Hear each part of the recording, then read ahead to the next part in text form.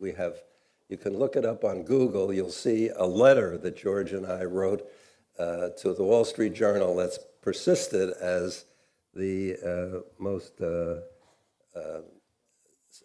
visualized most visualized item on the broken veteran narrative. I hope that becomes more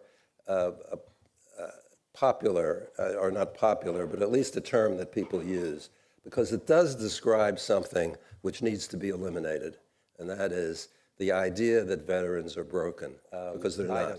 Even those who are having difficulties are not broken. I hope that becomes more. All right, so the first annual Military Change Forum was last October. The themes were inspired to serve and value of being a veteran. It was very successful. We had a large turnout, a lot of very positive feeling about it. Even those who are having difficulties are not broken. Now we're doing this. So I want to mention one thing, and that is a survey that we're doing. Please fill it out. We had some very interesting results, I thought, last year, and we'll see what you all think. A lot of very positive feelings. One more thing on the next slide. Veterans Data Briefing. Now, that's kind of a newsletter that I write, built around veterans data. And the original topics were military recruiting, which at the time I wrote it was having difficulty, but now is turned around. PTSD, homelessness, veteran suicide, high service-connected disabilities and post-9/11 veterans.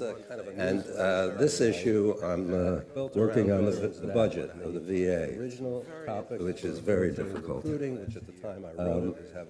There's a mailing list if you're interested. Studies at georgetown.edu. There are many, many people on that mailing list, but it's also available on Substack. And this issue, thank you very much. I look forward to a productive day.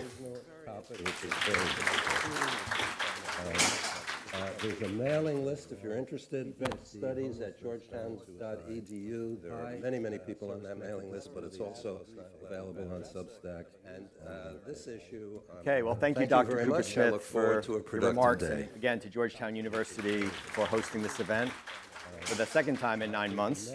It's actually been pretty busy. Over the last 9 months, Zero Mills has been to 8 different locations. You'll hear later in a video that we present that it was 5, but created a little FOMO and went to 4 additional locations. But essentially, we've been going around the country to, it's actually been pretty busy, to really live up to the promise that we made at the last Change Forum, which is very simple.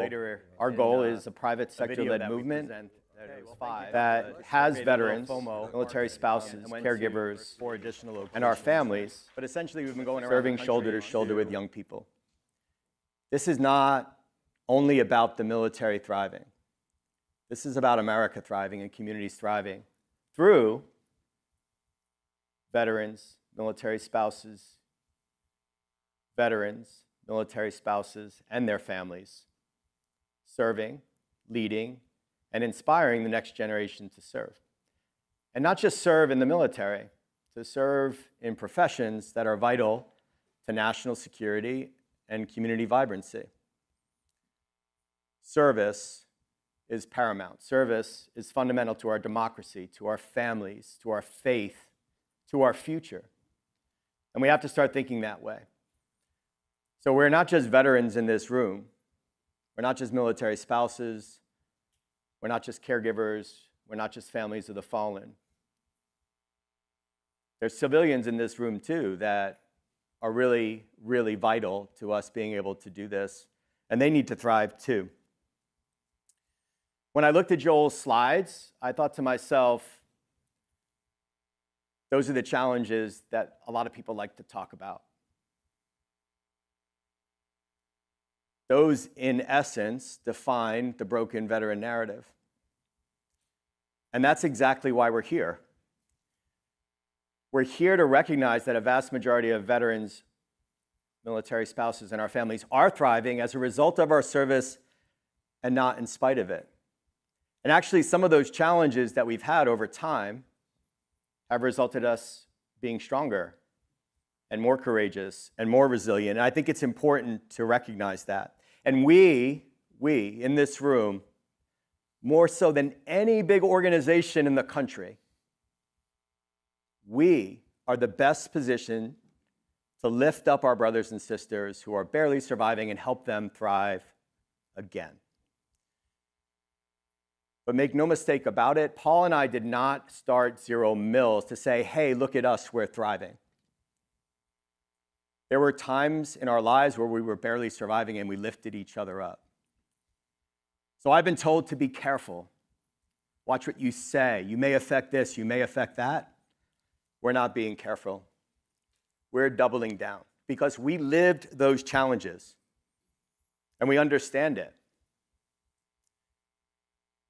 This is about changing the military-friendly mindset, the broken veteran narrative, by demonstrating that we are strong as a community.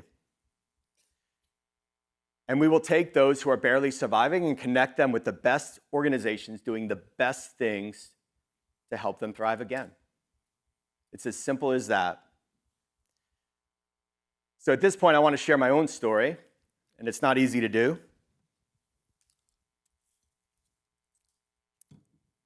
But I'm going to do it because I think it's important that you understand more why Paul and I started this organization.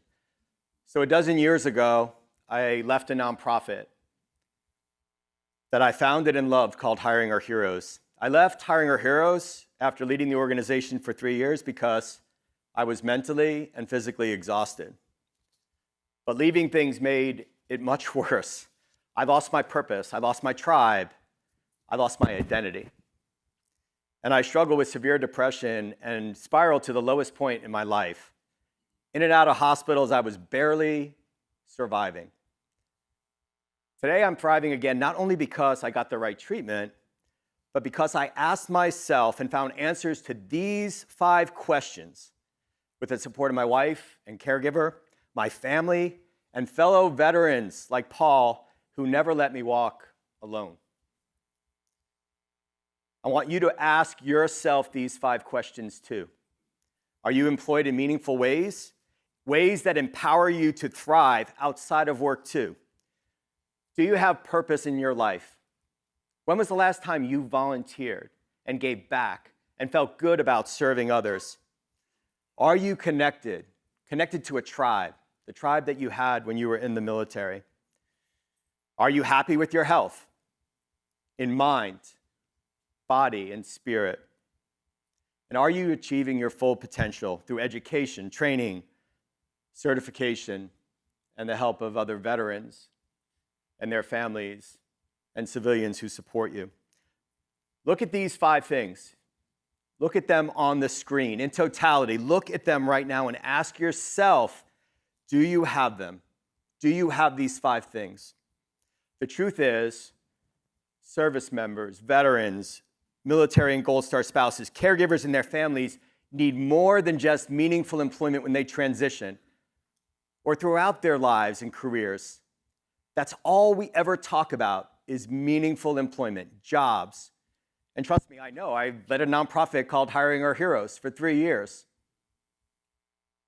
And we created a military-friendly movement. That's not good enough anymore. These are the other 4 things that we have to think about. Beyond meaningful employment, finding purpose through continued service, being part of a connected community or a tribe, taking care of our health physically, mentally, spiritually, emotionally, and filling our kit bags up with those things we need to constantly seek self-improvement, just like we learned when we stepped on the yellow footprints in places like Paris Island and San Diego and Quantico and all those places in the Army, Air Force, and Navy that I can't remember off the top of my head. We need to earn the title veteran. It's on us. So I'm going to flip to today's agenda because I think I talked enough. I'm looking for my wife's face because she always gives me the cue. Okay, we have an action-packed agenda. We kind of have a brand for that. We did that at the last change forum. We are going to have breaks this time. We heard all your feedback. And I really hope that today you take away some of these key themes. So our speaker, and I'm looking for a cue, our speaker is about 5 minutes out, and I still have a really important part of the program. So when I talk about veterans, we heard from a really, really important veteran in our ecosystem last night, Dr. Linda Davis, who has gone back for a second term as the Chief Veterans Experience Officer. Linda is a woman veteran. Linda served in the Army Signal Corps, and she is a true example of service, both in and out of uniform.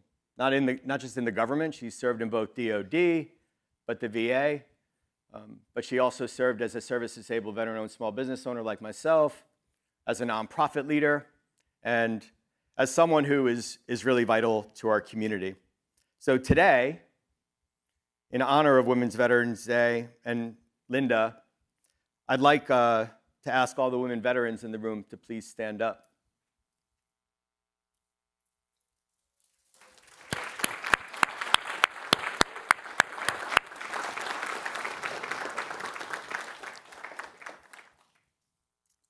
We're also pleased to share a short video from a Navy veteran named Melissa Washington. Melissa is the president and founder of an organization called the Women's Veterans Alliance.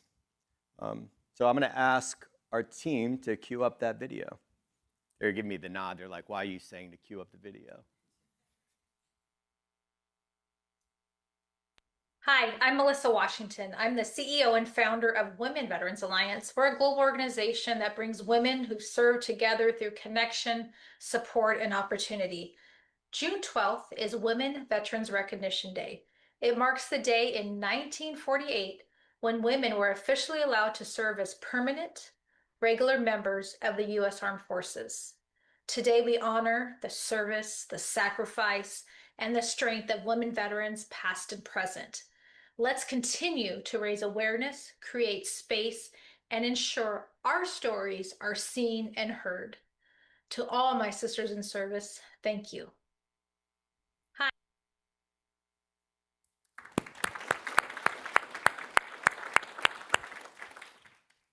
So we have a number of panels coming up, but I do want to talk briefly about women veterans and an issue that I think is important because James Hendon, who's I think going to come up next to speak, talks about self-identification as a huge problem for veterans in New York City. And I think a lot of times we see the same thing with women veterans in the workplace.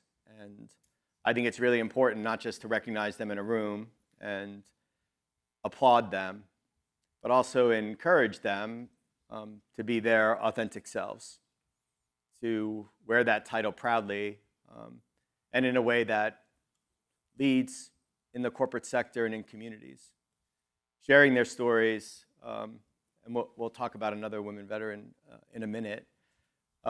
Before James comes up, you'll hear this as part of his bio. I've been really fortunate to be part of a program called the Presidential Leadership Scholars Program. And some of my classmates came all the way from places like Alabama and Philadelphia to be here with me today. And I think it goes back to this main point of the 57 people who are part of that program, only 7 of us are veterans, so which is actually a little bit more than we represent in the general population. But I started this program in January, amidst going to 8 different locations to do discovery for Georgetown, amidst planning for this, and also amidst a move that we're about to do as a family from Virginia to Wisconsin. So we had a little bit going on, and the Presidential Leadership Scholars Program and that community really wrapped its arms around me, and that actually, in a lot of ways, gave me the strength and courage and resilience to be here today. Because, as we all know, like I mentioned my story at Hiring Our Heroes, we go through these ebbs and flow. I'm very lucky to have Laura in my life. I'm very lucky to have Paul in my life and my amazing team, Tommy, Trish, and Monica. But I found this new tribe too, and I want to recognize them for being here today. It means a lot to me, and actually this morning it wasn't easy to think about getting up in front of people and telling my own story. So thanks to the PLS class here in person and out there on the video that are paying paying time today to this effort. I'm going to ask my team, are we good for James coming? Is he on his way?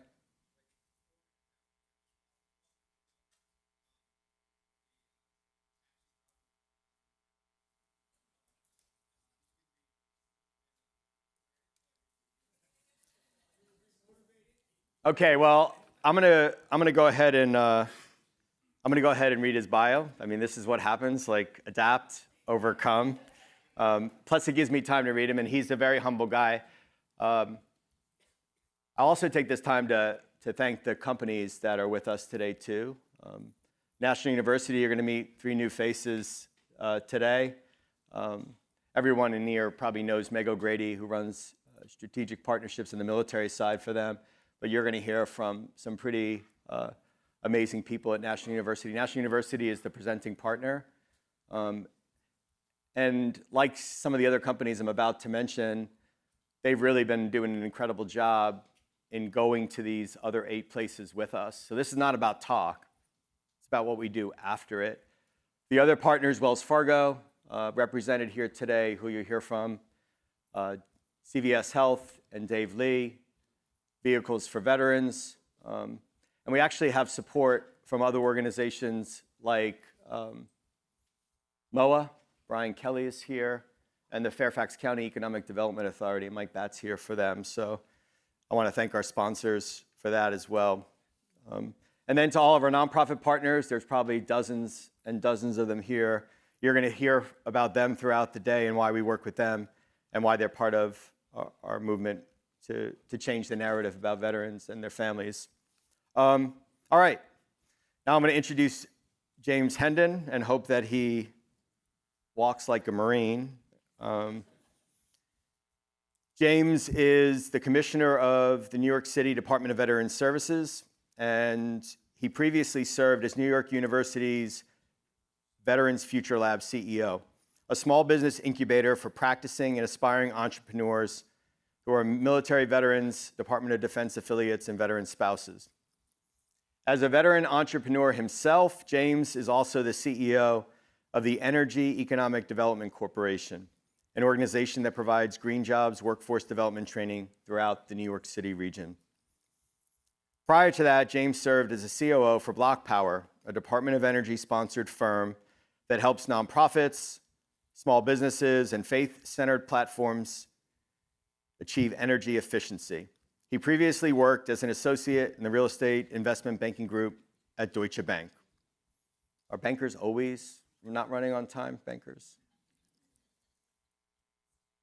Before entering the civilian workforce, James spent 7 years in the U.S. Army as an active duty infantry officer, where he deployed as a mortar platoon leader and battalion public affairs officer in Iraq. He worked as an admissions officer for West Point from 2006 to 2007 and served as a senior advisor to the Afghan border police in Afghanistan. James is a 2022 graduate of West Point, a 2012 graduate of Harvard, Kennedy School, and Columbia Business School. He is also a Truman National Security Project Fellow, an Environment Leadership Program Fellow, and a fellow Presidential Leadership Scholars Alumni Class of 2022. Any word? Okay, well, we're going to pivot to the next panel, I guess. Is that what we're going to do, or should we wait? We could take a break, too.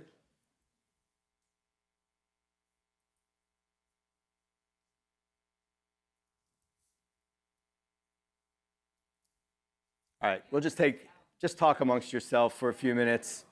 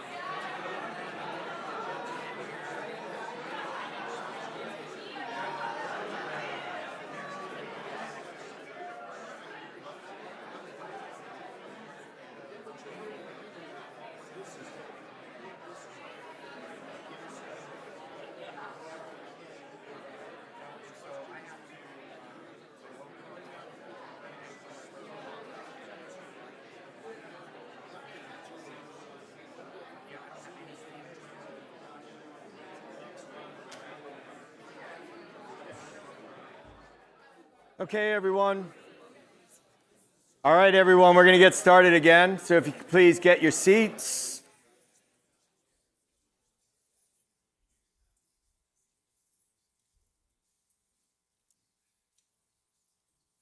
All right, James literally rucked up the hill because the Uber driver dropped him off at the bottom of the campus. So it's actually really fitting. I got so nervous when we weren't running on time that I forgot to mention that in addition to Women's Veterans Day being today, in 2 days we'll celebrate the 250th birthday of the United States Army. Hooah. Well, we know we have a lot of Army veterans in the room, and we really are privileged to have a currently serving Army colonel. James is also currently serving the Army in addition to all the other things that I read off the bio. So without further ado, let's welcome Commissioner James Hendon to the stage.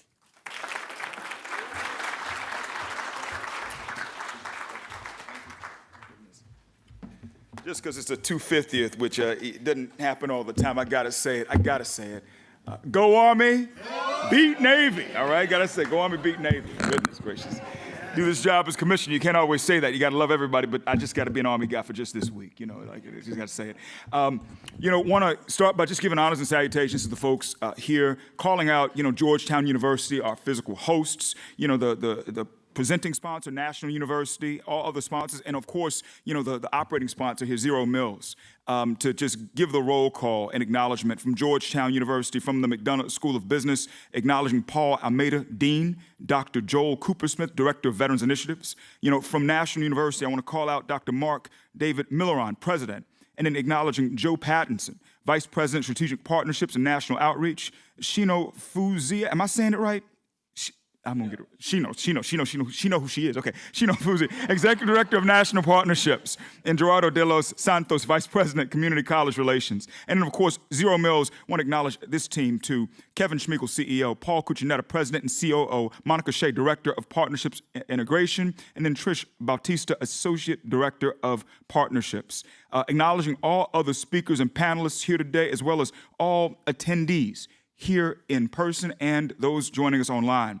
Once again, acknowledging all who are sponsoring this event, the benefactors who made this event occur. Let's just give them a round, please. Can't say all the names, just give them a round. And then acknowledging U.S. military service members, past and present, their caregivers, survivors, and families, and calling out all of our veteran community supporters, benefactors, and allies. As was mentioned, my name is James Hendon. I serve as commissioner for the New York City Department of Veteran Services. Thank you so much for allowing me to be here for this second annual Military Thriving Change Forum. When we look at everything that Kevin, Paul, and the Zero Mills team says about military thriving and what it means to have a thriving community, I want to focus like a laser on not necessarily the individual, not necessarily the group dynamic, but the intergroup piece. You always say that a chain is only as strong as its weakest link, and we have to have a real discussion about how to strengthen all links.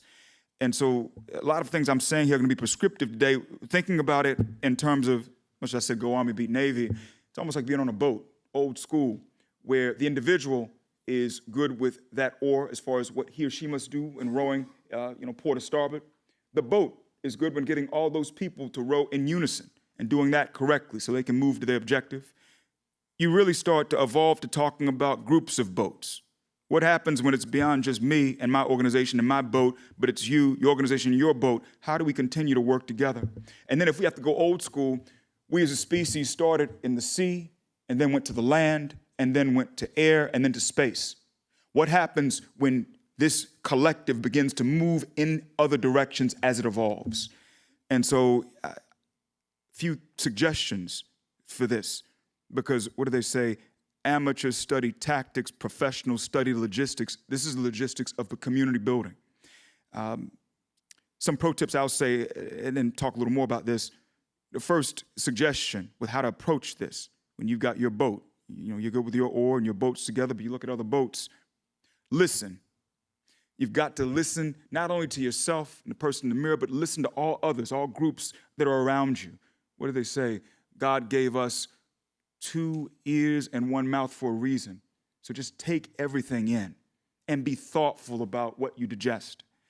After that, the next piece is to identify the problem and the solution, first starting with yourself, and then try to think about what the problem and the solution is for others. I've often found that it's so easy for me to understand a woman or a man or an organization when they say, this is the problem we are looking to solve, here is how we are solving it. And so for us, when veteran services with my work, I think that the adaptive problem we face is that many of our veterans do not self-identify.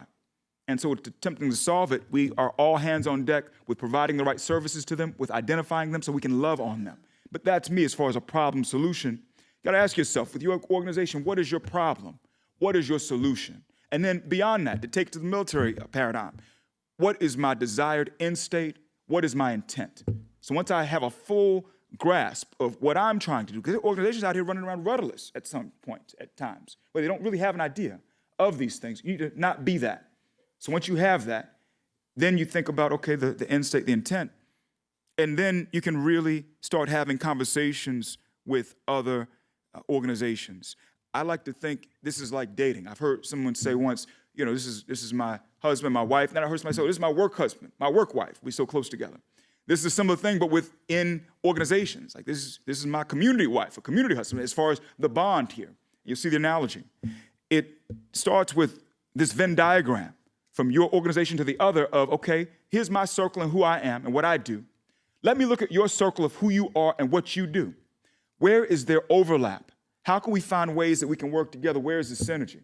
I always encourage folks, be upfront with me. When you want to work with us as the New York City Department of Veteran Services, let me know everything. The front of the stage piece and the back of the house piece, because if I fully understand who you are and how you operate, I can understand how we can best work together in a way that is beneficial for everyone and that's above board.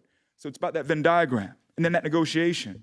And then when you do, to go back to dating, you've got to be extremely clear about who you are and recognize that you're walking into a deep partnership, a relationship that will take time. You don't have to fast forward it. It's got to be, I don't know how many people met their spouse and then got married the next day. These things progress at a certain pace, and that's okay. So, you know, you take each other in, you talk about what you can and can't do and how you can and cannot work together, and you take it slow. You also recognize that it may not work out, and that's fine. The key here is to not have relationships that end in acrimony. Over and over again, it's very much like individuals. People will try to present themselves, their organizations, as a way that is not accurate with who they are. And they say, I read a book once that talked about life is about agreements, written or unwritten. All of our work together depends on agreements. And oftentimes when there's a feud or things break up, it's because one party thinks the other party violated the agreement, whether it was something that was contractual with attorneys that signed off on, or whether it was implied that you were gonna do this, but you didn't do it. So you've got to be clear with that counterparty about how you're gonna agree. Be mindful, the underlying goal here is to maximize, keep and maintain friends. And so when you have a parting of ways, it's okay. Let's just not end this thing with bitterness. We can be sweet. And once you have the partnership and it starts, it is critical to stay calm, to stay collective, to be focused along the way. We talked about the boat analogy. Same thing is, okay, we got these boats, we're riding together. Now we got to ride through the eye of this storm, but we need to keep our heads about us. You need to be able to look outside of yourself, see the larger dynamic. No muscle is built without breaking it down. There's no such thing as having progress without adversity. You've got to accept this is going to occur and already be mindful of it as you steer that entire fleet in that direction. The other piece of this is not just about persevering through adversity, but to never forget home base.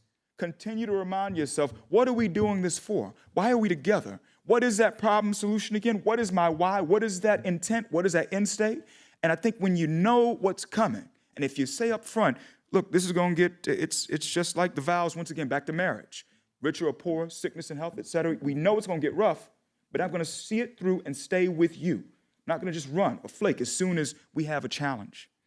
And then the other piece of this, while you're in this partnership, keep making time to think. You're going to hear me say this over and over again.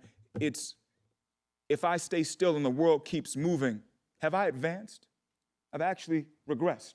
So you've got to continue to step out and think about other innovative ways to continue to attack whatever it is that is your objective. The Other piece I'd say, while you're in this partnership, don't put all the weight of it on yourself. And this is what people do all the time too. We put everything on us, and we don't work with others and communicate exactly what's going on. And we're reluctant to teach, coach, and mentor. So we have all this weight, and it crushes us. And we get taken out of the game because we couldn't endure long enough, and we need you to endure. This same analogy applies to organizations. You need to communicate. You need to also teach, coach, and mentor so that when things are tough, you say, look, I can't fully handle this. Let me see if you can. Let's figure this out. Let's talk. And we need to learn from each other on how to get to a good place here, because it makes no sense if you've gone through all of this and things literally fall apart simply because one person or one party took on too much, more than they could bear. And that party didn't communicate it. Folks will think that you violated the agreement, too, when things start going sideways. And so another thing I want to say in a different context as we discuss these things, be mindful of what I believe are the three enemies to any work, to any progress you choose to do organizationally across groups. One enemy is ignorance. We have this tendency to not go out of our way to make sure we've got all the facts lined up with the story. And so you've only got certain things that are facts, and you make assumptions that can prove to be extremely flawed, that can break things. That, or even what I said in the beginning, the first thing you do is listen. Listening can help you combat that ignorance by giving you actual knowledge of what's going on. And so one enemy is ignorance. Another enemy is fear of change. We are so used to, as creatures, getting into our comfort zones where our mind even takes shortcuts to be able to get right to the end of certain things. You know, have you ever tried that experiment where you write words out without any of the vowels and you can read all the words, you know exactly what they are right away? And there's so many things we do where we have these internal mnemonics that just allow us to kind of hack through and be as efficient as possible. It's beautiful. The problem is it can get us caught in a prism sometimes, where we're so used as individuals and as systems to things only being a certain way, so we're not open to when it changes. But the name of the game here is change. You're coming together with other groups to try to bend an entire system to your will for change. And that can be daunting. And so I'd call that out as an enemy. And another enemy, I've discussed it, but when I call it out again, it's a lack of endurance or a lack of commitment. I hate to call it this, but it's almost surrender. The real test of somebody, I always tell folks on the team, I thought this first when I was getting married. You know, I've been married for, goodness gracious, it's going to be 12 years now. Me and my wife have been together this July. The real test of someone is at their worst. That's when you see who you are dealing with. It could be yourself. It could be a partner, a friend. It can also be an organization. That's the real test. And so the question is, do you have the stamina to get through that test when it occurs?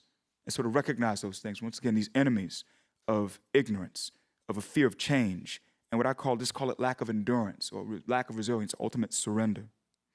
You know, people, what makes this complicated, why you need to communicate everything, oftentimes you look at people and you just see the end result.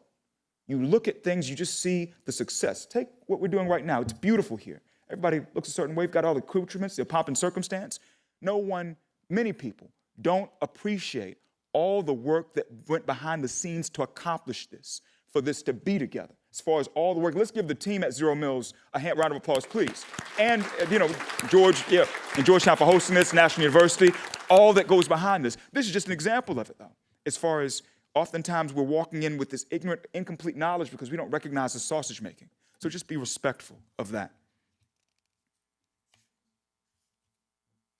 To not just speak this as far as the lessons, I want to give some examples, simple examples, and go a little bit of mine. You know, the meta example, the national delivery of services to our veterans and our military families, and all it took for that to occur as far as the broader example. Another one is just the evolution of the U.S. military, which is the largest and most professional, diverse, accomplished organization on earth as far as an organization, the body of the military. And then another example of this exact same thing, of all these little ships coming together and having to figure this thing out.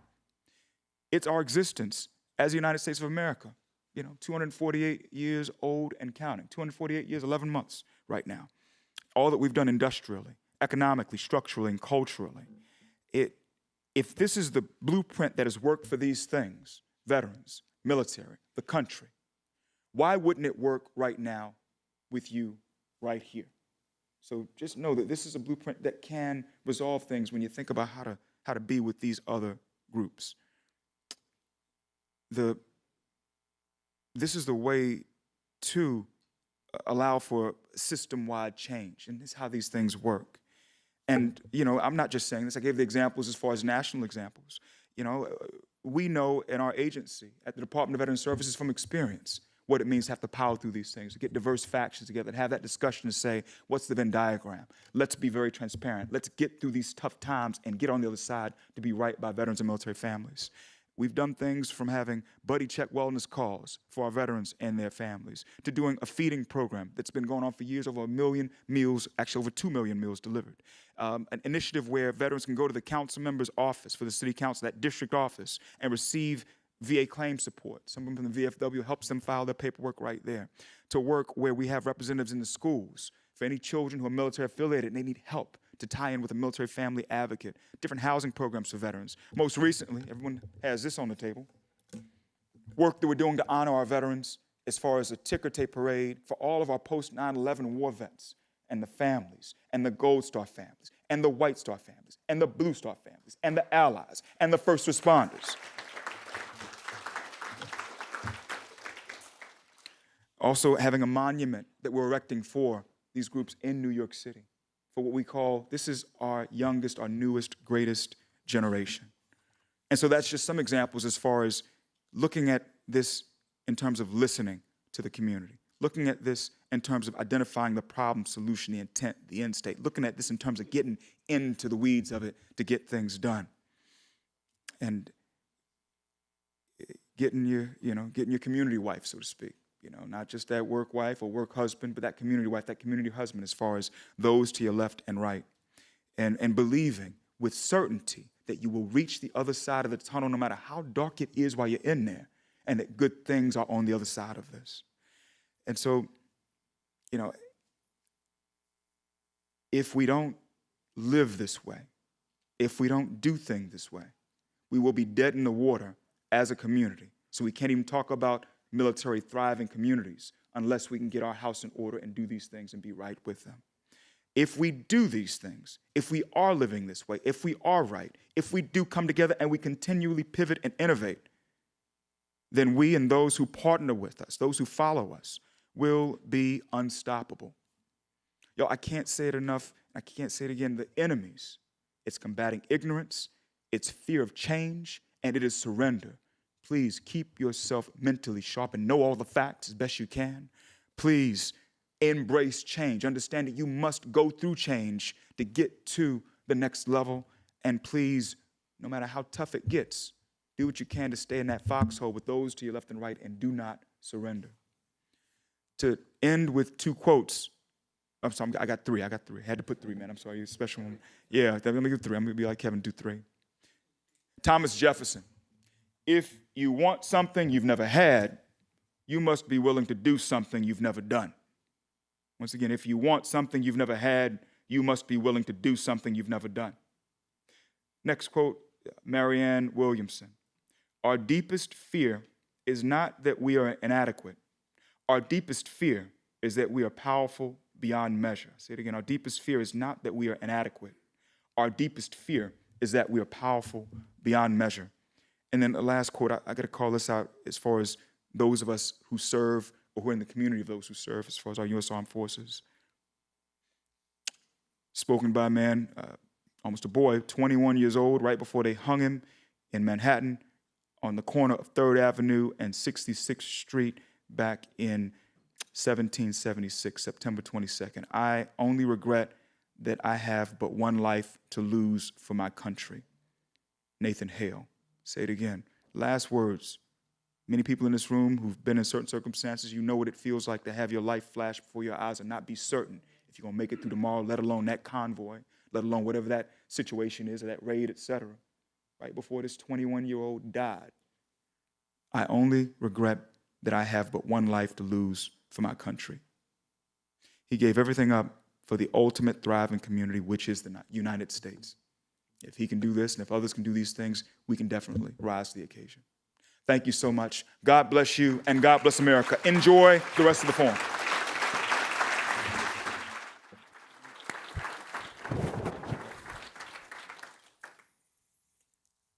Well, that shows you a veteran responding after rucking up a hill. And I really appreciate the message and the sentiment, James, and for you coming all the way from New York to do this, given your busy schedule. I heard James speak for the first time, I don't know, about a year ago, and always knew in that moment that I'd want to work with him. He really is a special person. And what he's doing in New York on July 6th of 2026, you all have this in front of you. I encourage you to take a look at it. America has hosted a ticker tape parade in New York City for every war since the Spanish-American War, World War I, World War II, Korea, Vietnam, even the first war that I fought in, Operation Desert Storm. But we've never had a ticker tape parade for Iraq and Afghanistan veterans and the other veterans who have helped to fight the global war on terror since it started on September 11th of 2001. There's a great saying that I heard a couple of weeks ago at College Station at the Presidential Museum for George H.W. Bush from one of the speakers. And in that moment, every day was 9/12. Everyone in America heard the call. And I think that's a lot of what we're here for today. I think it's really important that you take this and you mark on your calendar right now, July 6, 2026, for the corporations that are in the room and your ERGs, for the nonprofits that are in the room and all of your members. This is a homecoming of what I consider the greatest generation. We have fathers and sons and mothers and daughters who fought in the same wars, yet we've never had a ticker tape parade just because Congress has enclosed the authority on the global war on terror. Well, it's time to welcome our generation to New York City and celebrate globally what that generation means to this country. So I'm going to call a few other great Americans to the stage, what I like to refer to as the OG. You can define it however you want, but these are folks that I've known for a long time. One of them I married, so I consider them really special people, colleagues, friends. But I would like to ask Sean Passmore, Tommy Jones, Laura Schmiegel, Gina Pirtle to join us on stage. They literally built, before military thriving was a cool term, cultures inside their companies that went beyond just putting butts in seats, just beyond military friendly. And they did it just based on their own instincts and leadership. So for Sean, Tommy, Laura, and Gina, thanks for being here. And for Jarrett, who's a Marine, he's going to talk about, in his own experiences, I say he looks much younger than he did on Zoom, but talk about his own experiences working at Wells Fargo as well. Thank you.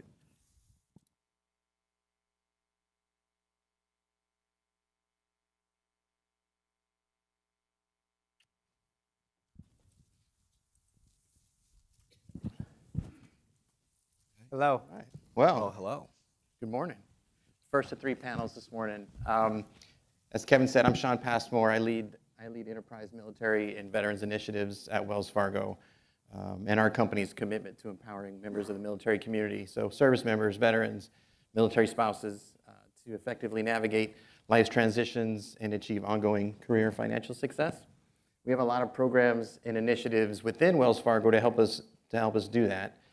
Primarily focused on financial wellness, housing support, sustainable housing for veterans, small business support, and career transition. And so in addition to our own programs, we partner with and support through the Wells Fargo Foundation a lot of other organizations who are focused on the military community and making that impact in those same spaces. Organizations like Zero Mills and Hope for the Warriors is here, and America's Warrior Partnership is here. And so I'm an Army veteran myself. I'm very happy to be here with all of you, our partners, like-minded companies in the private sector as well. And I'm joined by this amazing panel, Jarrett and Tommy and Gina and Laura, and I'll ask them to introduce themselves in a minute.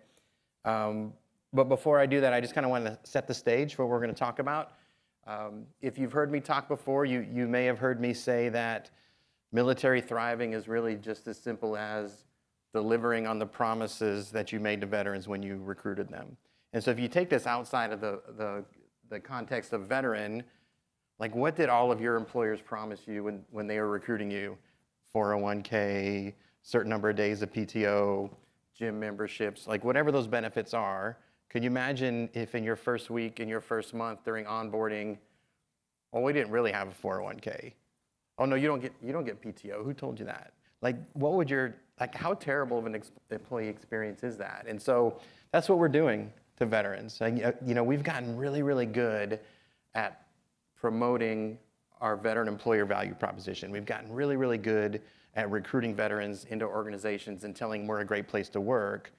We can do better at actually delivering on that promise. And so I say it's simple, but it's not really as simple as it sounds. It requires influential people in multiple parts of your business, from HR, marketing, public affairs, government relations, foundation.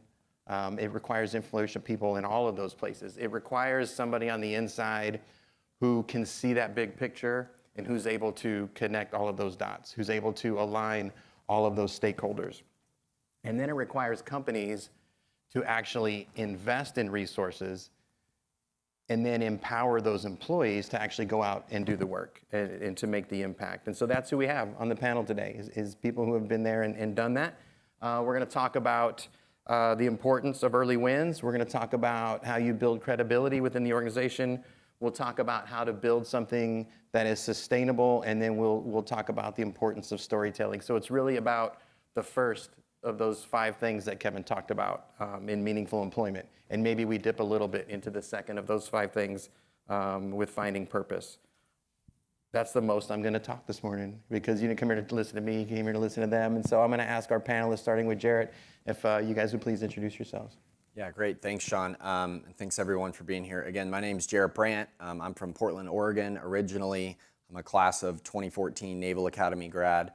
And then I was a Marine infantry officer for a little over 7 years. And now I serve as a financial advisor with Wells Fargo Advisors in Alexandria, Virginia, just down the road. All right, my name is Tommy Jones. I did 20 years in the Army. Prior to that, I graduated class of 1992 from What's the Matter University, a little college in New Jersey, Italian. What's the matter, you get it? All right. So that was my class. But proud to serve for 20 years. Transitioned out of the military in 2013. Joined Verizon, had the ability to build their military recruiting team up and build an enterprise strategy for 10.5 years. Then joined Walmart for a stint.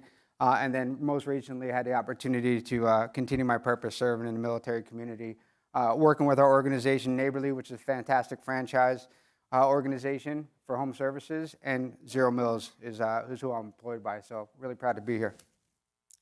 Hi, good morning, everyone. My name is Gina Pirtle. Great to be on stage with this group here. We love working together. So personally, I am 28 years married to an Army veteran, second ID, and I'm also the proud mama of a BMI cadet playing football, so go Rava Mill. Personally, I actually just started my own consulting business earlier this year to help businesses actually create more connected and human-centric workplaces. We can talk a little bit more about what that means or how that, but I actually spent 27 years at Cisco Systems, really had what I feel was a purpose journey, led a number of different programs that were focused on workforce development and culture, Cisco Foundation connections with our communities and grant making, the Cisco Networking Academy, which has trained 25 million people in IT careers and certifications over the past 25 years. I also led Cisco's military and veterans organization for a few years. And then most recently, I actually led our DE&I initiatives at Cisco. That included 30 different employee resource groups, yes, and really gave me an opportunity to understand the lived experiences of our people and the importance of our people, but feel very grateful that I had such a purpose-led career, and so now trying to help other companies connect and find purpose in their work. So thanks for having me. And I'm Laura Schmiegel, a military spouse of over 20 years. Started out actually as an attorney, but found that the military lifestyle wasn't very conducive to practicing law, moving every 2 years from state to state. So I got into nonprofit work, co-founded a nonprofit called Blue Star Families to support military families, and then actually started the military spouse program at Hiring Our Heroes, where I met my current husband. Did that for 4 years, and then spent 7 years at Booz Allen Hamilton, which is largely what I'm going to talk about today, forming and leading their first ever military and veteran affairs program that integrated the different aspects of their military culture. And now I'm an SVP at Orion Talent, where I am helping my CEO, Greg Summers, in the audience, hi Greg, achieve his vision to take our core of hiring veterans into largely manufacturing, shipbuilding, skilled trades jobs, and expanding it out through partnerships. So very happy to be here. All right. Thank you. You guys ready? Ready to dive in? We're going to set the bar high. First panel of 3. We're setting the bar high. Getting the morning started right. Look, we'll get to military thriving as an organization, but I want to start out with military thriving as an individual. It's a critical part of achieving any military thriving lifestyle by getting off to a good start, landing in the right place with the right organization. And so, Tommy, you've done this at more than one prominent military employer in the private sector. So talk to us about how you've been able to develop strategies within those organizations to create the best chance of early success for a veteran employee. Yeah, so it's a great question. I use myself as an example. My transition, I applied to 200 jobs as I was transitioning out of the military. I got 0 phone calls. I had a bachelor's degree, I had an internet networking engineer certification, I was a comms guy, and couldn't get a job with Verizon.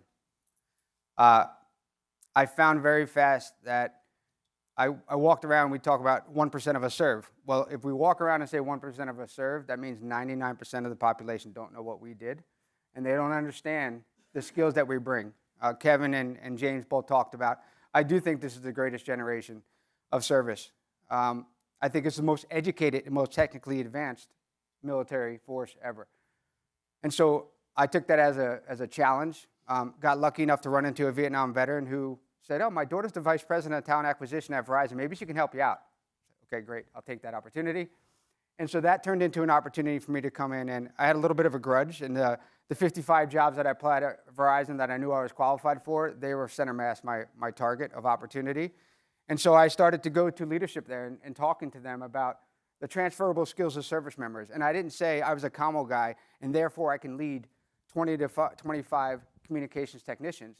I was like, you need a gunny, you need an infantry platoon sergeant, asking the questions and educating them about the leadership factor that we have in the military. So again, setting that tone from the top down, getting them fired up, excited about it. And so that experience for the service member when they came in, they felt valued. There was an opportunity for them to say, they get me, they understand. And then the other thing I was really passionate about is there are the broken veteran syndrome out there. And I stood in front of 500 hiring managers at Verizon and I said, why are we not hiring so many veterans? And nobody wanted to say what was going on. And finally, some brave veteran said, oh, because we all got PTSD. I said, I'm glad you said that, man. I said, do you know on 9/11 when the Twin Towers fell down, Verizon headquarters was actually in 140 West, New York City. Half of the building got taken part down. You don't think everybody in that building had PTSD? I said, so you're turning your back on your own family. And so just educating and being an ambassador for them, going through every one of the businesses, going to the HR business partners and leaders, it was really important to kind of set that tone and transferable skills. Yeah, and I know you and I are similar in that, like, we're not the military hiring guys that run around the organization and try to convince every department and every manager that they need to be hiring veterans, right? And so how did you approach that at Verizon as far as like targeting certain leaders, certain parts of the organization where you felt like veterans would be most successful? So data obviously is a challenge in most companies in self-identification. I'm a simple-minded person from New Jersey, so I use a lot of common sense. I did data reports, and I was like, okay, where's the volume of veterans applying to jobs? Where is the problem? And seeing where the pull-through was, and I started to engage those leaders first. Obviously, naturally, technical roles are easy to transfer. So we were doing very good at hiring and network opportunities, but in supply chain, honestly, they had a hard time in supply chain. They didn't realize how effective our supply chain in the military was. So that was one of the ways is using data to understand that and going to those leadership teams. Yeah, I think, Jarrett, you're a great example of early success. So I want to pivot to you. You left the Marine Corps in 2021. you did a short apprenticeship, and then you came to Wells Fargo with us and you took a role as a financial advisor. Now, I think like from guard force company to wealth investment management doesn't sound like a recipe for success, probably even to the people in this room. You're like, well, how did that work out? So what I want to ask you is, and by the way, you're thriving, right, in your first 3 years, but like, how does that happen? What are the things that you have done as an employee, and what are some of the things that Wells Fargo has done for you to be successful in those first 3 years?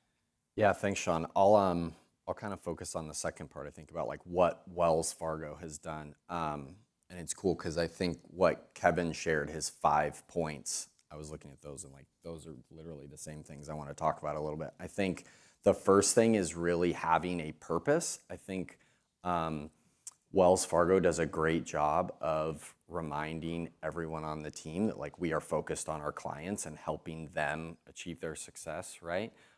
So keeping, having that purpose, knowing that every day I get up, I am serving in a different way now. So that purpose.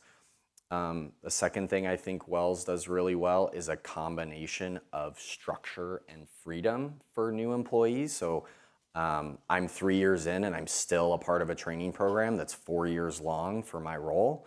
The first 3 months of my time with the firm was all training, so learning how to do my job, what resources the firm has. So just a really good baseline, like when you go to boot camp. But then also great freedom to kind of do my job the way I think it should be done, and a lot of resources with that. And I think the most important thing is that I have an in-house mentor, another Army artillery officer veteran who I do some business with now, and he's been my guy from day one. So just having those other veterans in the firm that you can pair veterans up with. And the last two things I'll say are, a sense of community, both from an employee resource group perspective. I forgot to mention I'm the vice president for our DC area veterans resource group, so being part of that community. I work in a bank branch location, so that community is great. And just having that common purpose. And then the last thing I'll say is balance, right? I think a lot of veterans are looking for a little more work-life balance, right? Control of their schedule. I certainly was. When I was getting out of the Marines, I was getting married, knew I wanted to start a family. I didn't want to have to continue to move around and deploy and things. So, the firm is very supportive of taking care of ourselves, but also working hard. Yeah, that's the trick. You don't just get them involved in the ERN, you make them lead the ERN. They can't go anywhere. Jump in the fire. Yeah. Laura, I'm coming over to you. Tommy talked about how he's able to kind of build credibility within the talent community, which can often be communicated in a very qualitative way. We know that companies only invest in things that they value, and they often want to hear that more in quantitative terms, right? And so how have you been able to get leaders more interested in your military programs by communicating quantitative value? Yep. That was really kind of the sauce of what we did at Booz Allen. So this panel is called Building Thriving Cultures, right? And in any organization, culture starts from the top. The most effective way to change culture is from the top down. How do you get your leaders involved? How do you get them invested in the culture that you want to shape? And so for a business, so the business of making money, the leaders want to advance business goals. At Booz Allen, what that meant was getting government contracts, often top secret classified contracts with the US government and Department of Defense. So our leaders were very interested in hiring top grade military talent with a clearance, a lot of it and the best of it, and then telegraphing to our clients that we had that so they had more confidence in us to build our contracts. I didn't come there knowing that. I went and talked to the leaders and found out really what their goals were in terms of their military culture. And I actually started out in military philanthropy. We were giving money to nonprofits, and I think we had 40 different nonprofits, 50 different that we were giving little bits to.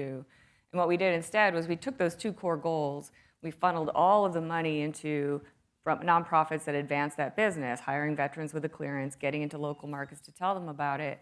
And then we got the leaders involved too. I was lucky there was a group of leaders that met regularly to talk about these things. So we got feedback, we got real-time testing out of A/B things, and we invested into nonprofits.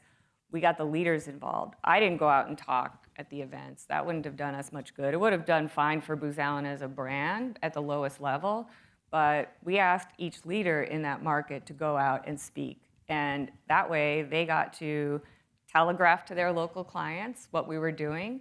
And the nonprofits we spoke at were those that were really targeted toward getting that talent we needed. And the leaders became so invested that they actually integrated the philanthropy function with the recruiting, the ERG, and the branding. And we created the first military and veteran program at Booz Allen, quadrupled our budget. So the budget was great, but what the budget did was allow us to build the culture even more. We added markets, we added leaders, we added resources, and getting those leaders involved and getting them personally invested in it is really the way that we changed the culture at Booz Allen.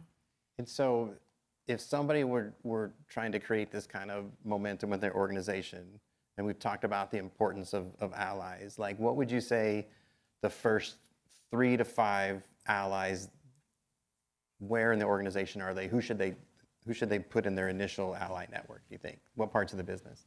The very first thing to do is figure out where the profit and where the cost is in your organization. So especially if you work for a for-profit, because I was in corporate, I was a cost center. I wasn't a profit center. I wasn't going to grow my budget by just like making them feel good about stuff. They needed to make money.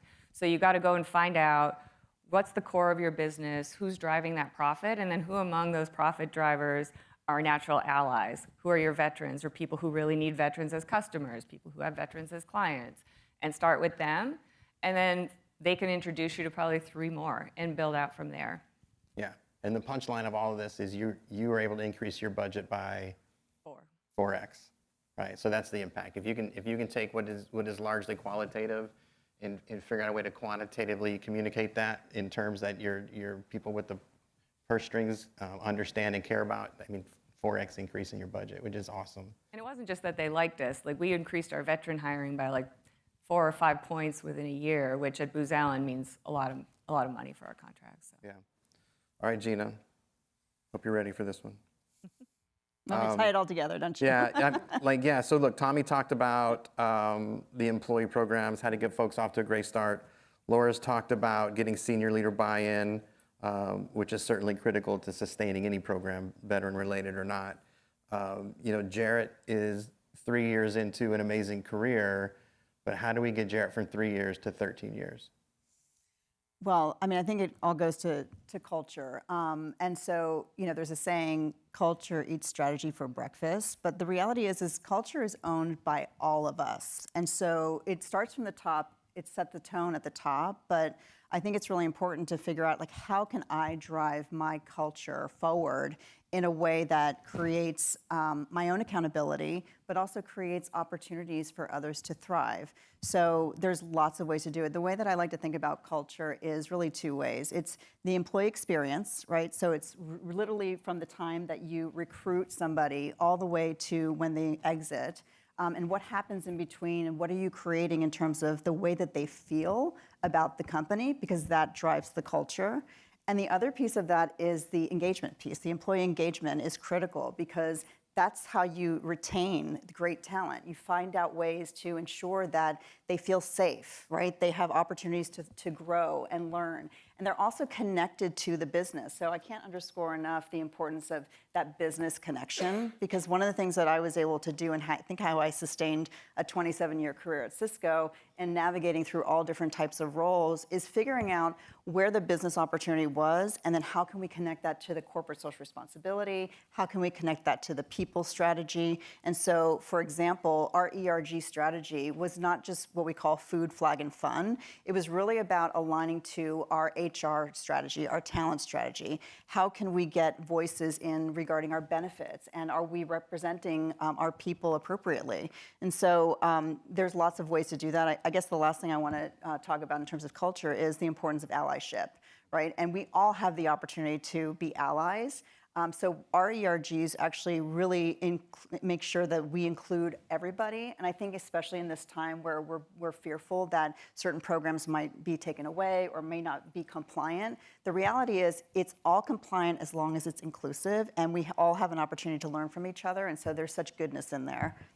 And so you mentioned the ERG, some people call it ERN, ERG, but there was the Cisco, I wrote this down, Cisco Network Academy. Was that the ERG or is that something different? So that actually is an industry-led education program that Cisco led. And like I had mentioned, we've trained over 25 million people globally in the past 25 years. And so I actually stood up the Employment and Talent Program for the Networking Academy because we were putting out our training and our curriculum, but we weren't figuring out a way to pull them into the company, right? So it became more than just an education initiative where we're working with educational institutions. It became a talent strategy. And then we were able to bring in our volunteers, our ERGs, to go out and mentor those students. And so we were creating pipelines and pathways through that program that really was kind of the philanthropic investment. We tied it into our talent strategy. Something else I wrote down that you said last time we met, because I found it very insightful. You said, there's no culture without people. You still stand by that?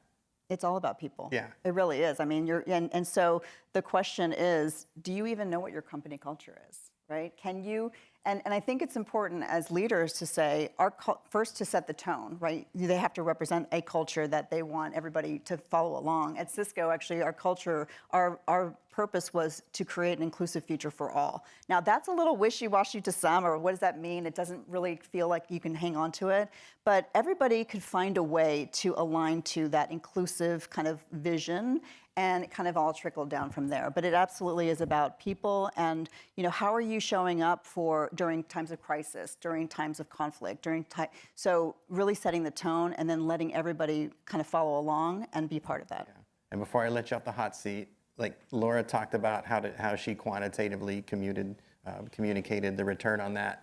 At Cisco, how did you communicate the ROI on all these things? I know we're going to talk about storytelling later because that's a big piece. I have a marketing background, so Talk about it. yeah. And so we just don't tell enough of the positive stories that we're seeing out there and the impact that we have on people's lives. And so I personally have been inspired by people who come up to me and say, you changed my life. You gave me an opportunity that I would have never had, whether it be through our veterans programs, through our training programs. And so I think that obviously the talent, you can show return on investment in terms of your talent strategy. I think well-being is something we're starting to get our arms around, and there's ways to measure like how your people are showing up. And so I think well-being shouldn't be overlooked. It's not just a nice to have. We need to make sure that we're investing and that we can show that we're making an impact and that people are able to thrive within our companies. Yeah, and so I think we do a great job of storytelling externally, kind of how I led off with this. We're really good at promoting our value proposition on LinkedIn and on our career sites and coming to events like these. But again, this goes back to the allies that you get your arms around internally. That's why it's so important to have public affairs, your internal comms team. Like when you log into work every morning, what's that web page that every employee sees, and what stories are we telling there? And so I'm glad you said that. Let me just say that the metrics piece is what we are challenged most with. And again, part of the reality is that we're facing right now and kind of having to justify some of the work that we do in this space is because we haven't been able to effectively show the ROI. So we need to do a better job at that. Okay, I'm gonna shift gears a little bit. And Jared, I'm gonna come back to you. And so there's consensus within the talent acquisition community and probably outside the talent acquisition community that a company's employees can be their best recruiters, right? So certainly a company's veteran employees can be their best veteran recruiters as well. And so what are some things, Jarrett, that you've been able to do as an employee to serve as an extension of Wells Fargo's military recruiting efforts? Yeah, thanks. I think just trying to pay it forward. Like I got this job because I saw a teammate of mine from the Naval Academy on LinkedIn got this job, and I said, "How did you get that?" Right? And so then he connected me, and I was fortunate enough to get the role. And I, again, just like part of giving it back is like if any random Marine or service member somehow gets in contact with me and says, hey, I see you work at Wells Fargo, can I talk to you? Like, I'm going to take that call, right? And I think we would all agree most veterans will do that, right?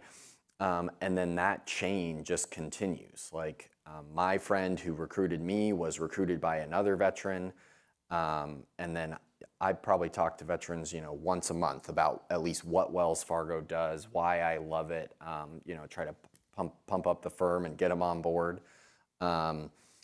And so that chain just continues, right? I think before you know it, like 3 or 4 people have been recruited without a recruiter having to make a phone call, right? And then I think too, just we can be a gateway to help share with talent personnel, like all of the things that veterans can do. Like you kind of alluded to it, Sean. I think infantry officer to financial advisor is definitely not the most obvious transition, right? But as veterans, and Tommy talked about this too, we know and understand what other veterans have been through, and all the things that they can do, right? And so we're a great gateway to that. And I think the last thing I'll say is we're always plugged into that huge veteran network. Like, I got together this last weekend with a bunch of guys that I went to the infantry officer course with. I'm in a group text message with my Naval Academy roommates. So that network is very solid, always there, right? So we can just be an extension of that recruiting arm. Yeah, and I'll share from my perspective, leading the military hiring team, I think I'm very blessed to have, it's got to be the biggest military hiring team in the private sector. I have 30 people, 100% dedicated just to veteran military spouse hiring. And that's not enough. And I know in most companies have much, much, much smaller teams. And so that's not enough, especially we've got an organization with between 6,000 and 7,000 veteran employees in niche positions like Jared's that the recruiter can recruit, but they can't tell you what's the day in the life of what you do all the time. And so to have veterans who are leaning forward and engaged and willing to take those calls and make those connections, it's such a huge benefit and such a great extension of your military hiring team. So if you don't know where your veteran employees are and what they're doing, you've got to get your arms around them and recruit them to be an extension of your team. It's huge. I was just going to add, one of the ways is we're going to the direction of storytelling and having your people, speak on your behalf. But I think what I used to do at Verizon is when they were ready to hire before they even joined the company, they would get an email welcoming them to Verizon's military family. And then post-hire, they would get another email, say, hey, welcome. So it was in their personal email and now post-hire. And so you're creating that culture from the beginning. And then we would drop them in Slack channels, and that thing would be firing. First thing in the morning, talking trash, of course, back and forth. But it was awesome. And then we created a culture across the company and really kind of showcasing military thriving. So even in our stores, it said, Tommy Jones, General Manager, Army veteran, military spouse, right? We want to connect with our customers. We want to connect with our community. We did that everywhere we could that someone wore a name badge. We had it on their name badges, on their Verizon badge at the bottom, right? Simple wins. And when we surveyed and talked to our people through the onboarding, we said, tell us your story. Tell us your story. What about you? And it gave us so much content. We created blogs. And we didn't just celebrate Military Appreciation Month and Veterans Month. It was firing all year round. Every month was our month because we come from everyone in the community. Black, Hispanic, disabled, women, all of it, right? We're all part of that community. So we constantly created that culture, and that created an opportunity for people to want to come into the company and learn more about it because they saw how service members and their families were being treated in the company.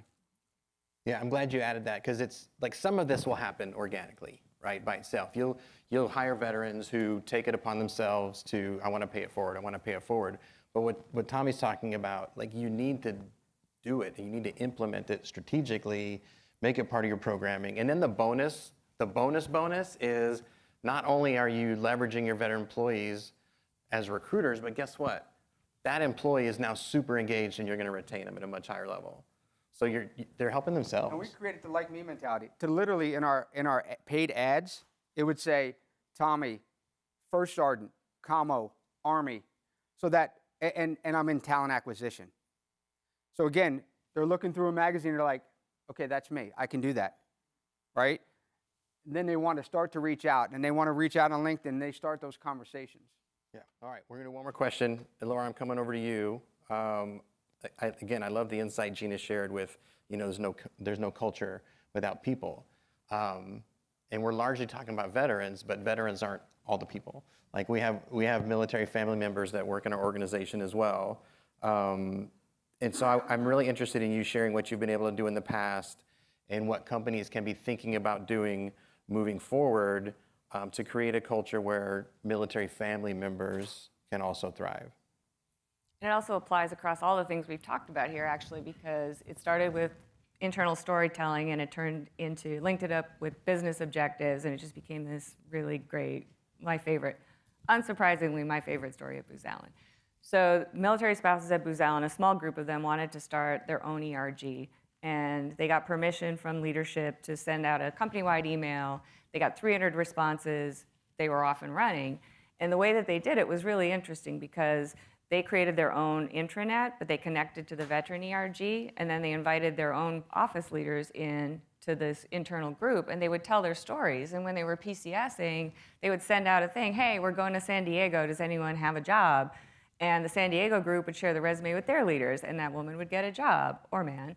And this kind of grew organically for several years until it was one of the biggest ERGs at Booz Allen, the most active ERGs at Booz Allen. And they were already kind of cooking. They were really the model that the other ERGs were basing themselves off of for all their activity. Didn't hurt that they were all marketing people, so they had really slick-looking everything. It was pretty cool. But then we turned it into a business objective. A lot of the spouses, what you'd see, the internal stories on the intranet were that they were PCSing, but their government contract wouldn't allow them to work remote. They had to be on site. So even if their client liked them, their boss liked them, they were losing their jobs. And we thought, well, what can we do about this? And we got the leaders involved. The leaders didn't like losing employees. They wanted to be able to keep our military spouse employees. So we partnered with MOA, actually. BK, where are you? You're here somewhere. Yes, we partnered with MOA to draft legislation to change the FAR, the Federal Acquisition Regulations, to allow military spouses and others to work remotely on contracts if the client and their boss agreed to it.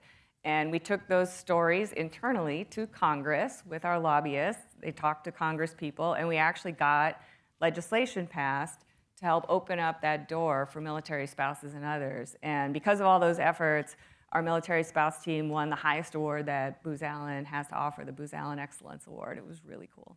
I'm glad you pointed out the MOA collaboration. I mean, that's why we're here, right, to talk about the importance of relationships and allies, and whether it's private sector, nonprofit, for-profit, government. So thank you for calling that out. Kevin, how are we on time? Okay, well, we're not going to take any Q&A then, but I will ask, just real quick, rapid fire, any last thoughts, starting with Jared? Just think, from a talent perspective, just think as veterans as like your gateway to that huge veteran network.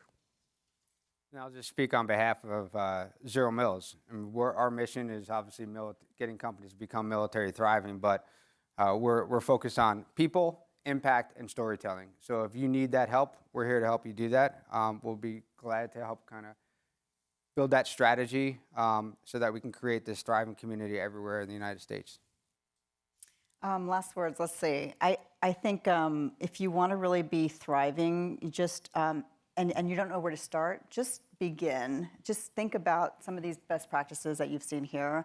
But don't overlook the opportunity to connect with your ecosystem partners and maybe collaborate on some giving back or some connecting around ERG work together. So there's lots that our companies are all doing. I think we could be even that more impactful if we can connect the dots through our ecosystem.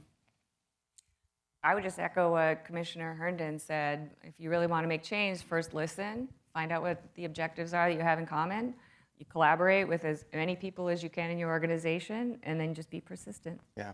So I want to thank my panelists for sharing your time and your talents. Kevin, thank you for inviting us, giving us the opportunity.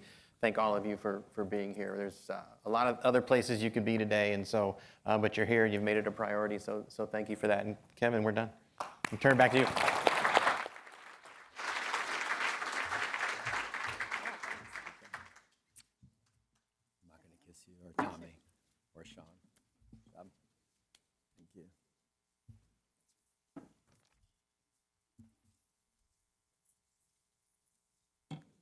So we are going to actually take a little bit of a break, but I want to show a couple things that I didn't show. Tommy covered this a little bit. I always say people impact storytelling. This is how I started hiring our heroes and built it to a brand that a lot of people know in this room. This is how we built Thanks USA. This is how we built Operation Gratitude. And this is how we started a company called Zero Mills. And at the end of the day, people ask all the time, well, what do you do that's different? I just applied a model that I saw in those 3 nonprofits. Our company is Military Thriving. We have the 5 things that I mentioned. But this is a very simple playbook that companies can use. And when people ask me, what does Zero Mills do? I actually talk about Laura and Tommy. It's easy for me to talk about them. Laura's my life partner, but what she did at Booz Allen, I watched for 7 years, and it was truly extraordinary. What Tommy did at Verizon was amazing. They're pioneers, and companies weren't doing that. So all we did was take a model, and in very simple terms, what Zero Mills does is they look for a Laura or a Tommy inside a company. And some of you may be in the room right now, or you may be listening. You may fall into talent acquisition. You may fall into marketing and storytelling. You may fall into the CSR and social impact space. All those things are siloed in companies. It's completely fragmented and broken. It's the most ludicrous thing you'll ever see. We don't want to go to a company forever. We want to empower a Laura or a Tommy and help them find the other stakeholders in a group and get them to integrate. So we go for 12, 18, 24 months. Those companies retain us. And with the nonprofits that are in our portfolio of purpose, hundreds of them, we connect them with the best fit, the alignment. That's what Zero Mills means, to get to a perfect alignment so you can achieve maximum impact on your targets, your goals and objectives. We don't want to stay forever. We want to go to the next company and get them from friendly to thriving. 3 simple things: integrating people, talent, and storytelling. And listen, we're not doing this just to help every veteran thrive. I never, ever talked about this is the right thing to do when veterans and military spouses get hired. This is right for your business. Because if you value, not just hire, but value and retain really good people, if you support them and help them find those other 4 things out of employment: purpose, connected community, health, kit bag, and you shout it from the rooftops, guess what? You lower recruiting and retention costs, and you drive consumer behavior. The $2.1 trillion that military-affiliated families consume in America and globally. I'm not saying this is the right thing to do. This is not about altruism. This is about businesses being smart. And they need to find a person in their company and empower them to do that. So our team put together a video, but I was a little bit kind of all over the place after we got behind. That's what Marines do. But we adapted, we overcame. I want to show this really beautiful video that our team at Corner Pixel created. You guys see the graphics. You see how good they make us look. David Yoon, Connie, and their team, they do a remarkable job for us. And they're part of our marketing and storytelling arm when we go to a company or a nonprofit or a community.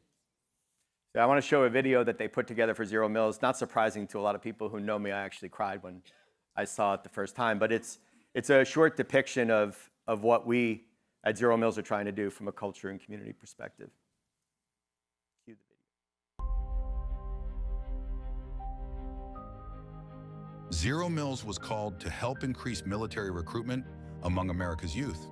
We answered by gathering 160 national leaders from Fortune 500 companies to government agencies to develop an actionable blueprint for creating military thriving communities. We found that service in and out of the uniform is a catalyst. For companies, it unlocks better retention and stronger brands. For nonprofits, it drives funding. For communities, it builds trust in the next generation of leaders. Since then, we've rallied 5 communities, a conversation by conversation: Austin, Dallas, San Diego, Hampton Roads, and Maryland.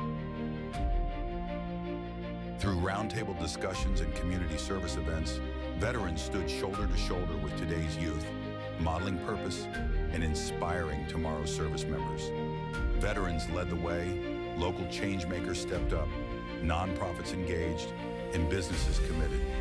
Now we've got a clearer visual on our target, a thriving nation. Now we're back to zero in on what's next, assessing what's worked and uniting our country, communities, and one another in service. We're showing what's achievable when communities go beyond military friendly and commit to helping their people thrive.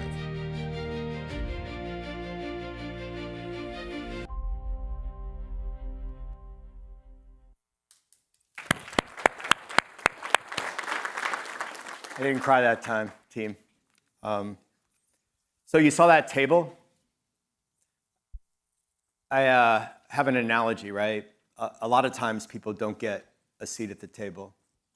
I was used to getting a seat at the table when I was running big nonprofits, testifying before Congress, talking on different news mediums. But a lot of times small businesses don't get a seat at the table for whatever reason. Zero Mills is trying to make as much impact as possible. But I want you to see that table, because if you don't get a seat at the table, you just create your own table. So what we're announcing today, I think, is important for our community, because this is not about Zero Mills. This is not about Kevin Schmiegel. This is not about us. This is about everyone in this room. And you saw the OG on the stage, so I'm going to ask our group to call up and announce our Military Thriving Action Coalition. Again, a lot of what I do is I just apply principles that I learned to a service-disabled veteran-owned small business or a social impact company. And what you see is the start of the private sector-led movement. 15 leaders from across the private sector. These are the people that are going to help us figure out what we measure, what measures matter, what counts for families, what counts for employees, what counts for business owners. And as we go from community to community and remodel this group is going to help create change. And each of these people, you see a name, Ruben Torres from JP Morgan Chase on here. Ruben is a leader that helps with the ERG, and he's not a veteran. And Brad and Brian are veterans from Neighborly. Greg Summers from Orion Talent. So we don't just say things, we practice what we preach. But you see some of the names on there. Each of these people are going to grab a protege. Because, listen, I'm not doing this forever. I'm 57 years old. All these people have been doing this for 10, 15, 20, 30 years. 35 years if I count all my service. We have to pass the torch. So we're going to bring in 15 more people. And then we're going to start to bring in the nonprofit partners, our academic partners. And we'll talk about some of those lessons learned later. So there are two other organizations, even in the time, this is what happens at Zero Mills. We're always getting to Zero Mills again because things happen, you have to adjust. But we also want to announce two other partners that we've been working with. First, I want to recognize Joe DeSena. Is he here? Joe? Oh, he missed his time. So Joe is the founder and CEO of Spartan. You may have heard those races around the country. It's a for-profit entity. But Joe, here he is. Everyone wave to Joe.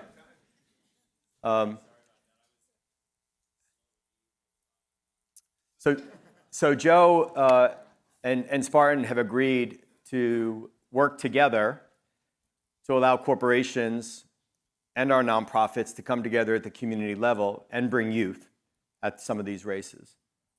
And Joe and I have been talking probably on and off for the last few months. We're going to be announcing that schedule really soon to include, they'll be part of the Military Thriving Uniting in Service event in Minneapolis and Charlotte as part of that effort as well. So Joe, I want to thank you. You want to say hi to everyone real quick? Yeah, sure. Thanks for having me. This is an amazing event. When you told me I had to come, I thought it was just another trip, but it's not another trip. This is a powerful group, so thank you for having me. When we talk about getting veterans thriving again, I think a lot about sweat, and I think a lot about finish lines and start lines and community, because that's what I do for a living. We've had 12 million people cross the finish line. We'll put on 1,300 events this year. I bring it up not to talk about how hard our team works, but I bring it up because they're all your events. So if you need any one of those events anywhere in the world, you want to put your name up, you want to invite 1,000 people, no charge, whatever you want, they're yours. And I get really upset if people don't use them, because that's the whole reason we do this. We do it to get people connected again. We do it to get people energized. They feel alive. Veterans, civilians, they come together. So leave here knowing my company is your company. Whatever you guys need, let Kevin know. All right. So one of the things that we do when we partner with someone is we come up with a very short sentence. So every veteran is a Spartan. Every veteran thrives. And it's that mindset, that mentality. So thanks, Joe. Tessa Robinson is also here from Recurrent. I don't have time to bring you on stage, but I'll be a spokesperson. Everyone knows we are the mighty, task and purpose. We had a conversation. We've been working with Cortez Riggs at MIC forever, and we really value what Cortez, he's with Recurrent. But Recurrent is going to be, Recurrent Military is going to be working with Zero Mills on getting our storytelling out there, what we're trying to do. And we'll be at MIC at the end of September.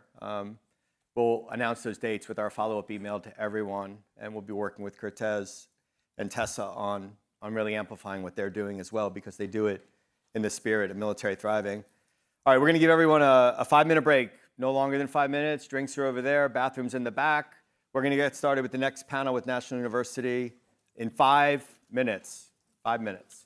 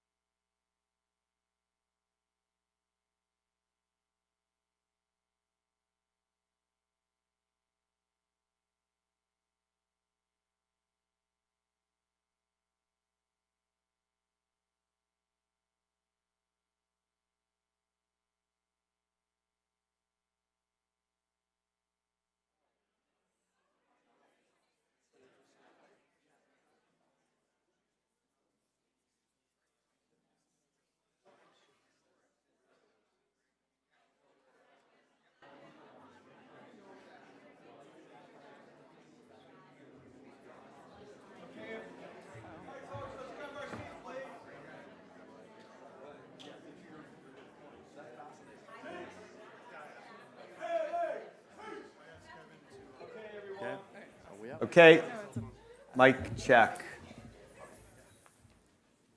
We're going to get the panelists seated. We're going to actually start this panel off with a video to get everyone's attention. If you're in the back, come on, sit down. We don't have a title on any of our panels without the two words military thriving in there. I don't know if people know that, but it takes forever to trademark something. And to Paul's credit, and again, Corner Pixel's credit, the amount of time and effort we put into not just describing what we do is different and building a culture and a community playbook, but actually getting it trademarked and having a registered trademark right around our 3-year anniversary mark, or just before it, was a pretty big moment for us. But they're not just words, and this panel is going to talk about what I think is really unique. I mentioned Meg O'Grady, who's actually busy right now starting off her doctorate program in that kit bag and constantly seeking self-improvement herself. But National University is a really special organization, and I think from my standpoint, the workforce and the demands of the labor market is pretty significant. We have a skills gap of 10 million jobs in America that need to go filled, and a lot of that will be on the backs and shoulders of adult online learners who are trying to ladder up. So it's going to be an interesting discussion, but what's really interesting about National University as a whole is their innate ability to understand strategic partnerships and leverage that across the public-private sector. So we're going to get that in a minute, but I want to start out with a video. What is an ander?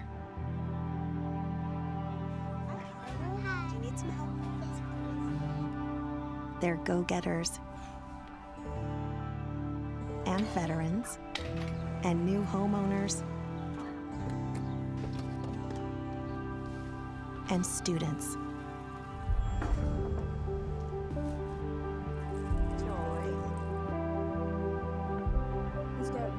They're someone who wears multiple hats and somehow manages to balance it all. At National University, we're here for all your ands. We see the whole you. That's why we've designed wraparound student support to meet you where you are. By providing flexible online and hybrid programs, individualized attention, and career services, so you can focus on what's right in front of you. So go ahead and live all your ands, pursue your degree, land that new job, build your legacy. We'll be right by your side. National University, supporting the whole you. I love that video just because I think about being a kid and my mom and dad, and thinking back to my grandparents, and even thinking today, even more so in today's generation, as we look at ourselves and our kids and all these balls that we're juggling all the time, and the demands that are placed on it. I'm really honored to have you on the stage, Joe, Chanel, and Gerardo. It's great to have you all. I'm not big into panels where you do a long intro at the beginning, so I'm gonna, as each person goes on, I'm gonna ask them to introduce themselves briefly. We like to say, don't focus on what you did, but focus on what you're going to do together. So with that, Joe, that video was really extraordinary. It gave us a great glimpse into the kinds of students that National University serves. For those in the room that aren't familiar with what you do and how you do it, tell us a little bit more about National and how it's uniquely positioned to support adult and working learners. Sure, thanks, Kevin. I'm happy to be here, honored to be here. All of us are so grateful for your time and coming out today. I'm not a veteran, but I have 8 veterans in my immediate family, if you include my wife's family, so very honored and privileged to be able to serve veterans. That's what I do. I basically serve the military and veteran community. I'm the Vice President of National Outreach and Strategic Partnerships for National University. We're all actually based in Phoenix, Arizona, but kind of by accident. Our school's based in San Diego, California. We started the school in 1971, but it was started by a retired Navy captain named David Chigos. He saw, if you remember what was going on in 1971, obviously he had sailors coming back from deployment and they wanted to go to school, and all the current universities were doing the traditional kind of semester model. So he started a 4-week course model, so you can do one course a month. A lot of times they would have a 30-day break in between their deployments. They could do one course, go back out. That's kind of how we started. So we have a military and veteran background. A third of our students right now are military veteran affiliated. We have 50,000 students right now. We have 245,000 alumni. We are the #3 conferrer of overall doctoral degrees in the entire United States. We're the #1 conferrer of graduate degrees to a diverse audience, with over 50% of women having the graduate degrees conferred. We believe, as the video said, we believe in expanding access through whole human education. You'll hear a lot of that kind of terminology throughout the panel. We believe in not just academic support, but academic, financial, career, family, mental health, and well-being support as well. So you're not going to be successful as a student without those pillars. So happy to be here. Chanel. See, I got that right. Yes. We know. We know you know, Chanel. With this as National University's core and base, what role can co-learning and respite spaces play in helping students, particularly those balancing school, work, and family?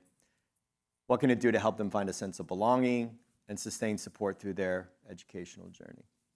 Yeah, so my name is Chanel Fuzita, and I'm the Executive Director of Partnerships with National University. And what we've been doing recently is we're based in San Diego, and so we have a few campuses there. And so we're looking at taking those campuses and have taken those campuses and restructured them to really be focused on the students and fulfilling the student needs and listening to our students. Many of our students are working professionals, so the passion that you talked about, a lot of them have figured out what they want, and they're coming back to us to go to school to fulfill the passion that they've found. And so it's how can we support them in all of the things that they're doing to help them get to that next step through their education. And so through our physical spaces, many of those, as the video showed, are Anders. And so they might be caregivers or have children, or maybe they don't have the best laptop and the best services in that, or maybe they need some additional health and wellness things. And so through our physical centers, we've partnered with different institutions and things in order to provide everything we can for our students and finding out what they need exactly and allowing that to be offered through our physical places. National University, like Joe mentioned, has a lot of online students as well, and so most all of the service that we're offering in person are somewhat virtual, and it's really just a guidance system. And then in Southern California, where we started, which is also where we have a majority of students, like our nursing programs and things, of course, our full nursing program is an in-person program, and so we have a lot of students there, and hence that's the focus. But it's really about finding out what people need and figuring out ways to provide that. So we offer Timely Care, which is a mental health wellness program. And then again, it's just directing the students to the different services, to career services as well in that physical space, and allowing them a place to come to have those services offered. That's great. I think it talks to the idea of thriving and providing these other things that we talk about employees. There is a military thriving university model too that applies when you think about people, social impact that gives students on campuses. But this is like, if you think about the online environment, how does National work with partnerships and community organizations, I guess, as a follow-up for that, to access services like childcare, wellness, and some of the enrichment programs that you touched on, especially in the mental health space? Yeah, so we started with our own physical campus and rebranding that and expanding our services that we offer there. But we've also partnered with the YMCA of San Diego. And so through that partnership, we happen to share a parking lot with the YMCA, which enabled us to create a childcare model. So students can work with the YMCA and get childcare, not work childcare, but additional childcare for just a few hours so that they can study. Or that they can just have a break depending on what they need. And so it's really a great thing to, because of that proximity, we're able to have this. It's considered an on-site care because of the proximity. We're also partnering with the YMCA for our other location of the Nest, our second in the series, to be on-site. It's actually a YMCA property that they're revitalizing as a wellness center.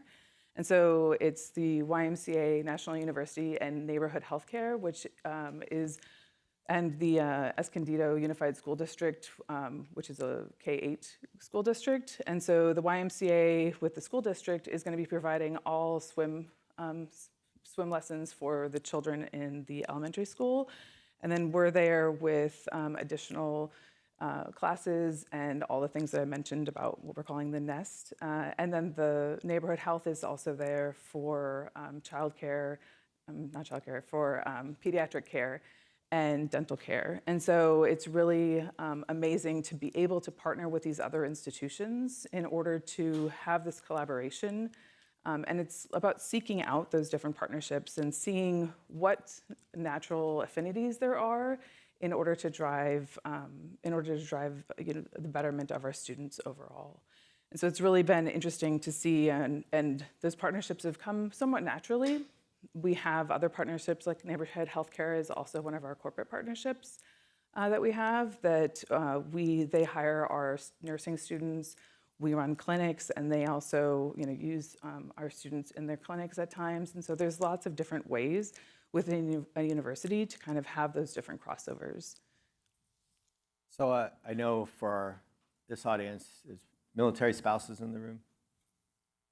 Yes. So we talk a lot about military spouse employment. We talk about the challenges that families face.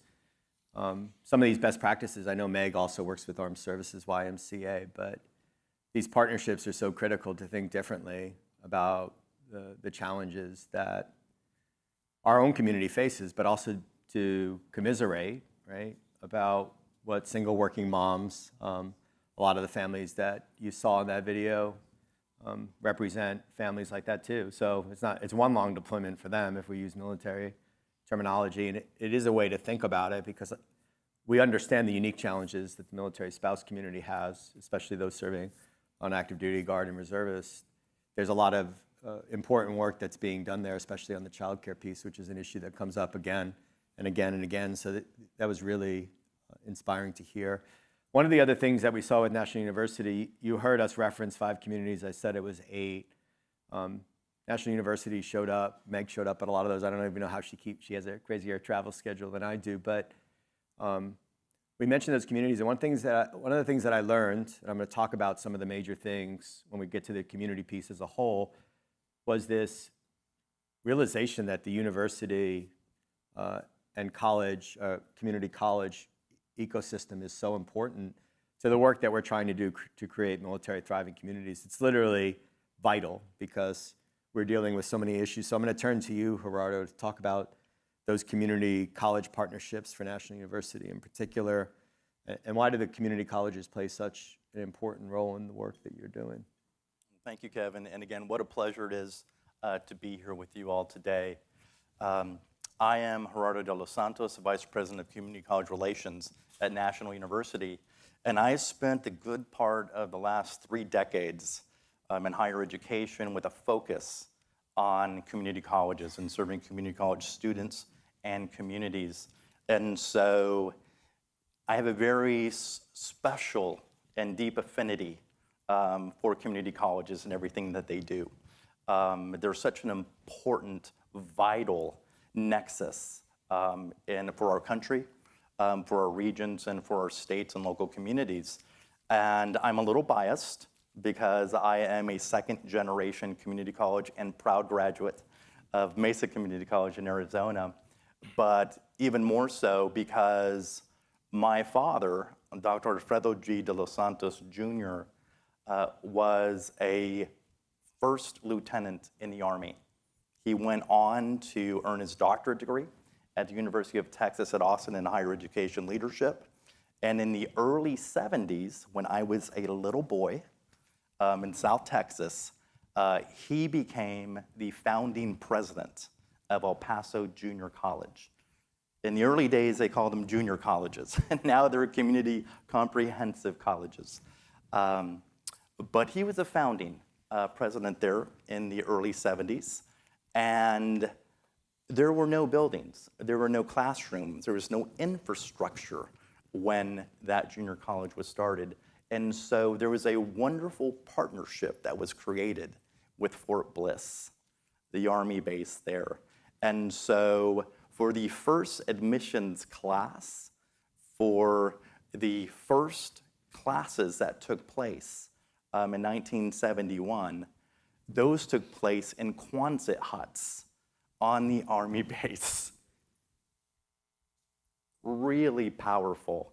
What a wonderful example of the long-term connection that higher education community colleges have with the military.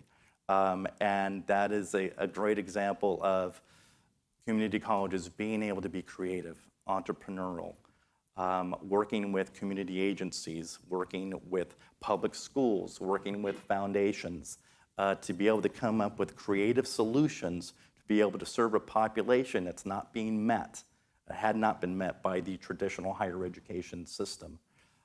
We have over almost 11 million community college students in the country. Almost half of those students are first generation. Community colleges have been named Democracy's College, the People's College, and the open door to higher education for many underserved and for many military veterans, spouses, and dependents. And it's a wonderful tradition and legacy of the difference that can be made through these types of ecosystem partners. And so community colleges were designed to meet students where they are. Again, the Anders, and that's most certainly that of community college students, but also military students that are coming to us, veterans. And community colleges have been that open door, that wonderful institution that has served military students and veterans for many, many years. And so it is really a wonderful opportunity for us at National University to work with community college partners throughout the country to be able to ensure that it's not just about access, it's about ensuring that we provide opportunity for students to stay on the pathway to make a meaningful difference, not just in their own lives, but be models for others in their family, in their community, to advance professionally and personally. So I'm going to continue with that and just have you draw that out a little bit. When Zero Mills started this effort on military thriving communities, it's much more complex than the three things that I showed you about people, impact storytelling, on the culture side in a company. When you go to a community like Hampton Roads or San Diego or Frederick, Maryland, or Austin, College Station, Dallas, we decided to go to those places because we were making the same cases with the governors and the mayors. And the partnerships that exist at the local level are truly extraordinary. But in every single one of those locations, there was a community college that was really driving a lot of change. So in all those regions, they're poised for economic growth, but they're hindered by a skills gap. In all those regions, there's an incredibly unleveraged community impact in the military and veteran families that live there, because the communities have to think about what they're doing outside of just bringing them to their states or regions to have a job, run a business. So talk a little bit about those partnerships and how you're enabling military and adult learning students to find their four things that they thrive with and their purpose and make an impact at the local level, as well as growing their family's wealth and the other things they need to succeed. Absolutely. And again, community colleges, again, are a wonderful institution and partner in this work. We know that the average age community college student is about 29 years old. And so while we still have in community colleges students that are coming out of high school, 18 to 24-year-old, the average age is 29, and they are Anders, and these are our military students, these are our veterans. And with open arms, community colleges have been tremendously supportive of veterans, often have specific veteran centers on the campuses to help provide resources, financial opportunities for scholarships, for discounting, but just services in general to help ensure that that our veteran students are able to advance and take advantage of the experience that they have received in the military. And so we are about trying to ensure that we are creating seamless pathways for our students to be able to transfer from the community college into our over 180 different programs at National University without having to lose any credits in the transfer. And any of you who have ever had that experience of transferring from one institution to another, let me tell you, it's not fun. You lose a lot of money, a lot of time and investment. When I transferred from my community college to Berkeley, I lost 18 units in the transfer. That's over a whole semester. And so that can be the difference as to whether or not a veteran, a military student, any of our students are going to transfer to begin with, or if they're going to be able to stay on the pathway. And so when I say that it's about meeting students where they are, it is about recognizing that we need to make these pathways as seamless as we can. And how do we best support our veteran and our military students? So we have specific partnerships with community colleges that some are located next to military bases, and they have special programming, courses, degrees that can transfer to us seamlessly. At National University, we offer our veterans, spouses, and dependents a 25% discount for tuition. And we wrap our services, our support around our students, because one of the things that we have learned in higher education is that about 50% of the students who fall off the academic pathway, who stop out or drop out, they do so, is what we've learned, not because of academic reasons. Say that again, not because of academic reasons. It's not because they are not in good academic standing, where they feel they have, well, I can't do this, I'm gonna drop out, imposter syndrome. It's not that. 50% of those students actually have a 3.0 GPA or better. Very good students. The reason why they fall off the pathway and never complete, we know we have millions of students who have some credit, no degree, and a lot of debt. Sound familiar? And so it is because life gets in the way, non-academic reasons, because they're Anders, they're taking care of kids, they are caregivers to their parents, they're working jobs, and they need as much support as possible. And so that's what we try and do, is to ensure that we partner with our community colleges. We take advantage of trying to connect all of those good resources from the Veterans Administration and as many different types of scholarships and seamless articulation pathways. And also, by the way, taking into account the experience, military experience, that is invaluable to be able to give credit for that military experience, so that we lessen the number of classes students have to take, which decreases the cost, which then also decreases we call time to completion. And so it shortens the amount of time that students would have to be in their next level, third and fourth year, to earn their baccalaureate degree when they transfer. And so it's really about connecting and understanding that these needs are changing. They are changing dramatically, and they're dynamic. And so how are we in constant connection, communication, and contact with our partners? And so it's important and exciting work. Terrific. I'm going to stay on the topic of partnerships. You know, one of the things that I talk about all the time is the power of partnership, and getting organizations across different sectors to strategically integrate, collaborate, and innovate is probably the hardest thing I've done in my professional career, because everyone's thinking very myopically about their win. It's human nature. And you think about abundance versus scarcity mentality and what it means. The power of partnerships is real, and it's a foot-stomp moment. The only way to solve the biggest problems America faces is public-private, nonprofit sector collaboration.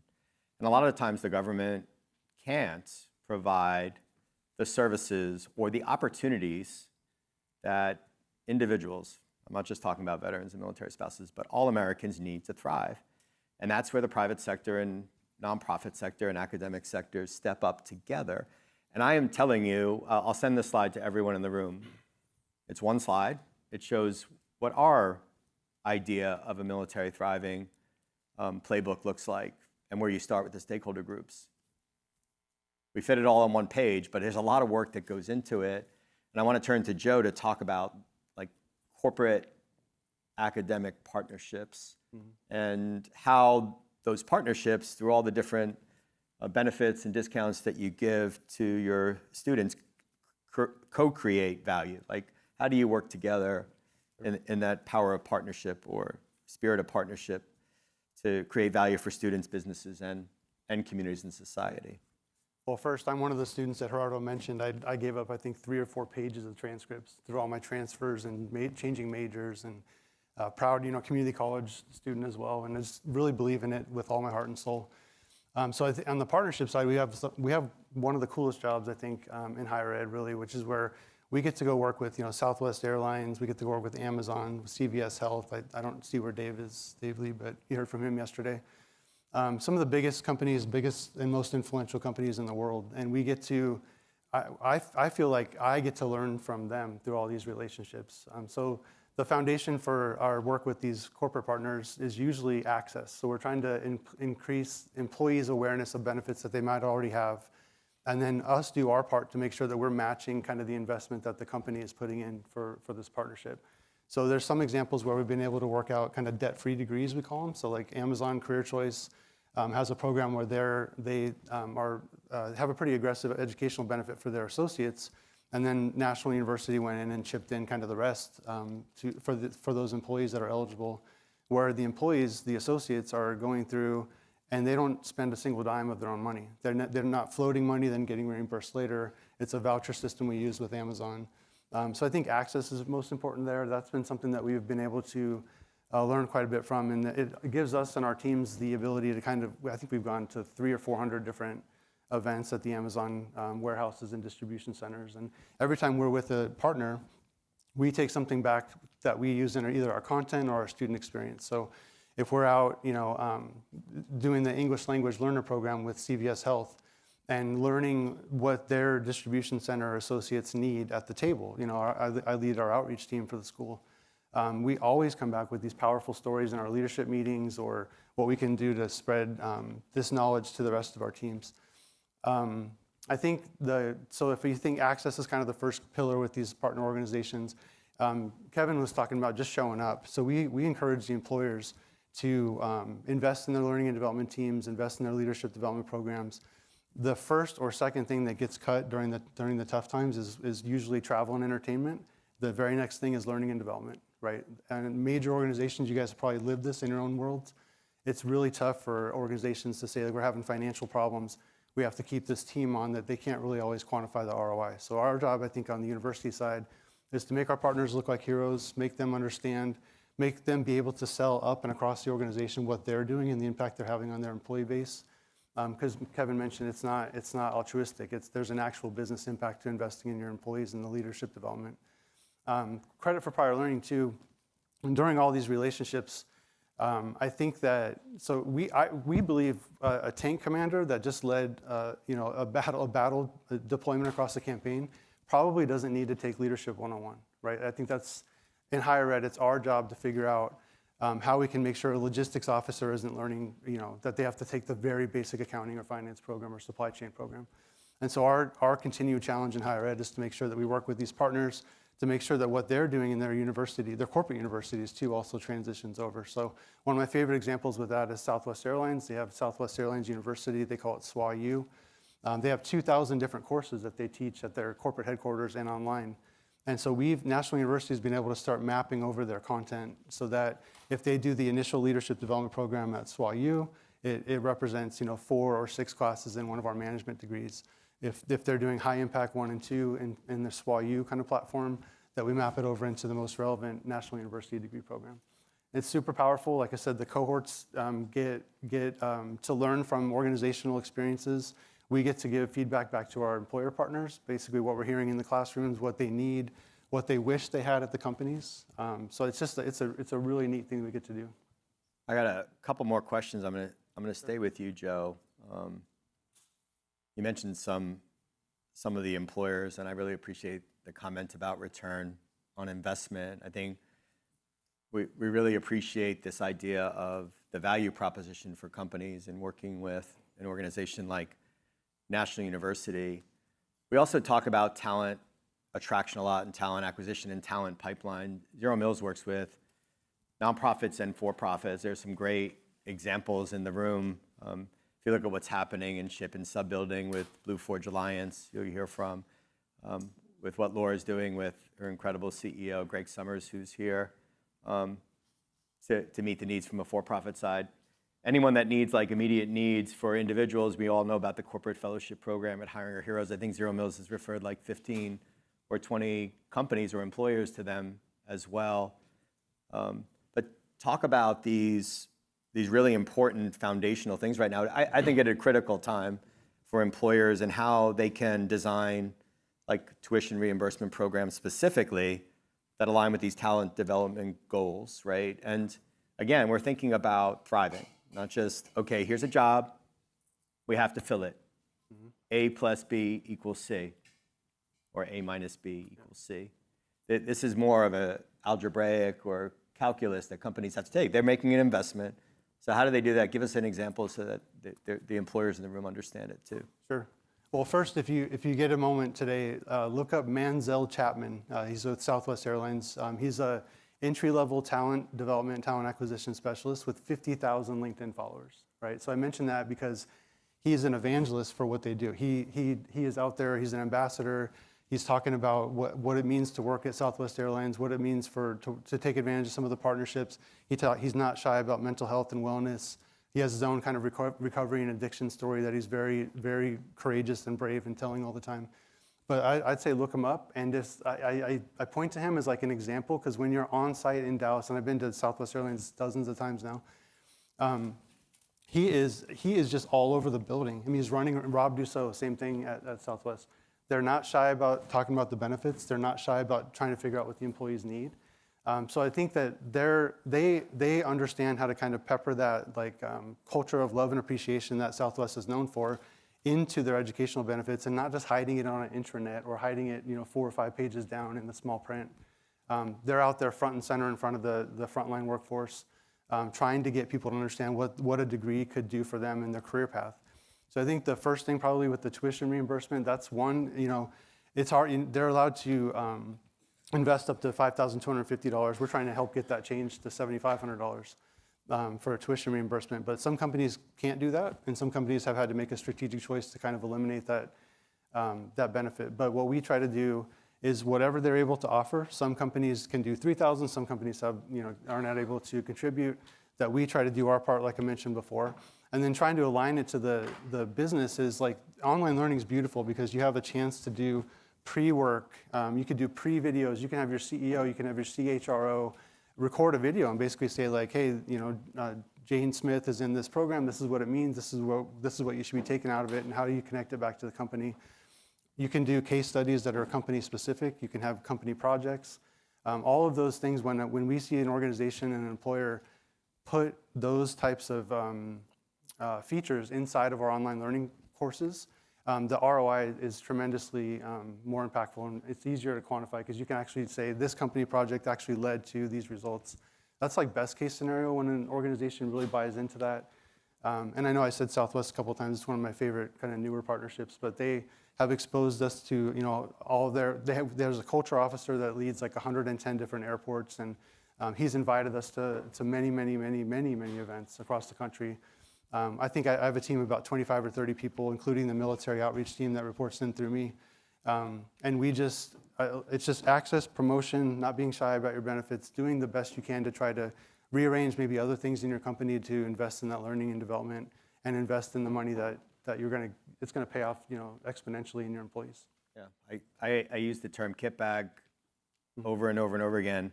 Like, we learned this as leaders in the military to equip the soldiers, sailors, airmen, Marines, Guardians, Sentinels with the things they need to constantly seek self-improvement. Like we should be thinking that way, certifications, education, training, to let them ladder up and take the steps up. We're going to be taking this to other conferences. You think, Lori, at NASWA and the learners that you have, right, with your DevOps and levers, you think about what we can do at the VFWs and the legions across the country that are working with us. You think about what we can do with the county VSOs, David, across the country. If we start to think about these things and the people that are challenged outside of the workforce, how can we give them the tools they need through organizations like National University, but also the people that are already in the workforce? Attrition in American companies is 40%. That's a pretty big number. Veterans hold 3 jobs in their first 3 years. You can make a business case, and this is critical because you'll keep your employees if you allow them to improve themselves and realize their next path, in or without your company. Like, it's clear that that is a value proposition that they should be thinking about because retention will save them a bunch of money. Okay, Gerardo, I'm going to wrap it up with you. It's a topic I didn't know about, but Chanel prepared me and made me a little bit of an adult online learner myself when I heard this term for the first time. So I wrote this question out. Students who are completing their degree programs, as we know, completing their programs is paramount, right? And we can talk about brick and mortar graduation rates, but we know that approximately half of all students who pursue a doctoral program don't finish due to not completing their dissertations. It's such a common phenomenon that the term, all but dissertation, is used to describe students in this predicament. What is NU doing to inspire and support doctoral students who are ABD, yet want to complete their doctoral programs? This is very near and dear to my heart as well because I went through the process of earning a PhD and writing my dissertation. And what we have learned is that in talking with our corporate partners, our military partners, our education partners, is that when we have workers, students that are sacrificing their time, energy, finances to advance themselves professionally, and they work through their different levels of degrees, and then they get into a doctoral program, and 50% in this country never finish. They fall off that pathway, and they've invested so much of their time, but for whatever reason, life gets in the way again, and they're never able to get over that hump, which means they don't earn that doctorate degree. They don't have those letters after their name. It doesn't open up that next level of professional opportunity in their careers because they didn't get that PhD or that doctorate or EDD. And so recognizing that, again, trying to meet students where they are, military students, corporate students, education students, is to say, all right, we need to do something. We need to get these students back on the pathway. So what we have done, we have created what's called a dissertation completion program, which takes students from all around the country. We do boot camps quarterly in different parts of the country to bring these students together, regardless of what university or what program they're in, to help get them back on that path to finish their dissertation. And we provide all kinds of one-on-one services, group opportunities, special counseling and advising, applied research, theoretical research methodologies, everything that we can bring to bear to help them start writing that dissertation and then to finish that so they can earn those letters at the end of their name that they so rightly deserve. But otherwise, again, 50% not being able to finish.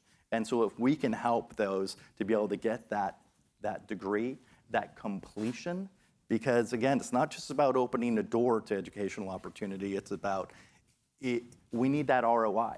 Students need to complete, they need to earn their degrees to be able to get that next level professional advancement opportunity. And so we're really passionate about what that means to help these students get back on the path and to glean the just opportunities that they've worked so hard to earn. Okay, let's hear it for National University and this incredible panel. Thank you, Joe, Chano, and Gerardo. All right, well, we're going to do a mic switch, but I'm going to keep talking because that's what I do when we need to kill time. And I'm going to try to make some intersections real quick here. So first, I want to just start with saying that it is really important to have committed partners like National University. I call it discovery. So Ross Cohen knows this about hiring our heroes. He's going to be speaking later about what he's doing as the acting secretary of Maryland to help build a thriving community there. But you go out, we made a promise last year at Georgetown, and we said we were going to go out and discover, like, what does it look like in a region? So there is universities like Georgetown or William & Mary or in College Station, where I was a few weeks ago, talking about what can be done in that part of the country between Houston, Austin, and Dallas. Texas A&M was front and center. Same thing in Dallas. But if you looked, and I went up to South Bend and talked to Notre Dame about these things too. There were community colleges right by them, Collin College in Dallas. And JD will tell you this from William & Mary, like, you have to work within that ecosystem, and training, education, certification, and even like families. This is really, really important, what we're trying to intersect, and it's not easy. But we have to think about the education piece.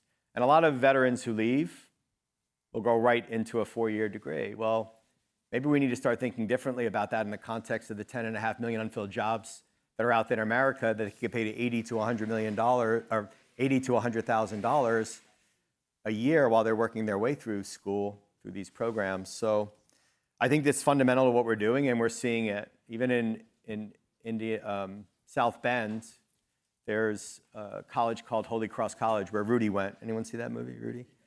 So the president of that school, Marco Clark, Dr. Clark went to the College of the Holy Cross, which is much like Georgetown, a Jesuit school. He calls it a college of the community. And I went to a meeting there with 75 community partners, and there wasn't a single military and veteran organization present, so we went there and overlaid some of the organizations in Indiana right there in South Bend to show them what right looked like, to include INVETS, which is part of AWP's chapters. So, not INVETS, Indie Warrior Partnership, but INVETS was there as well. So I wrote this up, and I don't want it to sound corny, because sometimes I do, but I want you to think about veterans and military spouses and that video that you saw in the beginning and what we're trying to achieve here. Veterans and military spouses are purpose-driven and strong and resilient. Veterans and military spouses are small business owners and franchise owners and giving back to the community at much higher rates than their civilian counterparts through service and volunteerism. We are doctors and nurses and first responders and teachers and mentors and role models and coaches who are called to serve in different ways after leaving the military. And we must shout it from the rooftops. We are veterans, and we are military spouses, and we served, and we are thriving as a result of our service, not in spite of it. So with that, I hope that took up enough time. I'm going to call the next panel to the stage. I'm going to let them introduce themselves to save some time. And actually, there's a neat intersection because former Assistant Secretary and fellow Marine veteran James Rodriguez and his wife Vanessa, who's also a Marine veteran, actually earned their degrees in Okinawa through an adult online learning program too. So that's one among many degrees and qualifications. And I was there the day another online institution, UMUG, honored James as a lifetime award. So thanks James, thanks team. Thank you. Let's hear it for him. All right.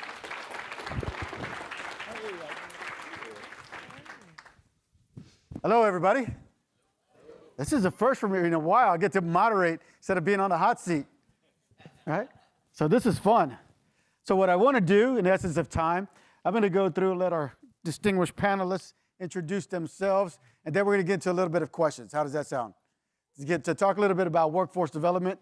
Those who know me know that that's what I've done the last 4 years, is really worked in the workforce development space, ensuring that our veterans, our for-profit, our nonprofit partners, our government entities work collaboratively together to ensure we provide the best opportunities for our veterans. And everybody knows how much of a champion of military spouses in the employment space I am as well, my wife being one of them, right? And so ensuring that we have the ability to collaborate together is so important, as you all know. And then how do we take those resources to put them to good use? And what I want to do is we're going to have a couple of questions and ask the panelists to provide some expert knowledge on areas that they're working in, how we are working to solve some of our nation's pressing problems, especially in workforce, understanding that at any given time, there's over 10 million jobs that are currently available in the entire country, right? I've seen a statistic, and don't quote me exactly on the number, but it said that if every American who is able to work in the United States right now, from age 18 on, we would still have a couple of million jobs available, right? That need to be filled. And that's only going to grow every year, right? And the ability to backfill those positions is still a challenge. For those who are in this space, understand what type of challenge that is, right? So without further ado, let's introduce our panel. We'll go from left to right. Mike, over to you. Well, thank you. I appreciate it. And great to be here. My name is Mike Batt, and I am currently with the Fairfax County Economic Development Authority. For those of you out of town, it's right across the river, representing what we refer to as we have started an organization to help get our companies to be thriving companies in the military community here in Northern Virginia, called Total Military Community Alliance. And I'll share more on that in a minute. I spent a career in the technology world at Microsoft, and most of that focused on supporting our U.S. Army. Thank you, Mike. All right. Next, we have Josh. Yeah, and good afternoon or morning. Let me look at my clock there. But yeah, good morning, everyone. Josh Kramer, VP of Workforce Development over at Blue Forge Alliance. Both honored and blessed, have the blessed privilege to be here with you today to represent both the Blue Forge Alliance team as well as the Maritime Industrial Base Program Office as well. For those that do not know Blue Forge Alliance, we are a nonprofit mission-focused organization specifically focused to galvanize and uplift the Maritime Industrial Base as well as the Defense Industrial Base. So I oversee our line of effort in workforce development along with our Navy counterparts, driving on meeting the goal of 250,000 workers needed in the Maritime Industrial Base in the next 10 years. So certainly something we need, but critical for the national security of not only the United States, but our partners in Australia and the UK as well. Looking forward to the conversation in the panel today. Thank you. Thanks, Josh. Dr. Hutterson. Hi, everyone. My name is Dr. Ashley Hutterson. I'm the Senior Director of Programs at the American Society of Mechanical Engineers, ASME. So I lead the team that covers all of our programmatic work, and that covers K all the way to retirement. Some of the initiatives that we're working on that really relate to this group I'll get into later on in the discussion, but we start with K through 12 as we think about exposure and how we get students or just individuals exposed to STEM, engineering, and science, and making sure they just know that it exists so that when the time comes, they can make an informed decision about what their interests are. We then move on to post-secondary, where we engage with college students as well as students who are pursuing a master's or advanced education. We also work with community college students as well. So we have a workforce development team. We have scholarships and awards that apply to those students as well as faculty. We have our engineering education and outreach, which relates to academic professors and those who are centered in their career. So we have programs at ASME for all across the gambit. And again, I'll get to talk more about those programs, especially as the ones that relate to this community and how we are working to drive, to help to produce and contribute to the development of the future workforce.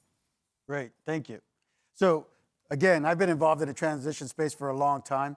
A lot of people here I've worked with in that transition space, private, for nonprofit, of course, and in my government role. And I was looking at, when we talked about what's new and innovative in transition, oftentimes we think about there's things that exist already and we're just adding to that. So adding some innovation is important, but at the same time, go back and look at history, we find oftentimes that they actually had some of the right solutions. So if anybody's familiar with Dr. Schlossberg's transition theory, anybody ever heard of that? So Dr. Schlossberg wrote on transition theory, Kevin raised his hand back there, but it was more geared towards how do how do students transition into the community, into the college environment and then out of the college environment. And I was reading it, and it was very synonymous with what we talk about with veterans, because we also have student veterans, right? And here's a couple of things I wanted to read as we get into this discussion briefly. So she said, the transition is defined as any event or non-event that results in changed relationships, routines, assumptions, and roles. Does that sound familiar for veterans, right, when they're transitioning out? I won't read you the rest of it, but then she also said there's 4 specific areas in that transition process. But when she was talking about it, she said, first, you have to look at context that refers to one's relationship with the transition and to the setting in which the transition takes place. Setting is so important, correct? The second thing she said was impact is determined by the degree to which a transition alters one's daily life. Again, when we talk about veterans, correct? There's 4 things she mentioned, 4 major sets of factors that influence a person's ability to cope with the transition: situation, self, support, and strategies, which are also known as the 4 S's. So we think about that. She was talking about, I keep saying veterans because that's my normal verbiage, right? But she was talking about people who are in the university system. And when you look at what veterans are going through in the transition process, all of this applies, does it not? So speaking of that, so Dr. Hudson, you're talking about STEM, things that you're doing in STEM. Oftentimes we have veterans who are transitioning out of the military, very intelligent. We have the highest, most educated military in our nation's history, first and foremost. When you look at what they do with regards to the national average, we have more high school graduates that join the military, right? More college graduates, so on and so forth. So getting them into the right career fields is so inherently important. And oftentimes it takes a little bit of knowledge sharing for those who have experience, right? For-profit, nonprofit space. So you can talk about how you're working with veterans in the STEM field or just in the STEM field alone that would be attractive to veterans transitioning out to education.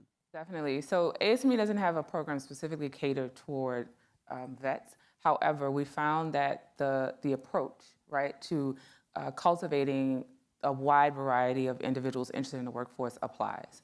So the first thing is to understand what the climate is, right? What are these students or these learners, right, coming into the workforce with? What are those skills? How do we communicate those skills? And that's often been a gap in terms of what you were doing when you were enlisted versus when you decide to come in and be a civilian, right? And so first we want to understand how can we help you communicate that? So what were you doing? And oftentimes it applies. You're in the field training combined with the education that you receive makes you highly qualified to do a host of things, especially when it comes to engineering. So how do we properly communicate that, right? And that's one of the challenges that we see, translating those skills from the service space into when you come into the civilian space.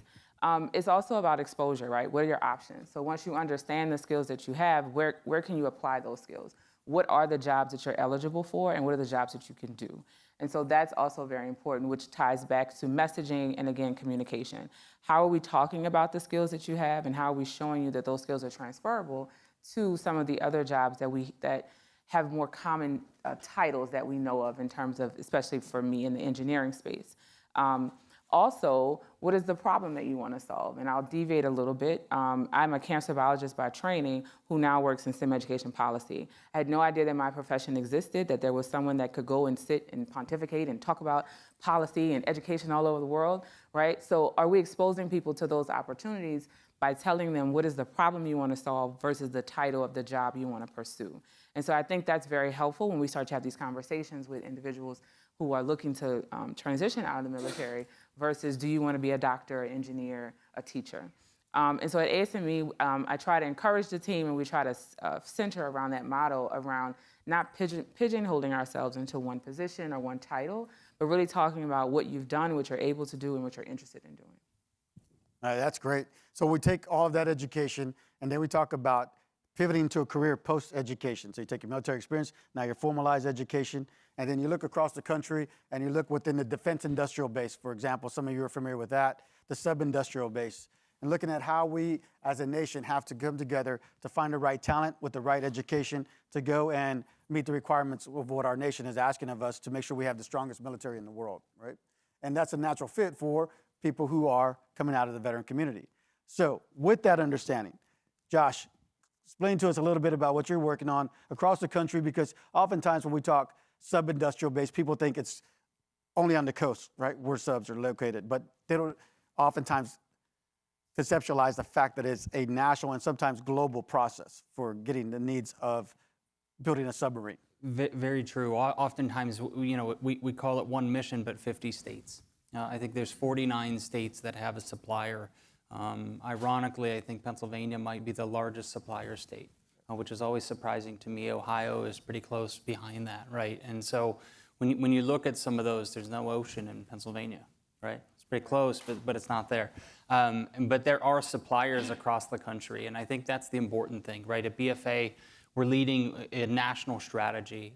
Ashley talked a lot about competencies and the need of that. We're looking at how do we build strong competency models that are informed by industry so that we can align some of this verbiage, so that we can link together these veterans that are separating from service or military-connected families of where those opportunities link in and where they exist. Some of you may recognize buildsubmarines.com.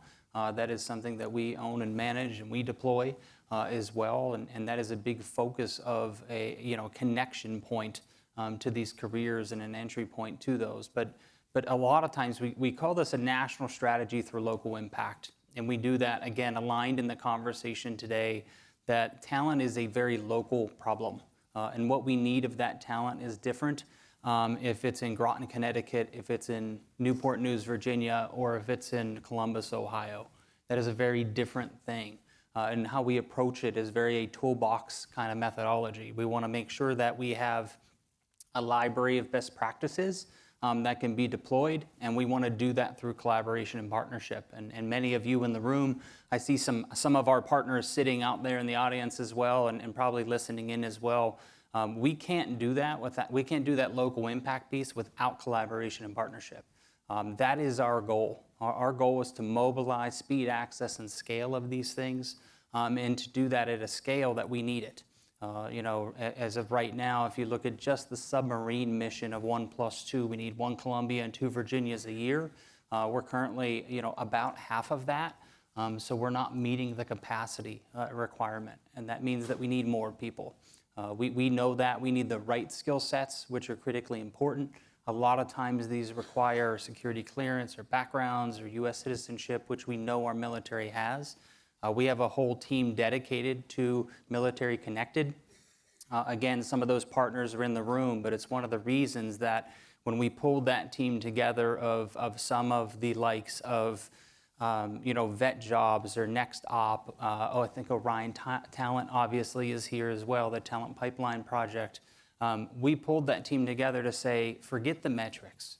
The metrics are easy. We're going to accomplish that. But what we have to figure out is how do we build something that's sustainable, that we can scale? How do we build something that has national impact? That really aligns with today's conversation and today's mission, to say it's not good enough just to say that we're there. We have to say it's impactful and meaningful, and it has resilience, and it involves a community approach to how we impact a community. We're launching something we're calling The Crew, which is Champions in Response to Education and Workforce, and that's how we'll really see us mobilizing the mission in these local environments. And so that's a big part of that. That's a big part of that reach as we work that with our supplier network the same way. Yeah, that's great. I think one of the things that's often lost on people is that when the transitioning service member is separating from the military, oftentimes they go back home, right? Or they go, if they're married, they go back to where the spouse is from, especially the younger population. But they need to understand what economic challenges still exist prior to them joining the military. And that's just, again, where the public-private partnership that I've always harped on is so critical. How do you work within the National Labor Exchange, the National Association of State Workforce Agencies with Lori Adams and her phenomenal team, right? The government and the community. One of the things when I was in office and I traveled to more than half of the country all the different states, and I spoke to community leaders, chambers of commerce, nonprofit leaders, veterans, everybody. And when you have a major installation there, they have people who are leaving that installation that are leaving their communities, right? And so oftentimes we need to look at what resources exist to support those transitioning service members in those communities. So Josh, you mentioned this, and this is right in line with what we're going to talk about from Mike's perspective here in Fairfax County. What in the local community are you all doing to keep the talent here, if it exists, right? Or how to encourage that talent to come to Fairfax County to be part of the workforce system? Yeah, so that's a great question, and I'll tell you, so this region, this is a government town. Even though we're going through some changes right now, the numbers have come down on open positions, but there are still well over 50,000 jobs open just right here. And so when we stepped back about 4 or 5 years ago in our community, I'm with Fairfax County, but representing the region because we're collaborating together. We were started when we launched a workforce program trying to help connect our companies to talent that's out there. A piece that we saw was missing was the military connected community and how we help them reach all of our government contractors. Huge government contractor community here. It's the best place, I'm convinced, in the world for not only our transitioning service members, but spouses. Think about all the companies that we have here with Boeing and Northrop Grumman and General Dynamics and on and on and on that also have offices around the world when that spouse transitions. So this is the place to be. And so there's been, since the base realignment days 20 plus years ago, a community of federal military partnerships with our elected officials in Northern Virginia and our military installations in the base commanders. And they were focused on things like environmental issues, child care, housing, transportation. A piece that was missing was workforce. So we came together, and Will Rowe here in the back and I both co-chair. He spent a lifetime at Booz Allen, and we co-chair what we've formed the Total Military Community Alliance. And that is a mix of our elected officials across the region, our military installations, not only the base commanders, but the TAP, Transition Assistance Program offices. We're working with Virginia Department of Veterans Services, collaborating, all of the nonprofits, and we're working in sync. It took a little bit of time. We have Rod Williams here that's part of our team that is a veteran that's helping lead this. And so over these 4 years, we've taken where we were stepping on each other's toes, trying to do resource fairs for those transitioning service members, job fairs. We were driving our companies crazy, and the military installations at Quantico, Fort Belvoir, Meyer Henderson Hall, Pentagon, Navy Yard, all of them in the region, trying to come at them, each company, each jurisdiction, and now we're doing that collaboratively. And we realized too, we just had a end of our fiscal years this month, an annual meeting to just recap. Very successful. We're averaging about, our companies, we have about 1,400 Virginia Values Veterans companies. They're certified through the state to hire veterans. We realize, as you've been hearing today, we need to make sure those 1,400 companies are thriving military connected companies. And so we're working diligently to make sure that that happens. Through our collaborative efforts, though, I think we've made a lot of headway over the last 4+ years. We are averaging about, our companies, those 1,400 are averaging about 1,500 transitioning service military hires per quarter. And so we've come a long ways. We know we have a lot more further to go, but we're really proud of where we are. That's great. I just realized this. Some of you probably don't know me, and I didn't even introduce myself. I went right to the panelists. So the 4 years from 21 to 25, I was the Assistant Secretary, Department of Labor, Veteran Employment Training Service. So all federal programs for the military workforce, that's what I oversaw for 4 years with a phenomenal team. And that's why I have a little bit of knowledge about what we're talking about here a little bit. So, but I know there's a lot of you out here that I've worked very collaboratively with, very closely, and you're doing phenomenal work. So when we talk about bringing the community together, looking at the local piece, the regional piece that Josh mentioned, and then of course the education piece, Kevin said pivoting from military friendly to military thriving, right? And Mike, you just mentioned a little bit about military thriving. But what does that look like in your opinion? And you can shape it any way you want to, right? What does military thriving really look like in your fields, in the work that you're doing, and how can we do a better job at that as a community, sharing resource, sharing knowledge, things like that. So, Dr. Hutterson, over to you.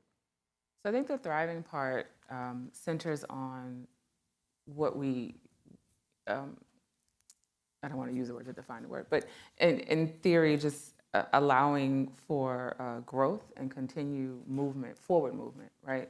I think sometimes we often overlook various populations when we think about the workforce, especially in STEM and engineering, again, coming from ASME. And so I think for a long time, the military community was overlooked in terms of a workforce. And so that thriving piece talks about engaging, understanding the good and the bad, and I say bad in terms of challenges or barriers, understanding the resources that this particular group brings to the table of problem solving, and how do we utilize that? And again, at ASME, we have a program with community college students, right? And we know a lot of times we may have vets that go to the community college route. We just had a whole panel that talked about that. And so with ASME, we had to really stop and say, okay, what does this community need? It's not a one-size-fits-all. So we can't use some of the tactics and techniques that we use for a four-year university student to help a community college student succeed throughout their education career. And it's a similar approach when we start to think of different identities and different stakeholders that the military community represents when we're trying to get them into the workforce. So stopping to ask questions is a part of the thriving, understanding where you sit in this ecosystem is a part of the thriving, and figuring out how we can best use the services that we have to help you achieve your desired goal, right? Everyone's not looking for a career. Everyone's not looking to live, breathe, and sleep STEM, right? Some people just want to use their skill set, do their job, and go home. And there's a place for that, and it's understandable to do that. So how do we do that as well, right? How do we not push our desires for, you all have introduced me several times, and there's a doctor in front of my name. Clearly, I believe in that approach, but that's not for everyone, right? And so how do we recognize that what is needed to help reach your desired goal of employment, of self-fulfillment, of purpose, and understanding your place in this ecosystem in society? So to me, when I think about the thriving that we're trying to do to help the vet community, it centers around that. That's great. As a Marine, I'm good at breaking things, not necessarily putting them back together, right? So we have smart engineers that do all that stuff. That's an important part, right? Josh, what about you? What do you think? Yeah, I think this is and again, not to get the soft and cushy side, but this is really where the integration of the mission, the overall mission of the Maritime Industrial Base, or the overall mission of BFA, the core values of BFA. One of the core values of Blue Forge Alliance is belonging, and I think that resonates through, right? One of the key aspects that we drive is kind of foundational principles of just how our team operates is trust, transparency, and teamwork. That I think is another one that just instantly gravitates to that, right? Of how we drumbeat, how we want people to feel like they're part of the family when they join the mission. And if they move from Pittsburgh, Pennsylvania to Dallas, Texas, they can come back to the mission and help find that next job, or maybe it's a spouse looking for that next opportunity. One of the things I often share when speaking with folks is, oftentimes a person is hired because of fit, but they're retained because of the family and the community. And so you can hire someone in fit, and then when the family starts to engage in the community and they realize all the things that they want and want to enjoy is not there, including those support networks, we're not going to retain them. They're going to bounce out almost instantly. So all of those other pieces, you'll hear a lot from the deputy of the Maritime and Industrial Base Program, a gentleman named Matt Evans, a good leader there. He talks a lot about that in shipyards. Some of the simplest things have been solved. I see a lot of women in the audience. You can imagine some of these facilities weren't built when women were in the workforce. So where were the women's restrooms? They weren't right there. So sometimes it's the simplest thing. Sometimes it's Food Truck Wednesday because they don't have a way to buy lunch. And so if they didn't pack a lunch, well, they didn't have an opportunity to eat that day. Sometimes it's simple solutions like paving a parking lot because they're like, why would I work there? I can't even have a nice car. And then when you bounce that against, the workforce leader, a great leader, Miss Erica Logan, she's bouncing that more on the tactical tools we need to train and scale and those kind of things. We work really in hand in those kinds of things because we know that retention is one of the biggest problems. And we also know that when we think about our military-connected families, they're one of the most loyal. And so we also know that we probably have 1 million plus in separating service members and active, and I'll say veterans out into the ethos there. And so we're looking at 250,000 over 10 years. It's very easy to go fishing in that pond. I think we can fill the bucket really, really quickly with that audience. And so, it's all about connecting the dots and collaboration and partnership to make it happen. Yeah, that's great. That's a really great summation there. One of the things that's important also is that understanding that we talked about the transition. Remember, one of the 4 S's is self.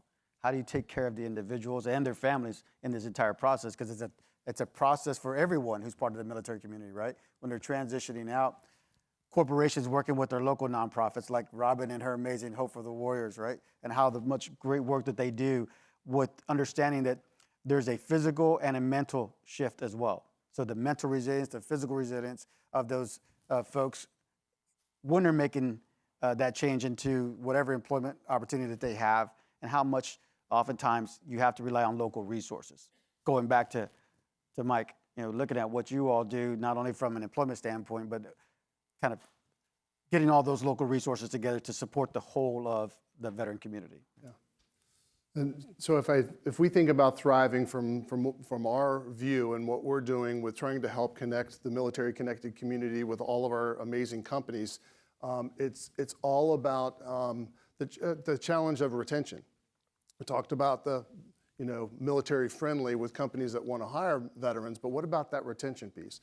What I heard Jarrett mention earlier at Wells Fargo, that's an amazing scenario. You need that coach to help you get in to the organization, but then you need that coach as a veteran that's going to help you, thrive within that company. So that's what we're really laser focused on with our 1,400 plus Virginia Values Veterans companies, is to make sure that they have that military liaison, that they have that coach internally to help make sure that those veterans and the military spouse and those military connected families thrive once they get in that organization and they stay. Yeah, and that's important. I mean, we could probably go around the room and everybody will have a specific story, right? That they can share of success and also challenges, because we know that there are challenges in the process. But one of the things that I've always talked about is the retention piece and how critical that is, whether it's academics, whether it's employment, or whether it's in specific support for that family dynamic, right? How do you help them retain that job, because it's so critical to the physical wellness, the mental health wellness that I talked about. And that's what I'm doing now. It's helping companies understand how to build bigger, stronger programs, right? And making sure that the resources talk to each other. That's really one of the challenges you've heard already, kind of a theme, is that oftentimes the resources are not connected. And so when you think about that, we still have a little bit of time. I'm trying to pay attention to the clock here. But what are some of the partner resources that you all are leveraging to really help you do your role more effectively? So we'll go back to Dr. Hudson. Sure, I'll start. So ASME being a global organization, we are really honing in on drilling down locally, which this conversation centers on. And so we are working with local partners in areas where we have student sections or professional sections, where we have partnerships and networks with individuals who are doing work related to ME, right? That spills over into all areas of individuals interested in that space. And so that's a workforce piece. And so for us, it's been about drilling down while still maintaining our broad view of what's going on, because we're able to bring that information from a global perspective to that local community to say, this is what's happening across the world, and this is how your community plays a part in that and how you're shaping that. And so we find that when people understand their role in the ecosystem, it gives you a little bit more purpose, it gives you a little more drive. It helps you see the bigger picture of how you're making an impact. And that for us, in terms of creating those local partnerships, has been very important, and it's been very successful for us in different communities across the U.S. Where, like I said, we have student sections, professional sections, or just conversations and partners with industry, academia, where we can bring them together as a convener to have those conversations to address some of the workforce issues. And you use the word purpose, picked up on that, right? Understanding what is your purpose after you leave the military, right? How were you gonna really take what you used to do in the military because you had purpose, and now re-energizing that same thought. So, Josh. Yeah, and again, one of the things I often share is that everyone is born with talent, but opportunity is something that is very unique. Sometimes it is by zip code, sometimes it's by circumstance, sometimes it's truly by a situation. Some people take it and create their own opportunity. Some people just fall into the path of what was kind of on their plate. And so, but it's up to us to provide that entry point for that opportunity. And so we need to harness those talents. We need to share that. And so we're kicking off a couple of key initiatives to heat map where we're at as a country across this whole landscape of workforce and competencies. When we go from everything from skilled trades to engineering to all of these things, and we're not going to do it alone. We're going to do it with partners, good partners to do that. But we need to kind of assess where we're at and where we have best practices and where we have gaps.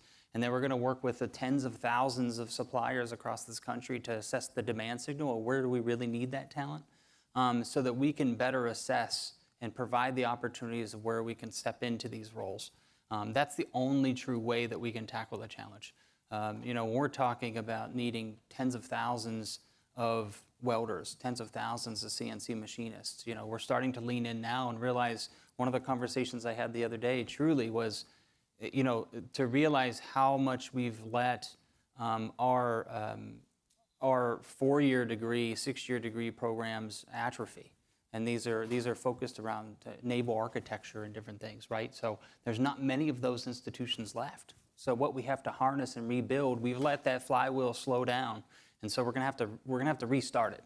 And so it's gonna take all of us, and that's why I always say everyone's a volunteer. I think you're all here today because you're volunteering for the mission. But I think everyone's going to roll up sleeves and join us to get there. Yeah, skilled trades is so important. As I traveled around the country, met with union leaders, met with folks who have developed schools to meet the demand of the skilled trades, community colleges, things like that are trying to really create innovative programs to meet the diminishing workforce with regards to experience, right? When you look at an aging workforce also and the inability to replace them, we're so far behind in that. So what you all are doing is exactly right. Mike, what are you all doing here? What we're doing is in between, 20 plus resource fairs, job fairs, where we're connecting and we're partnering with the military community offices, the transition offices, the nonprofits to help with resume reviews, with the networking piece of it, and then actually connecting the military connected community to the jobs. We have all of that goes on throughout the year in our military installations regionally, but every other month, our Total Military Community Alliance, all of those organizations, the nonprofits, the government entities with the elected officials, the base commanders, we come together and we bring different resource organizations, national, local, that are nonprofits focused on the military connected community, to come share with us what they're doing and how we can leverage their services. And so we're continually collaborating there. We are looking to leverage Zero Mills and Kevin and really take that to the next level, but we've made such amazing progress over the last 4 years. That's a great way to kind of sum it up, right? Our panel here. And for those online too, I think it's always critically important to talk about all the resources that exist in the community, oftentimes that are not working together. And so how do we tie those together? We ensure that everybody knows what resources exist, especially with regards to that talent. When we have new families coming in, new military families coming into the community, or others that are leaving, going to another community, as you mentioned, Josh, right? Or people who don't understand where their next career might be because they haven't really dug deep into what their educational career path might look like, and encouraging them to pursue these fields because they exist and they give us an opportunity to backfill a lot of critical roles. So what I want everybody to do is look at who are we not partnering with now, and how do we create new partnerships with those organizations at the local community, nonprofits, educational institutions, and make sure that you know who they are, who is in your community first and foremost, so you can build that military thriving community, as Kevin always alludes to, because that is so inherently important from all of us in this room. That's why we're here. But there's a lot of people who are not here that need to know about this type of work, right? So I encourage everybody after this is that we go out and reach out to people who need to know more about this effort first and foremost. All right? Well, thank you, panelists. Thank you all for this great conversation. All right, thank you all. Thank you. You did awesome. Thanks, brother. Thank you. Okay, we're going to get some lunch now, but not surprisingly, I have a couple things I want to share with you. So one of the things that I think is really important when you think about trying to change the narrative nationally, we also have to recognize that all growth, all change, all impact happens at the local level, and every community is different. And I wanted to share a little bit of what's happened with partners like National University, Wells Fargo, Neighborly, CVS Health, and more than 24 nonprofits across the country since the last Change Forum. Because again, we talked about what we were going to do. Then we had a breakout session where we crowdsourced ideas to help create the initial playbook that we wanted to take across the country. But I considered it more discovery. And those partners that I mentioned, the corporate partners that I mentioned that have been supporting us every way, it wasn't just with their time, talent, and treasure. They were showing up. And really, to make change, you have to model from the top down and the bottom up. So we went out all over the country, and what you see on this map is what we started with because of different people who are going to be on the stage after lunch. We were in Frederick, Maryland. We also have been doing a lot of work in North Carolina where Paul and his family are getting ready to move to, and he's been spending a lot of time.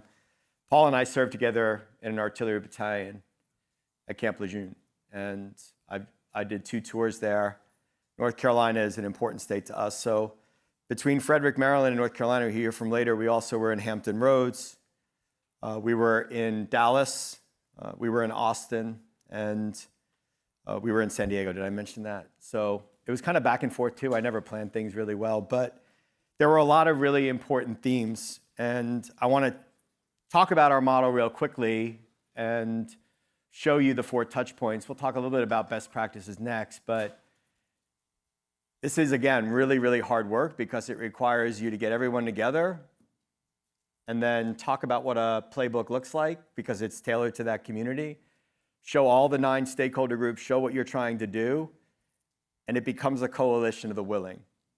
And that coalition of the willing is defined in a discovery session or sessions. One could be just employers, who are actually the ones that are probably going to fund a lot of this because they have a huge skills gap.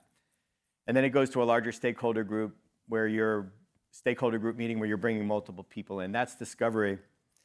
We then launch at what we call, or built at what we call a change forum, but it's regional. So then we bring 200, 250 people in that state or region together. And we did exactly what we did at Georgetown. So if you were at Georgetown, you remember what we did. We identified the gaps and the barriers. We identified the outcomes that everyone wants in their own stakeholder group. And then we talk about messaging and how important that is in storytelling. It really is about people impact and storytelling, but at the community, regional, or state level. And then after that change forum, we go to launch. And what I consider launch is what we did in Dallas on March 19th with Wells Fargo support. At Georgetown last year, we pledged 4 community-wide events, which we called Uniting in Service. Hundreds of veterans. I think Wells Fargo had a quarter of them. Neighborly was there. National was there. All the partners that we mentioned. And then all the other employers in Dallas, all the other stakeholders, all the nonprofits, VSOs, MSOs. And we weren't as successful because it was spring break. We didn't really plan the date as well as we should, but it was the start. So that launch event is literally what we promised to do at Georgetown. And you're going to see it this afternoon. And then we're going to do it in Minneapolis and Charlotte later this year. But that's the goal. The goal is how can the private sector, veterans and spouses in employee resource groups, small business owners, through best-in-class nonprofits that provide them with opportunities to serve, find purpose, be part of a connected community, take care of their health, serve shoulder to shoulder with young people, and show them that they're thriving. We don't have to say a darn thing.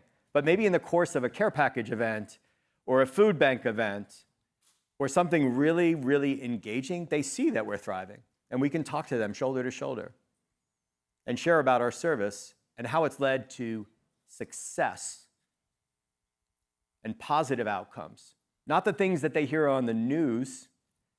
And why do you think only 9% of young people want to serve in the military? It's because we've let that broken narrative take hold. So that's what the purpose is. So that's launch, and then there's a sustainment phase.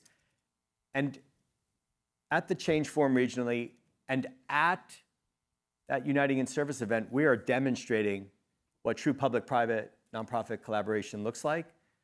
The sustainment phase is then, how do you go back again and again and again and do that and measure it, measure what matters in what that regional change forum agrees to measure, just like we talked about at Georgetown nationally last year. So the last slide, we've created some FOMO, and FOMO is good, but it also requires that we go to other places.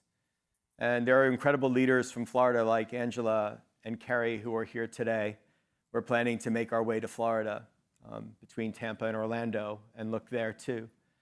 I mentioned I was in South Bend and saw some pretty amazing things as well. Colorado Springs, the state of Washington, and up in the great state of Wisconsin, Minnesota, Wisconsin, Michigan. We're interested in doing work there where Laura and I are going to be living and working. So that's all to say that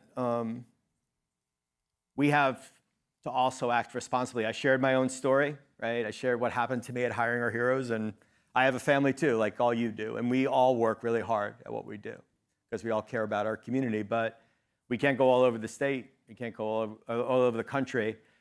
So what we're going to do over the next 3 months is we're going to narrow our focus on 3 regions. And our goal by the end of the year is to have 1 region, to commit, not a coalition of the willing, a coalition of the committed to do those 4 touch points. Hopefully we'll be at the 3rd or 4th at that point, and then we'll really be modeling something. And we're going to talk about this after lunch. You won't see a sign that says the most military-friendly state in the nation. You won't hear a city saying they're the best, they're doing this, they're doing that. They're going to be, whoever's going to be the first military thriving state in the nation is going to win the war for talent, the war for residents, the war for students, and they're going to keep them because they're doing the right things. They're not just putting it on a bumper sticker. Just like we say military friendly isn't good enough, we have to start thinking that way. Because we choose who we work with, where we live, where we run our small businesses, and where we give back our time, treasure, and talent. So we have to start thinking that way too. And that's what we're trying to create. So after lunch, everyone's going to go grab their lunch. We have about 10, 15 minutes. After lunch, we are really going to have a treat in 2 states that are doing it right on the pathway to military thriving. We're going to be joined by Acting Secretary for the Department of Veterans Affairs in Maryland, Ross Cohen, and Secretary Millett from North Carolina. So grab your lunch, get back to your seats. We're going to eat while they talk. Please don't eat and talk while we're talking. And then we'll wrap that up, and then we're going to have a rapid fire roundtable, and then we'll be done. So grab some lunch, be back in your seats as soon as you can. I'll say 10 minutes. The lunches are over there to the right.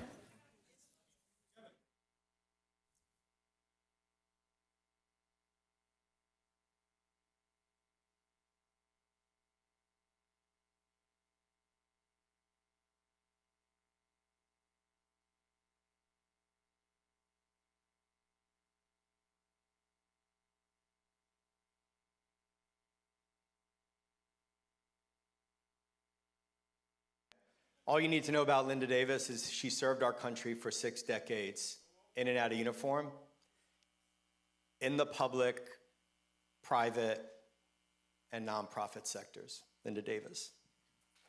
Thank you. And thank you, Kevin. And so let's calculate how old that makes me.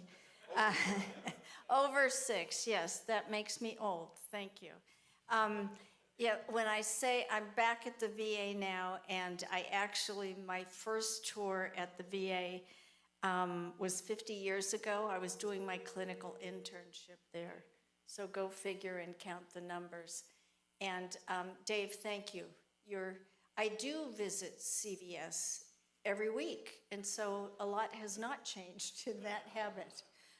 It's over the counter. It's not, anyway, so I'm back at the VA. It's my 2nd time, intentionally, exactly where I want to be with a great team, and we're here for you. For 0 mills, well, I have to go anywhere you tell me to. But because of the mission of looking at the experience of the veteran, the family, the caregiver, survivor, but also looking at the community engagement, knowing that none of us can do this alone. You talked about showing up, and that's what we're all doing together, but helping each other show up at the right time, in the right way, in the right place, for the right purpose. I want to illuminate, just talk for a few minutes about something that's touched me recently.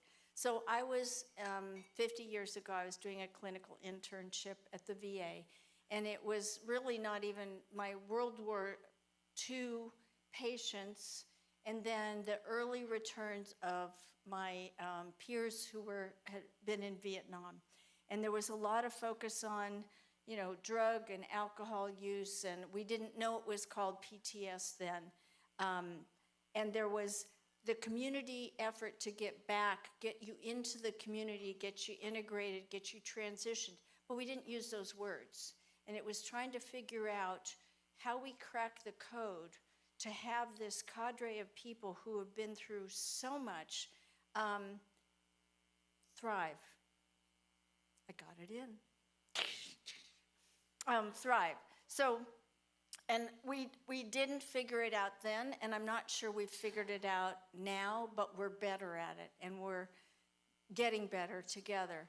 So I had been also working in community mental health in downtown Los Angeles, and it was a time where there was a lot of immigration, and we were working with gangs who didn't always get together well, especially coming from Southeast Asia, and trying to figure out how we worked with them, integrated them into the community, and then we were doing the deinstitutionalization of community mental health, and we got little pills for everybody, and we thought, well, you've got schizophrenia, and you're bipolar, and you've got something that we don't know, you know, a war shock or whatever it is, but we'll just give you a little pill, and then you go live in the community, and you'll be fine.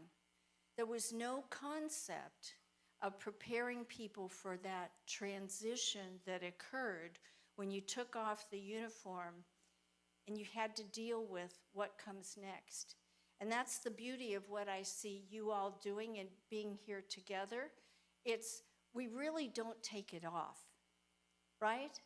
I mean, the people I've met tonight, it is part of the culture of service that is somehow, some way, most of us, whether you were conscripted or whether more recently you've volunteered, there was a time at which you said, yes, yes. And not only yes, but yes, I'm willing to die for it. For you, for somebody other than myself, because I believe in something bigger than myself. And that's what I see as the concept of zero mills, letting us have something we can continue to believe in that's bigger than ourselves.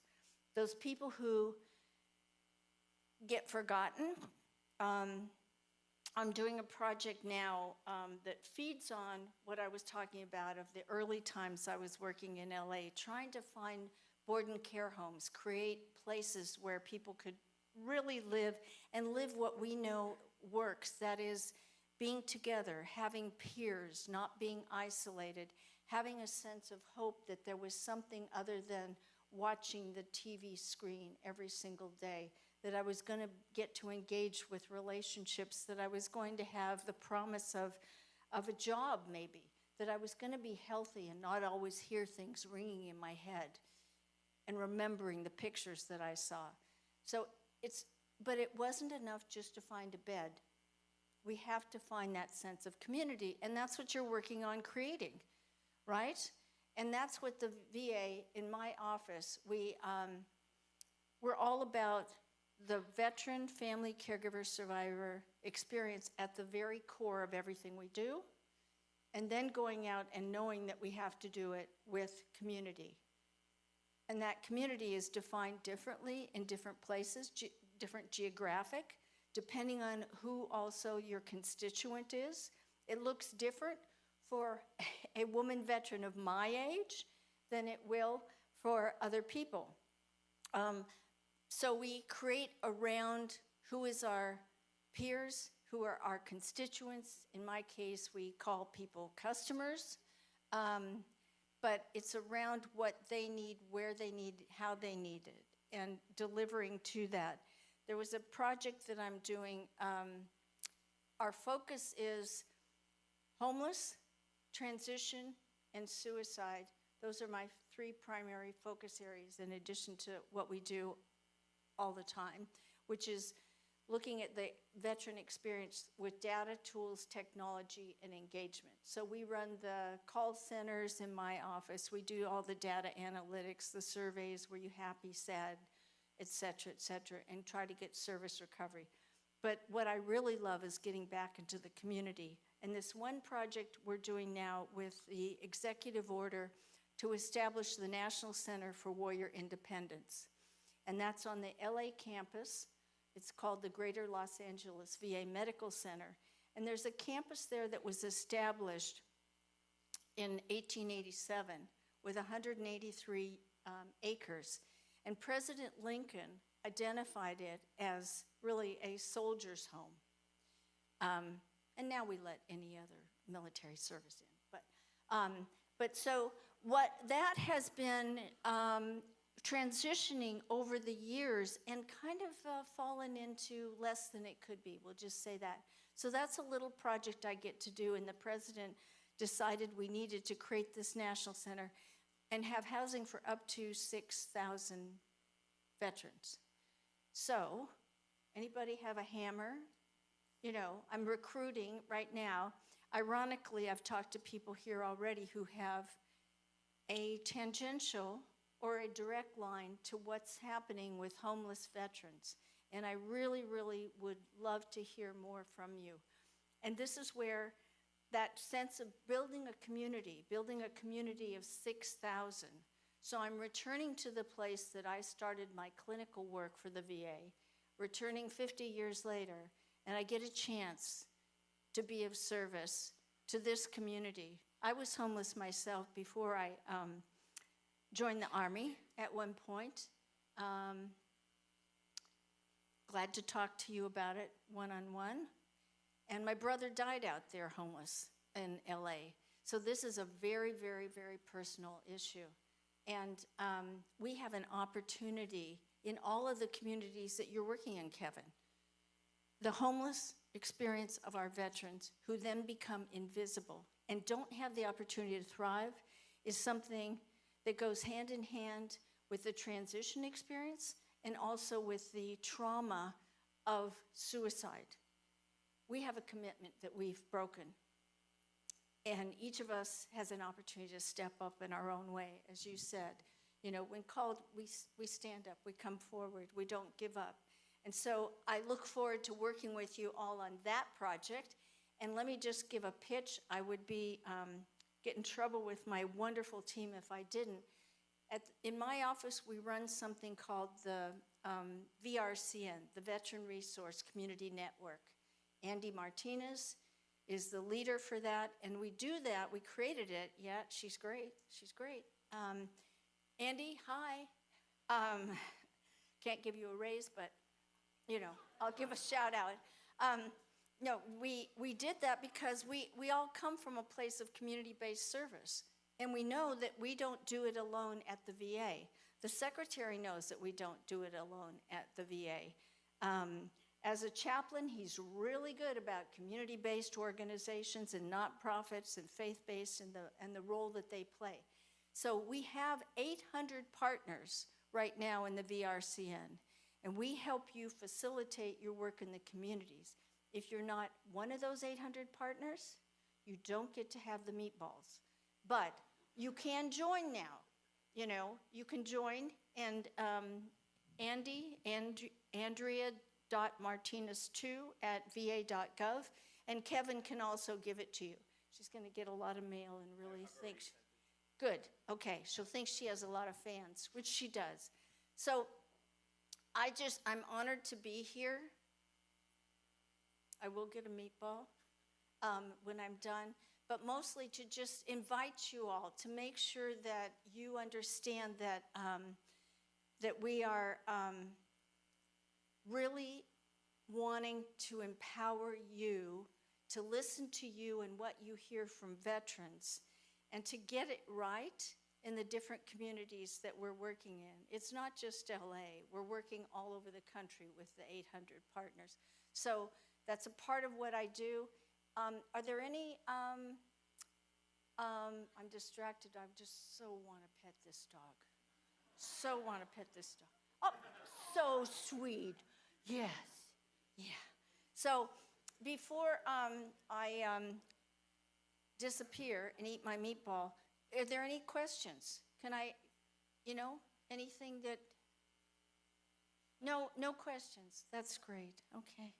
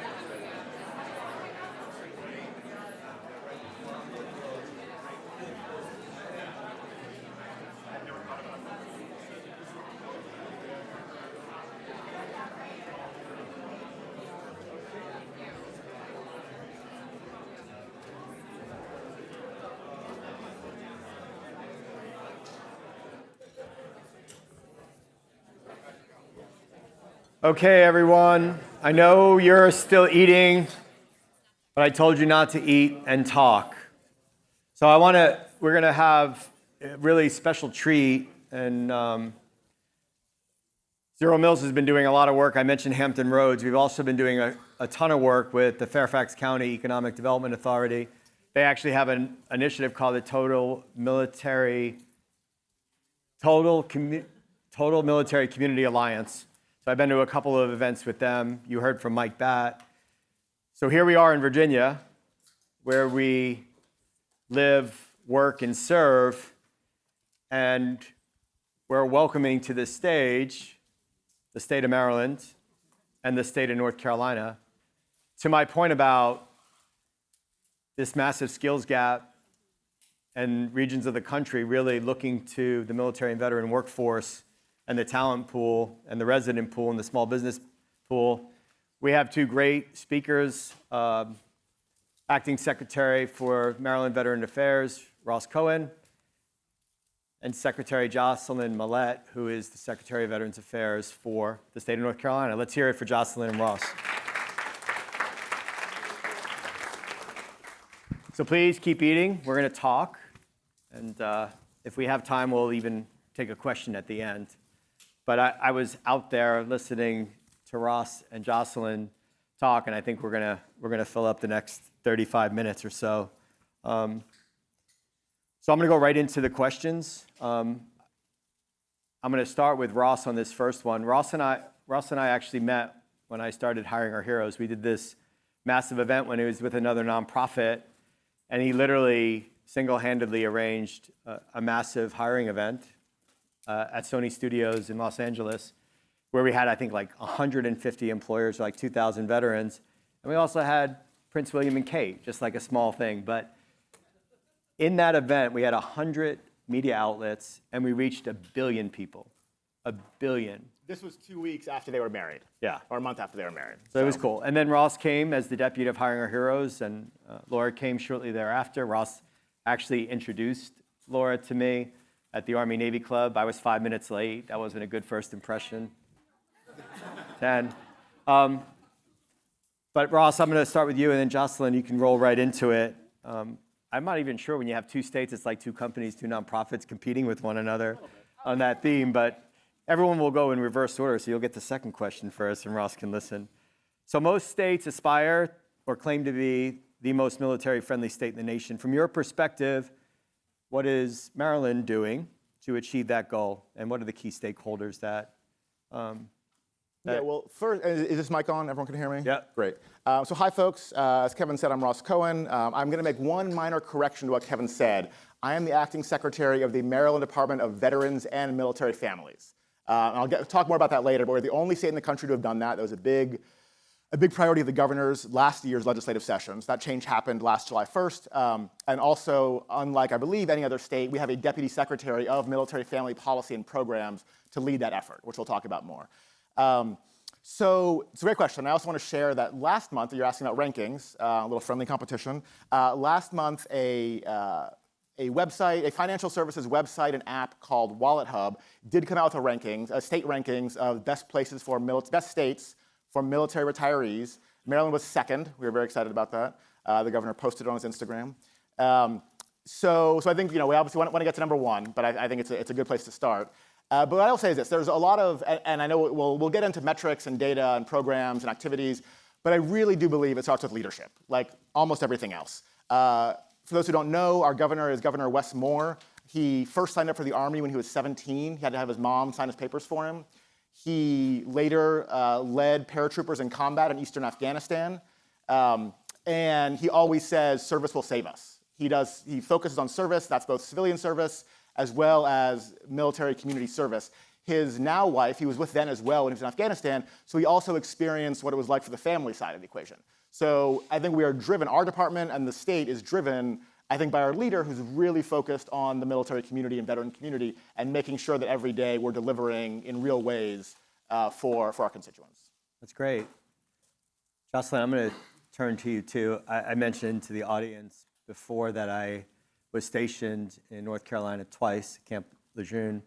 I think the Marine Corps and being in North Carolina adds to the aura of the state for obvious reasons. But Paul and I actually served in an artillery battalion at Camp Lejeune together too. But I'd love to hear you talk about North Carolina, because every time I drive to see him, at the bottom of the billboard, it says the most military-friendly state in the nation. I will address that, Kevin. But first, I just wanted to thank you and Paul and everyone, the team at Zero Mills, for hosting this incredible event.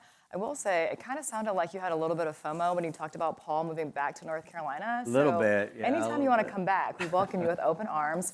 But yes, it does say that on the sign when you cross the border into North Carolina. And I've been the secretary of the North Carolina Department of Military and Veterans Affairs for a little over 5 months now.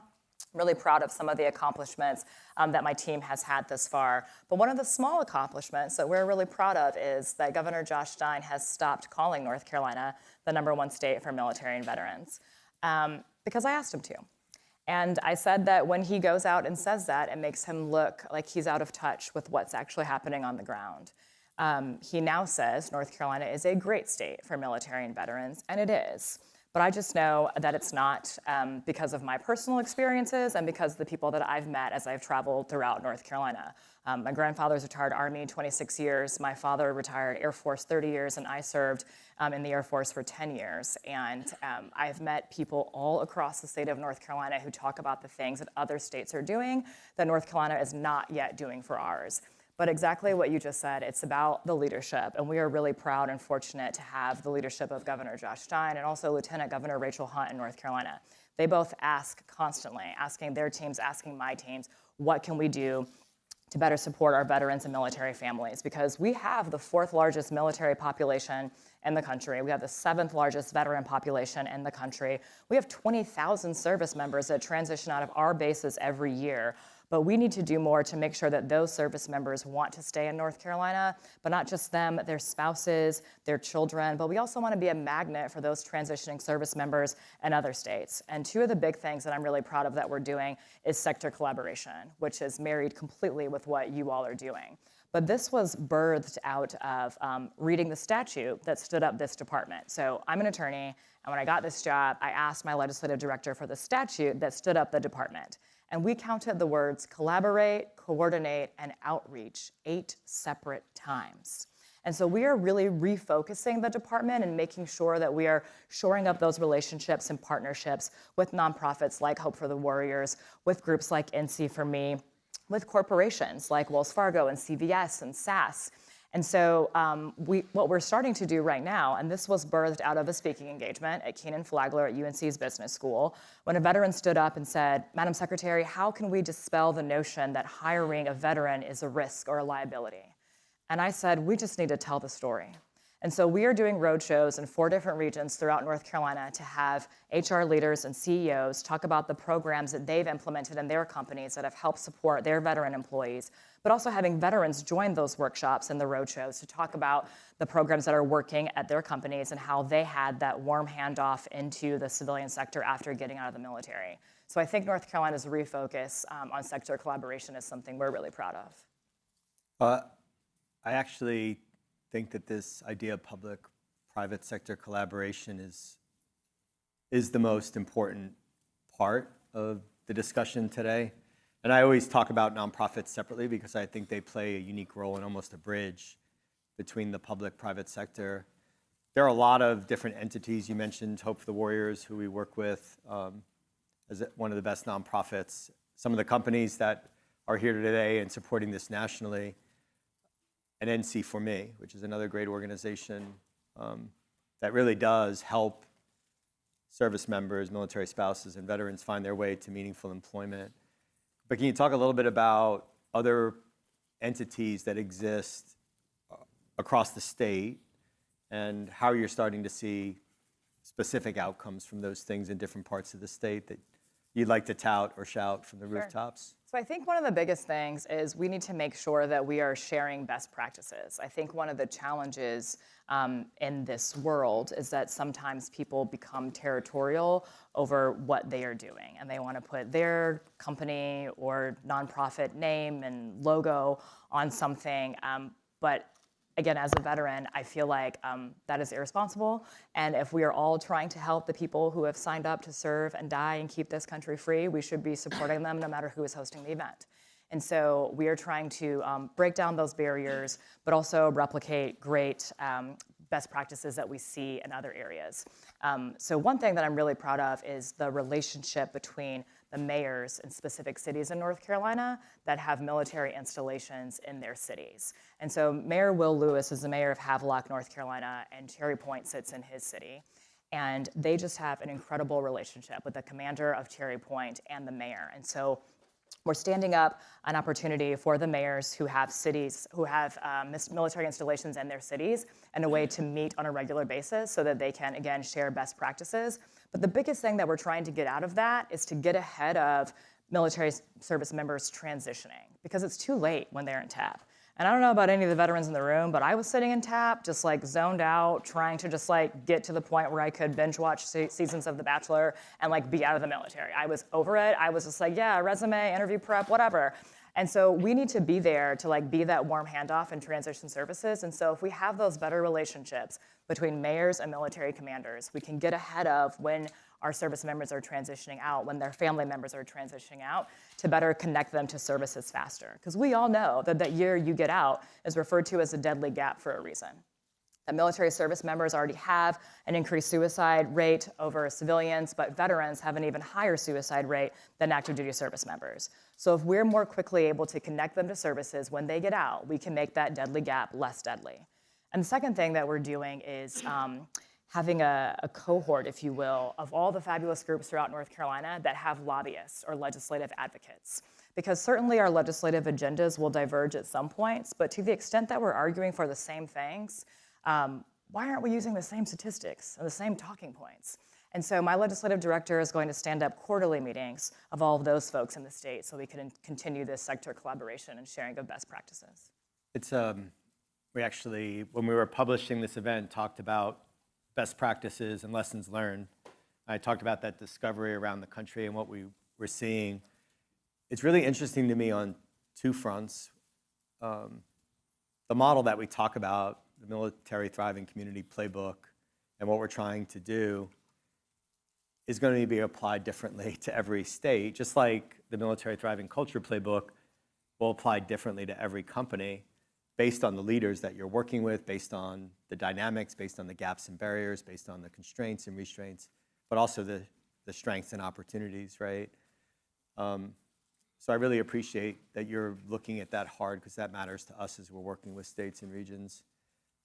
Ross, I'll let you talk a little bit about best practices too, but I'd like you to, I love the fact that you corrected me on the title, because I remember us talking about that and the importance of the military family piece and our experience with the Obama White House and joining forces. They were critical in hiring our heroes being able to achieve its goals.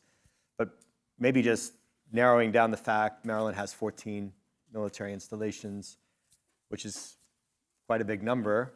Governor Moore's made his goals very apparent, but maybe really narrow in on Maryland joins forces, the creation of that, and what are some of the best practices you're seeing coming out of that based on some of the work that the other deputies have been doing? Yeah, thank you. Yeah, so Maryland Joins Forces, an initiative that our department launched on Veterans Day 2023. Still actively engaged in it every day. Basically, it was inspired directly by the former White House's Joining Forces initiative that really sought to inspire and sort of convene nonprofits, private sector, and government for purposes of collaboration. The term of the day was, the sea of goodwill, and trying to, sort of create order in the sea of goodwill. So today we have 24 separate MOAs with nonprofits and a couple of corporations, and it's a lot of who have folks who are in Maryland. So it's a lot of people like Blue Star Families, where I also used to work. They have a great Baltimore Chesapeake region chapter. With Hiring Our Heroes, we partnered with them.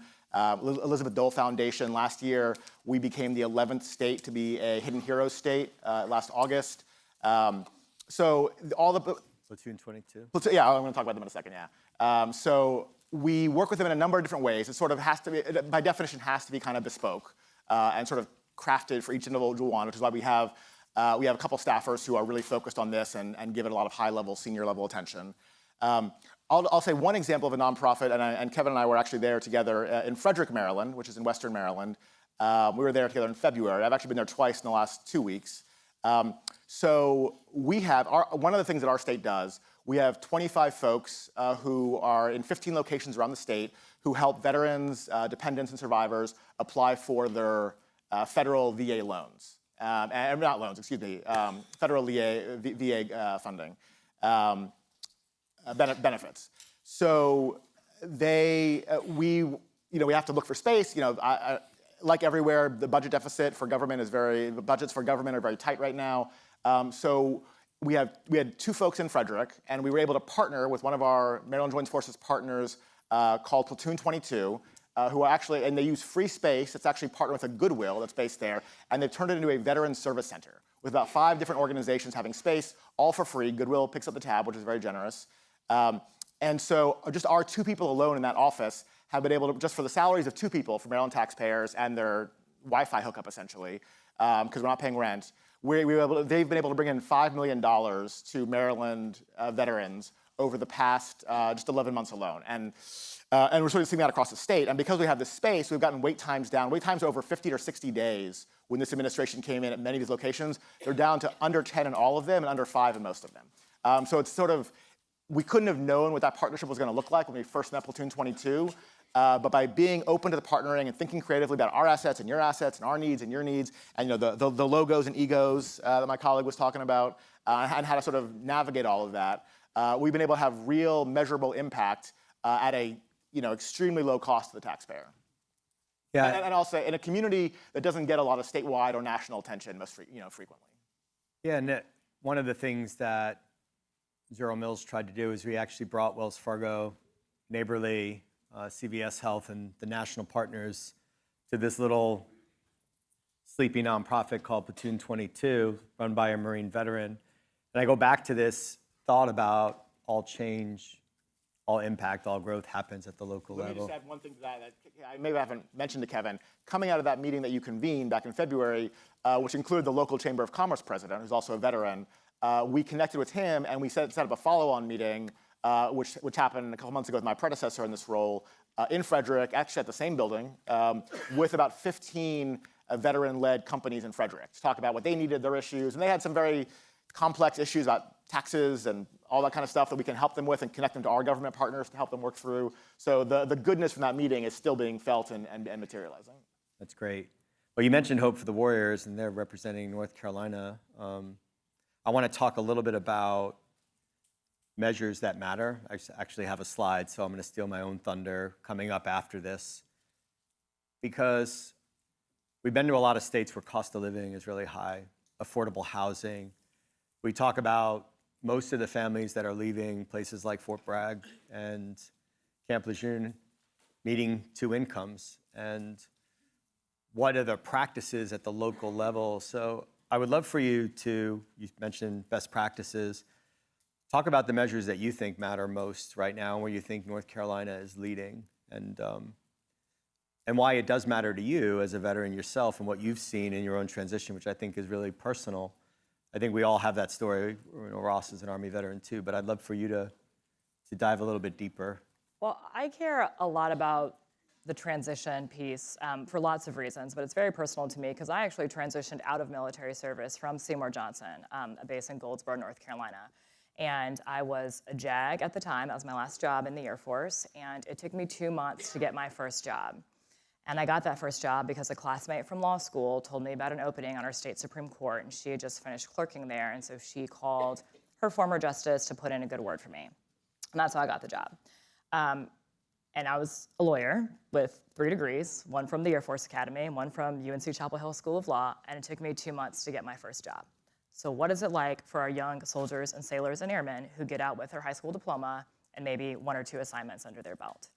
And so we just have got to all work together and do a better job of connecting these transition service members and their spouses to jobs, to whatever they want to do when they want to get out. If they want to buy a home, tell them how to get a VA loan. If they want to go back to school, UNC System, we're really proud of UNC System and our partnership with them.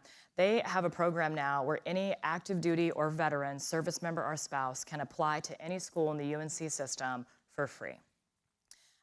It's incredible. And so we just need to continue amplifying these programs that exist, but also encouraging everyone else to do more. But we also need to think about the spouses. And I'm not going to steal your thunder, Robin, but there are specific career fields that need to have better pathways to be licensed in all of our states. And we are working really hard in North Carolina on that with some specific initiatives with Duke University. But I do want, in an effort to lead by example and not be territorial, I want to brag on Maryland. I'm going to have you talk about your postcard.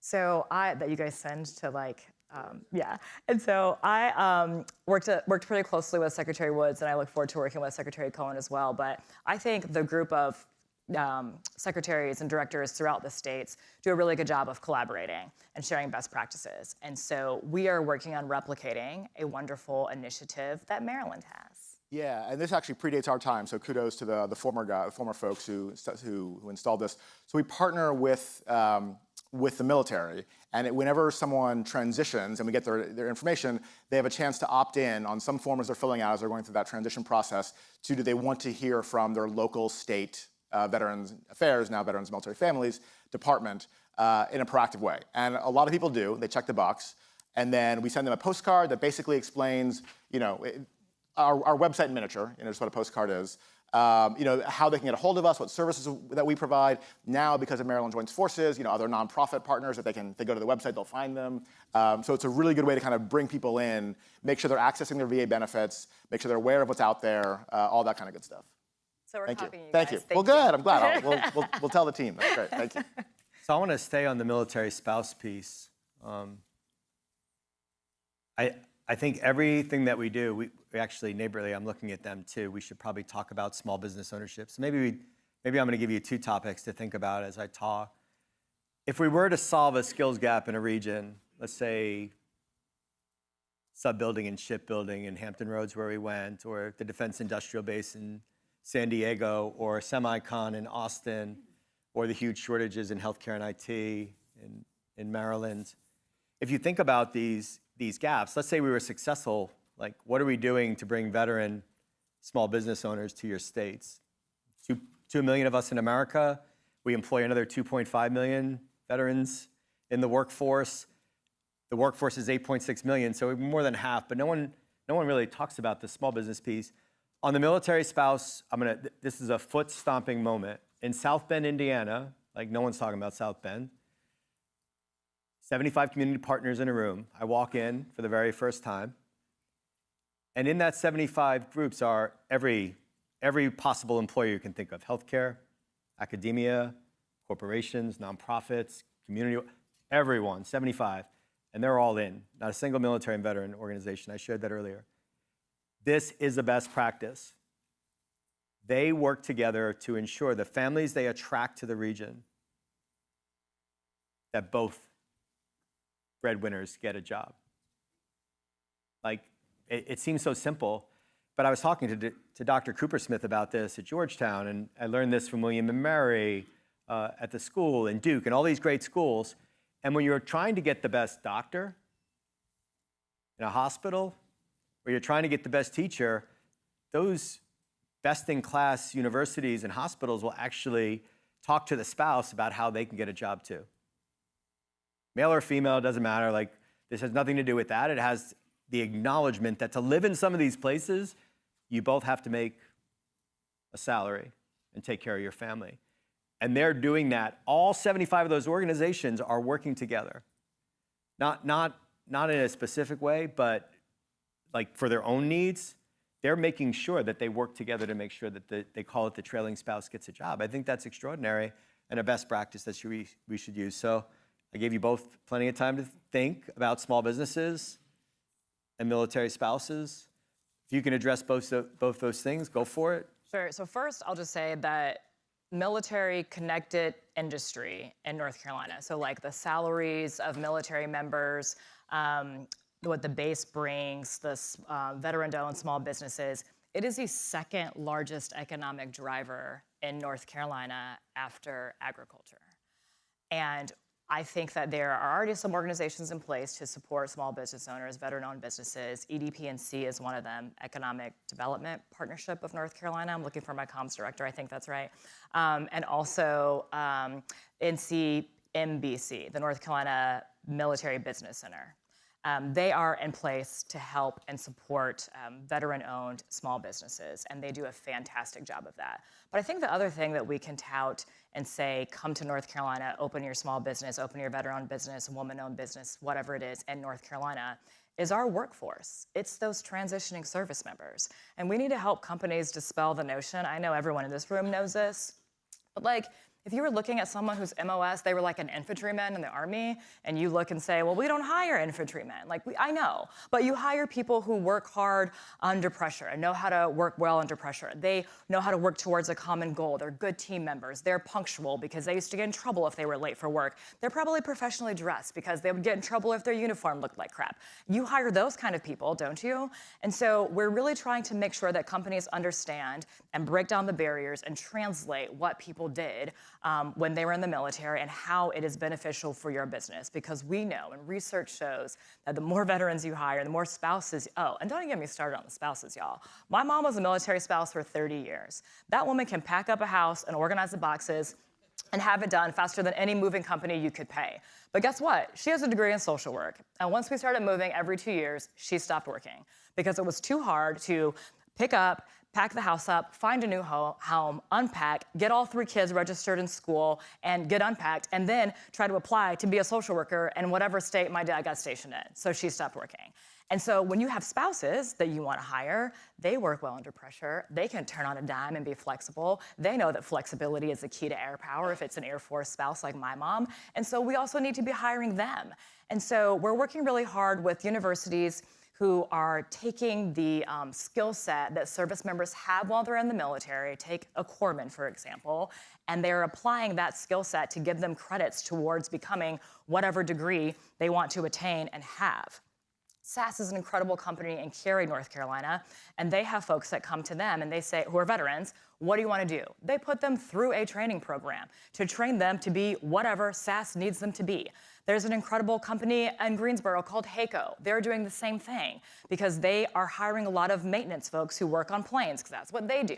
And so they are starting an internship program to train these people who have all the soft skills that you can't really teach, and they're just matching it to the technical skill set so they can hire them. So y'all come to North Carolina and start a business. We have the workforce.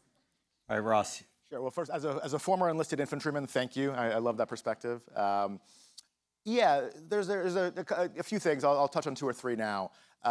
One to share, the Maryland veteran unemployment rate is about 3.8%. So it could be better, but it's not terrible. In terms of veteran-owned small businesses, we have really put it in gear to make sure that our procurement process, as one of the biggest sort of entities in the state financially, since this administration has been in office about 2.5 years, we have increased by 249% our procurement funding to veteran-owned small businesses for about $125 million, which I think does help to make a difference. And we're constantly doing that. We're constantly, there's a lot of good pressure on all the agencies to look to find veteran-owned businesses that they can support with state contracts. We certainly hire some in various different capacities in our enterprises across the state for our agency. So that's constantly happening, and I think that will continue to be a good news story, I hope, and we'll continue to draw people there and continue to draw folks to Maryland who want to invest in that kind of environment. For military spouses, so in addition to changing our name, we passed something last year called the Family Serve Act that the governor signed. That I believe the first state in the country where, similar to how veterans will get sort of 10 points when you're applying for a government job at the federal level or many states, now active duty military spouses now get the same benefit. And at the same time, and folks like Lockheed Martin, which are based in Bethesda, Maryland, were very excited about this and actually came to testify in Annapolis in support of the legislation. It makes it a legally allowable and in a very clear way for employers to ask about military spouse status so that they can then, if they choose to, companies like Lockheed can then choose to prioritize that hiring. Whereas before, it was sort of a murky-ish gray area where their general counsel's office would get very nervous about asking those questions. So we try to sort of look at, what can we as a state entity do in addition to the partnerships? It's regulation, it's government funding, it's things like that. Awesome. Well, I'm actually a little bit ahead of schedule, so we're going to take a question. Any brave soul have a question? Oh, right away, Angela.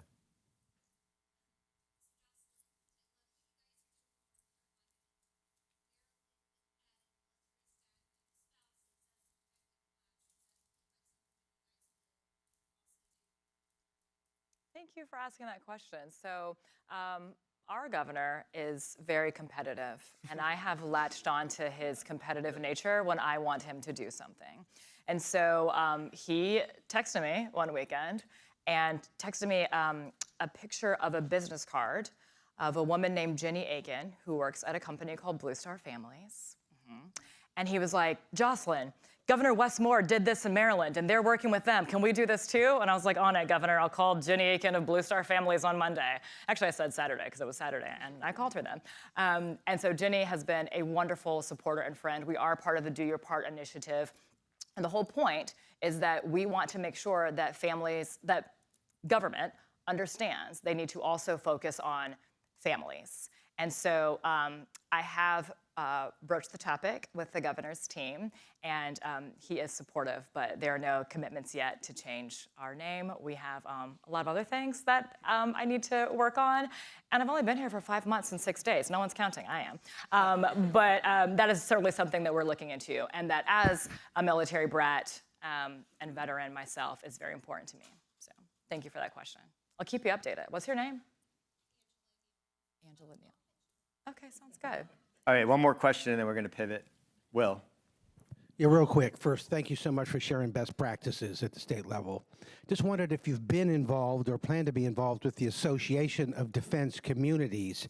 They bring together all of the communities to share best practices. I'd love for yours to get out, and I'd love for the other best practices to get in.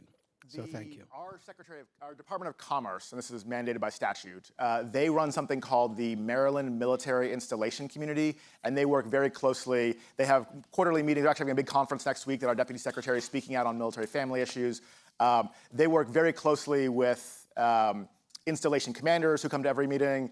The Fort Meade Alliance, there's these association groups that exist around every military installation. They all come to the meetings. Folks like Yolanda Rayford from Blue Star Families comes to the meeting, so the relevant nonprofits, we come, the other Department of Labor. So that is happening. It's led by Commerce. So we are involved with ADC.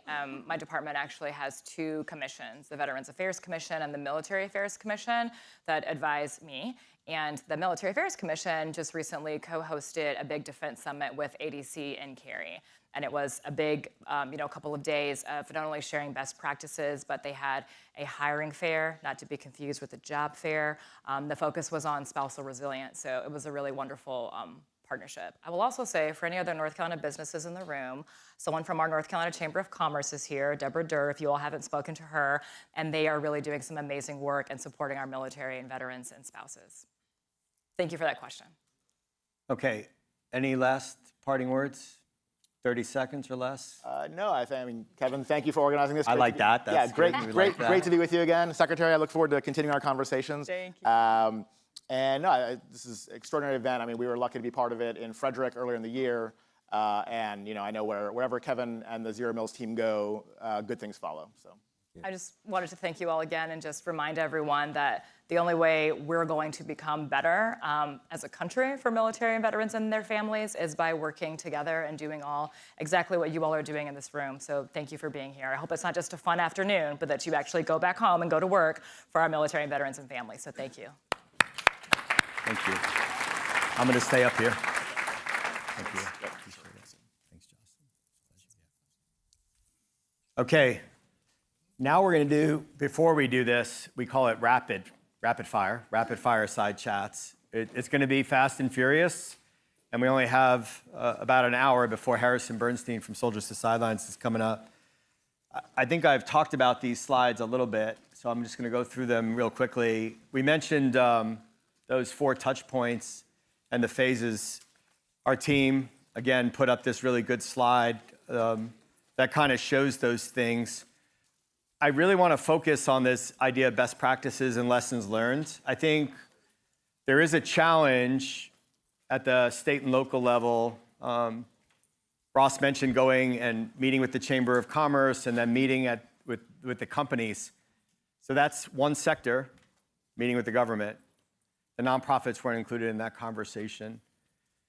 The really important thing to take away from this is, and it's exactly what Secretary Millett said, is after people leave, they go about their business. They go about their business measuring what matters to them. So if we go to the next slide, measuring what matters in a military thriving community implies that the coalition of the willing becomes the coalition of the committed, and they commit to measuring these things together. And everyone has their own view of what a win is. What's really hard to do is create an environment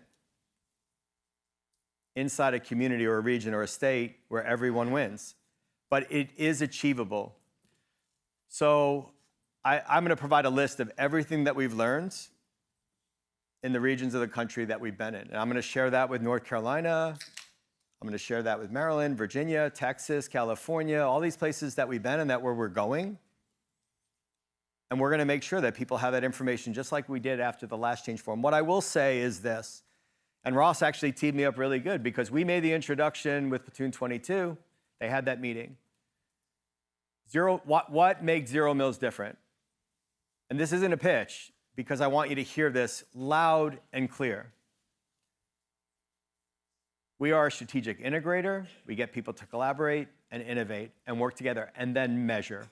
That sustainment phase at the end is 3 to 5 years of committed, a coalition that says we're going to work together, we're going to collaborate, and we're going to measure.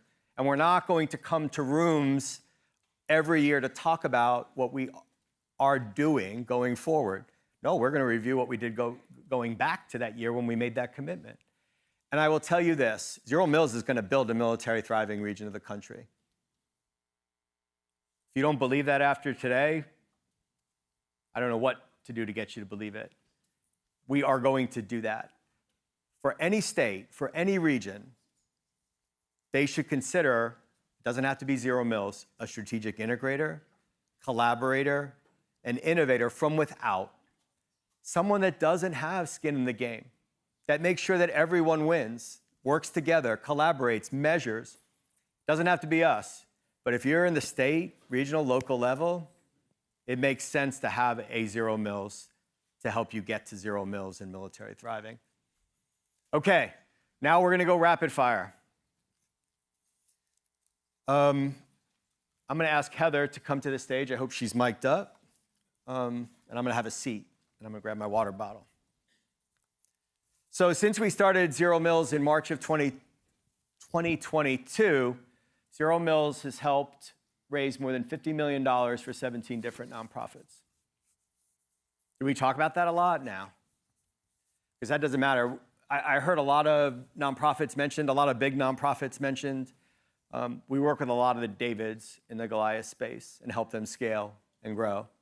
Nonprofits like Military Spouse Advocacy Network, led by a young woman named Veronice Castillo. So we're going to have 4 featured nonprofits up here, but I'm going to pepper you in between with some of those Davids in the Goliath space, with some extraordinary people doing extraordinary things. So you know how people disparage the 40,000, the 45,000 nonprofits in the space? Yeah, I agree there should be some merging and acquisitions and collaboration. But I don't think we should squash some of those smaller nonprofits and disparage them because they are the next Hiring Our Heroes. They are the next Blue Star Families. They are the next Bob Woodruff Foundation, Elizabeth Dole Foundation. That's why we started Zero Mills too. It's simple. So right now we're going to feature Travis Manion Foundation, and it's an organization that we definitely believe in because they're at the very heart of providing veterans with purpose, being part of a tribe, and really influencing what's really important to us, our why. If it hasn't been clear to people, our why is to make sure the next generation serves. And that is different from a lot of other organizations and what they talk about. We don't share that with every audience or clients or partners, but that's our why. And that's not just serving in uniform. That's serving in healthcare and as first responders and in industries that are vital to national security, like ship and subbuilding, like cyber and IT. So in demonstrating these things, Travis Manion Foundation is doing this. And I don't think that Ryan or Josh or you talk about it enough, but what you've done is extraordinary. But before we talk about Travis Manion Foundation, as a Marine talking to you, I'd love for you to share your story. I shared my story earlier. Sometimes it's not hard to share our stories. But share your story and how you got to this point and how Travis Manion Foundation personally has touched you in a way where you're thriving. My pleasure. So I'm Heather Kelly. I'm the Director of Advancement at Travis Manion Foundation. And like Kevin said, Marine Corps family member. I first came to TMF as a volunteer. And it was after the loss of my husband. So my husband was a Marine. He was killed in Afghanistan in 2010. And that was shaped the trajectory of my life. That happened when I was 26 years old. And I struggled, a lot with it. Like Kevin said, you kind of hit these lows. The worst thing that I could have imagined happened to me. And so I just looked very inward that was going to be the thing that defined my life. I couldn't see necessarily what that next step past that was, and got connected to TMF kind of in different ways, would come cross paths with it, and was not in a place personally where I was ready to be involved. I would always say that they're doing good work. That's nice for them. And eventually came to a place where I was able to connect with our community. I met other young widows that I could see myself. We shared similar stories. I could see how they were continuing to live their lives, how they were doing better. And that inspired me. And getting connected to the community, like I said, meeting other family members, meeting veterans, and kind of coming together under this umbrella of, these traumatic events have happened in our lives, but we can make more of them. There's more to be done. It shapes us, but we're not broken for that. And I think, changed my life, changed my worldview. And I like to joke, I snuck my way in full time eventually, almost 10 years ago. And so now I get to do it, as my job. And I consider myself so lucky to have connected with the TMF community and found that path forward for myself, both personally and professionally.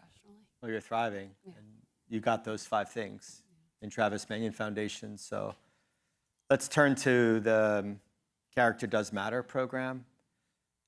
And let's bring it to the level that you just shared your story, but share it in the context. I think we actually have a slide that shows the thousands of veterans and some of the things that Travis Manion Foundation has done. There's just some pretty staggering numbers that are on this screen, but I shared my story, you shared your story. There are thousands of other stories like this, the veterans that are in these numbers that have found their purpose. They found their purpose by getting in front of young people and touching them in deep ways and solving the problem that I talked about. But maybe share a little bit about those veterans and what you've seen and why you're even more inspired to do the work that you're doing and getting paid for, which is crazy sometimes, right? Yeah, absolutely. I mean, I think, our stories are just 2 of so many, that so many of us have these similar sort of things. And the opportunity to continue service in the way that TMF offers it, I think can be life-changing and impactful for so many veterans and families of the fallen, military-connected families. At TMF, the word of the day is obviously thriving. Our model of thriving is finding meaning, relationships, and engagement. So that's our other MRE acronym. And that's the sort of thing that is kind of baked into this military experience. For folks that are serving, you are finding those pieces, and when you transition from that system, it can be really hard to find it again. So we hope that our programs and the community that we're building is filling in those pieces. So, serving in something bigger than yourself, having that renewed purpose, building those relationships again to get you to that place of thriving. And so through a program like Character Does Matter, where they're connecting with other veterans, serving as mentors, they're connecting with youth to inspire that next generation of our nation's leaders. And whether that is inspiring people to join the military or, like you said, serve at home, that there's so many other capacities. And at TMF, we believe that our veterans are our nation's civic assets. So they're the ones that our greater community can look to be inspired and to see what service can look like in and out of uniform. And we think that's what is going to unite communities. Okay, just really quickly, we had Dr. Linda Davis here yesterday. A lot of times when we're looking at mental health and wellness, suicide prevention, we're talking about like what's happening at a point of crisis, how do we meet these stressors, and we're researching all of that. I'm just saying this because I have to say it, and we work with a lot of nonprofits that are positively messaging, thriving, versus that one point that I don't want people to think of me in that way. I want you to all think about this. How about researching some of those numbers up there and talk to me and talk to Paul and talk to Heather and talk about this entire ecosystem after they got through the barely surviving phase to thriving and say, what was it in the moment? Measure it. I guarantee you, between Travis Manion Foundation, Soldiers to the Sidelines, The Mission Continues, Team Rubicon, Team RWB, and all of the smaller ones that I'm going to mention in the context of this, if you measured it, hundreds of thousands didn't spiral down into the depths of despair. They didn't take their lives. Was it purpose through continued service? Was it a connected community or a tribe? Was it their health? Was it filling their kit bags up? We just focus on the meaningful employment piece and we miss those other 4 pieces, and we're measuring what you do to stop it. You didn't realize what you're measuring. You're missing hundreds of thousands, and that's what we're going to focus on because those measures matter. Those measures matter. All right, sorry, soapbox moment. I want to pivot to our why again and talk about the importance of character and role models to America's youth. And the recruiting crisis we face that I mentioned before, you don't have to look far to see it. It's still happening in the Army, Air Force, Navy, not so much in the Marine Corps, but that's because we're the best. And I want to read this from an article that I wrote, or an op-ed I wrote. A scarcity of mentorship and positive role models for youth in cities and towns across the country may be exacerbating these shortages in recruiting. A recent national study found the share of young people aged 18 to 21 who report having had a childhood mentor dropped 6% over the last decade. Roughly 1/3 of teens nationwide, most from the lowest socioeconomic quartile, report never having experienced a mentoring relationship. 1/3. When asked, many unmentored youth said they didn't know how to find a mentor or didn't think mentors were available to them. Let's talk about Character Does Matter and the hundreds of thousands of young kids you're touching through your program. Yeah, through Character Does Matter, we have this opportunity to empower veterans and families of the fallen to serve as those mentors. We use that same stat. We say 1 in 3 youth does not have a positive role model in their life. And then this high percentage of veterans that are seeking this renewed purpose. Bring them together, whether it's through, we do character and leadership courses. We're piloting a new program called Teams with Character, where we're bringing this into youth athletics. We work closely with Soldiers to Sidelines. It's this opportunity to provide those role models and just positive adults outside of their parents, outside of their educators, that are talking to them about living a life of character. Everything we do is grounded in positive psychology, so it's empowering them to look at themselves as leaders, how they have these character strengths of kindness and love of learning and humility, and how are they bringing them to the surface? It's this power to show them what they can be, and whether it's, again, through military service, through service at home. They see thriving veterans, our mentors that give of their time and volunteer, are also successful team members at Johnson & Johnson and Microsoft and veteran entrepreneurs, and they can see them in all those spaces, and that's the opportunity to just inspire that next generation of what's possible. Awesome. Well, I said it was rapid. Heather's going to be around. She actually, Travis Manion Foundation, partners with Soldiers to Sidelines and some of the other nonprofits who will probably mention that. We work with Travis Manion Foundation, refer as many veteran ERGs as possible to them, just because we believe in their mission and what they're doing, and it really does connect the dots in so many ways. So let's hear it for Heather. Thank you. Thanks, Kevin. Appreciate it. Thank you.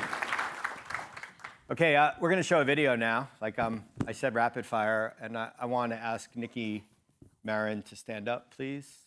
A woman veteran, Women Veterans Day. A lot of people, you don't know Nikki. I met her 5 months ago. She was the first presidential leadership scholar that I talked to. We were in an auditorium in Philadelphia, the birthplace of America, and I met her, and as soon as I talked to her, I said, yes, this is what we need. going forward. She started a nonprofit called Beneath the Surface. So Beneath the Service, that's my jersey coming out. I always change words.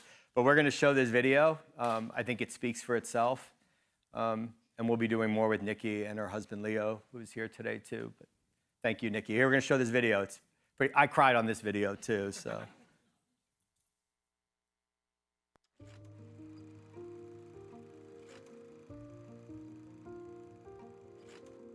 While military identity is a part of how you define yourself, beneath it all, you're an individual with unique talent and potential. Beneath the uniform is a person with hopes and ambitions, with experiences unlike any other. Beneath the experience are bonds without an expiration date, forged by moments that may never come again. Beneath the distance are those that support you through it all. Beneath the tough moments and the hardship are lifelong lessons you'll keep and pass down. Beneath the service is the life you've yet to live.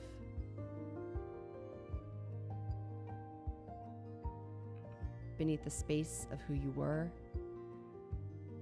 and who you will become.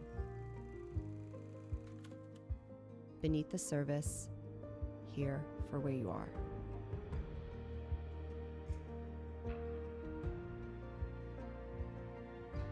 Who's crying? It's pretty remarkable. Let's hear it for Nikki.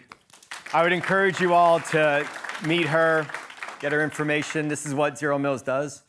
We connect incredible leaders like Nikki, Berenice, and some of the Heather and their team, and I'll go on and on and on if I keep going. But Nikki shared that. For me, I think I was the first person outside of her husband and probably her team that she shared it with. We were in an airport in Little Rock, and we were crying. It might have had something to do with the beer I had too, but I was crying in the airport. She showed it the very next month in Austin at the LBJ Museum, and there were 55 other, and the staff crying with us because what Nikki did is so remarkable, and a lot of the stuff we learned was applied in that video, which she made herself. So we are gonna ask the next speaker to come up. Brian Kelly, retired General, Air Force, who is the president and CEO of MOA. Let's hear it for Brian. Well, actually, as I was trying to fit the videos so we could highlight more and not less, I think if you think about the work that MOA is doing and has done, but really you bringing your leadership, it's almost like rediscovering an organization and trying to rethink. And having done that myself in 2 nonprofits, if you think about the themes of Beneath the Surface, what Zero Mills is doing with military thriving and what you're trying to do with Total Force Plus, I really would like you to talk about, everyone can look at your bio. When you're a general officer, you have this incredible bio that you can share. But you took this role on, and it's completely different. And I really appreciate your leadership because you're thinking outside of the box and trying to do something different. Notwithstanding it completely aligns with what we're trying to do too, but I'd like you to go right into Total Force Plus, why you're doing it, and we'll get to the conference itself, but the concept and why.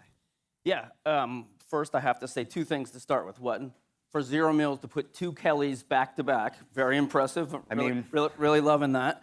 And then for 2 New Jersey guys to be on the stage together is also very impressive. That almost never happens. That never happens, right. You know, one of the things that was said earlier this morning, right? Sean said, thriving is making sure that they keep the promises that were made when they were recruited. MOA's mission has always been that, but a little bit more. Preserve and protect the earned benefits. We would say not just what they were promised, but what they earned based on their service. And then Kevin said, you know, one of our goals here, we don't talk about it a lot, is to make sure that the generations continue to serve and people want to serve. So at MOA, one of the stats, probably the most important stat that I look at all the time is, what do the folks who are serving and have served and their family members, what is their rate of recommending service to the next generation of people? For a long time, that was really high. It was like 83, 84%. And it went down as low as the high 50s, like 58%, 59%. That was shocking and alarming to me, and it's the one I look at all the time. So when we look at what we do at MOA and all the work that we do to preserve and protect earned benefits, we said we can do more, and we can do more in a different way, and that's where Total Force Plus came from. Total Force Plus is a conference idea to bring together a conference of all of the things that are required to make sure, really from cradle, recruiting, to grave, VA headstone, if you will, are such a state that the person who's going through that, the families who are going through that, experience it in such a way that they will absolutely turn to the next person and say, you should raise your hand just like I raised my hand and you should serve. We're putting together a space at Total Force Plus to let collaboration happen. We want DoD to be successful. We want VA to be successful with the underlying principle, just what Kevin said is, we want to make sure what we think is great about our nation and happens about service is that all volunteer force can continue, and the only way to make that happen is to help collaborate and put that together with so many different partners, so many people who are here, and Total Force Plus is going to create that space to make it happen. Yeah, so let's talk about the power of partnership. I mean, you mentioned DoD, you mentioned the VA. Obviously, MOA has a lot of corporations that you work with and nonprofits, but I think I've seen a shift in MOA too with your leadership on the power of partnership. Like, I think a lot of the introductions that we made at the Change Forum, you actually immediately, you and Leslie and your team, immediately created a list. I mean, I hear from all the nonprofits who are here that MOA is literally talking to every single one of them, even leaders who were going to be on the stage after you, like Jim Lorraine and Robin, Harrison. Like, so one, tell me like why, like power of partnership, the realization that you can't do this on your own, but how has that been? Because I think a lot of the VSOs are like islands sometimes, and they have a brand, and you're kind of changing a brand, which I really appreciate. And it's not an easy thing to do, like with a bigger VSO. No. So talk a little bit about partnerships and how you're doing all these different things at once. No, thanks, Kevin. I think, I think this mission that we're trying to get done, that we're all trying to get done, I think of it kind of like a big puzzle. And everybody has a piece to play. And if you don't bring those collaborations and those partnerships to play, you're going to get your puzzle done, and you're going to be that person who's looking on the floor for the piece that got taken up in the vacuum or whatever. Where's that one piece of puzzle? Because so many of our nonprofits and partners have a piece to play, and we've got to bring them all together to make that work. MOA, we're not, I certainly am not, we're not afraid of that collaboration diminishing MOA. We just think that collaboration expands MOA, but expands everybody, right? So a rising tide lifts all boats, and when it's such a daunting task, when you think about some of the things we heard, 9% of folks have a propensity to serve. Only 59% of those who are serving or have serving are recommending service. You need everybody in that space to collaborate. If you think you can take it all on by yourself, that's sort of folly. And I don't want to be the person sitting there, by myself, feeling good by myself while we're having folly. This is a group effort. This is a community effort. There's collaboration here, and everybody's got a piece to put in that puzzle.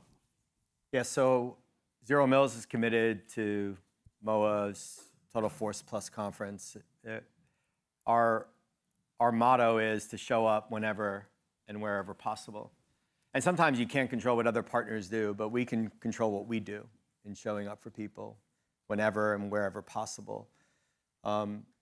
I want to use this opportunity, since MOA came here to support this event, and we're coming to support your event, for you to share, one, when it is. Like, let's again, I mentioned July 6, 2026, because I want everyone in the room to come to New York and celebrate our community and the uniqueness and greatness of our generation of veterans and families. So why don't you give us a 2 or 3 minute overview if you can, because it's a massive undertaking. Yeah. It's hard to do. I know, just by having to bring 100, 150 people in a room to do the things that we're doing here, hundreds of people at the local level. So talk a little bit about the conference. Yeah, let's start with the date. So October 28th and 29th of this year, over at National Harbor at the Gaylord National Convention Center over there. We'll put this together. We'll bring industry, who hopefully has some ideas and potential solutions and some things that they can share with DoD and VA. We'll bring academia. We'll bring subject matter experts. We'll bring nonprofits, others who work in the space, Kevin and the Zero Mills folks, others like that will be there. Elizabeth Dole Foundation, lots of folks that we work and collaborate will be there. The idea is over those 2 days to be able to advance solutions, right? There's challenges for the DoD and the VA. They're working hard, but there's things that they need to be able to do to make sure that they're taking care of the people who make national defense strong, and the VA are taking care of those who've already served to continue to make national defense strong. So all that collaboration happens. The idea is to get about 2,500 people a day, so an audience of 5,000 over 2 days. We'll have fellow Marine veteran Rob Riggle, comedian, who will be there one day to tell his story about how military service advanced his career. He's going to do a roast and toast kind of thing where he kind of makes fun of each of the aspects of each of the military services in a friendly rivalry way. We're going to have artist, producer, global ambassador B. Taylor, who's a Navy veteran who now works in the R&B world. He'll be there to do some things. Nate Boyer, former Army Special Ranger, now NFL player, now leading another nonprofit in this space. So lots of collaboration over these 2 days. Absolutely free for all currently serving, all branches, all ranks, everybody all currently serving and their families. Are absolutely free to come. Everybody else invited as well. You might have to pay a little fee to help us run a big event like that. But really looking forward to it. If it works the way we want it to, and we get everybody in the room, just like you guys are doing in your space, we're hopeful that a lot of solutions and ideas will be exchanged that will advance things for the DoD and VA in a way that we can make sure that the people who are in those spaces are getting the best experience they can get. Yeah, so we're committed. We consider you a valued partner. Zero Mills will be coordinating a panel with some of our key partners, and I won't be speaking the whole time, so we'll be with the panel. We're also considering doing an entire event focused on service, and one of the things that we learned in our own time when we went to Dallas, especially the first time, is we weren't bringing enough youth from civilian-based organizations. So think Big Brothers, Big Sisters, think Scouting America and others. I'm going to give you one last chance just to talk about what your vision is for MOA, just like the bigger picture in 30 seconds or less. Yeah, I think, I go back to what Sean said in the beginning, and I go back to, we think, it's probably George Washington, although the quote gets misused sometimes about the measure of the nation is how they take care of their folks who are in the war and what they do after and whether they'll show up the next time for where we go.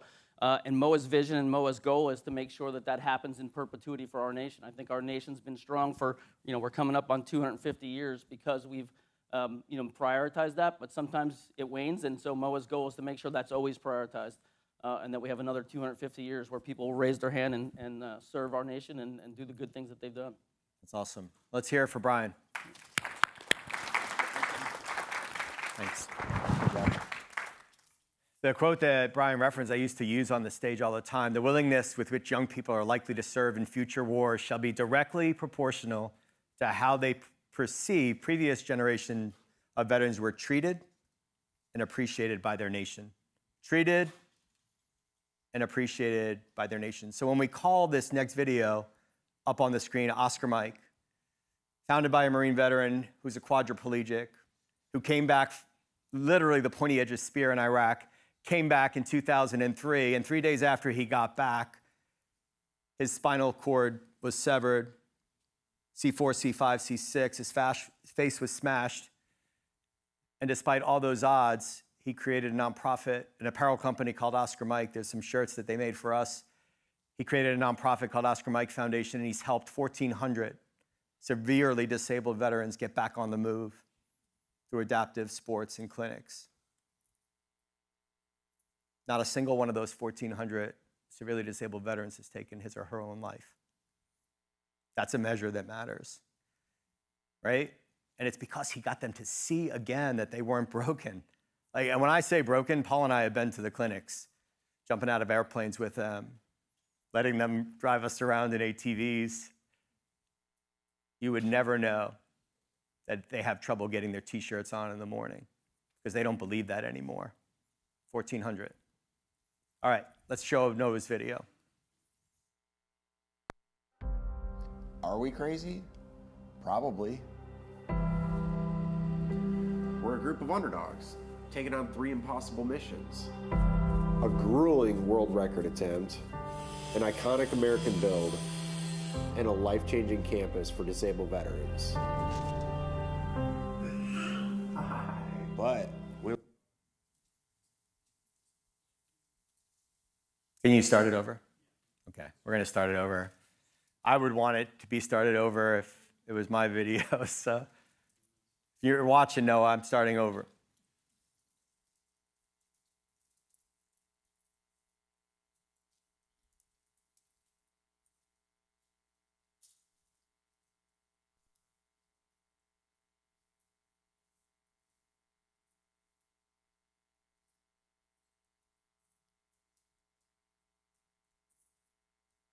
world record attempt, an iconic American build, and a life-changing campus for disabled veterans.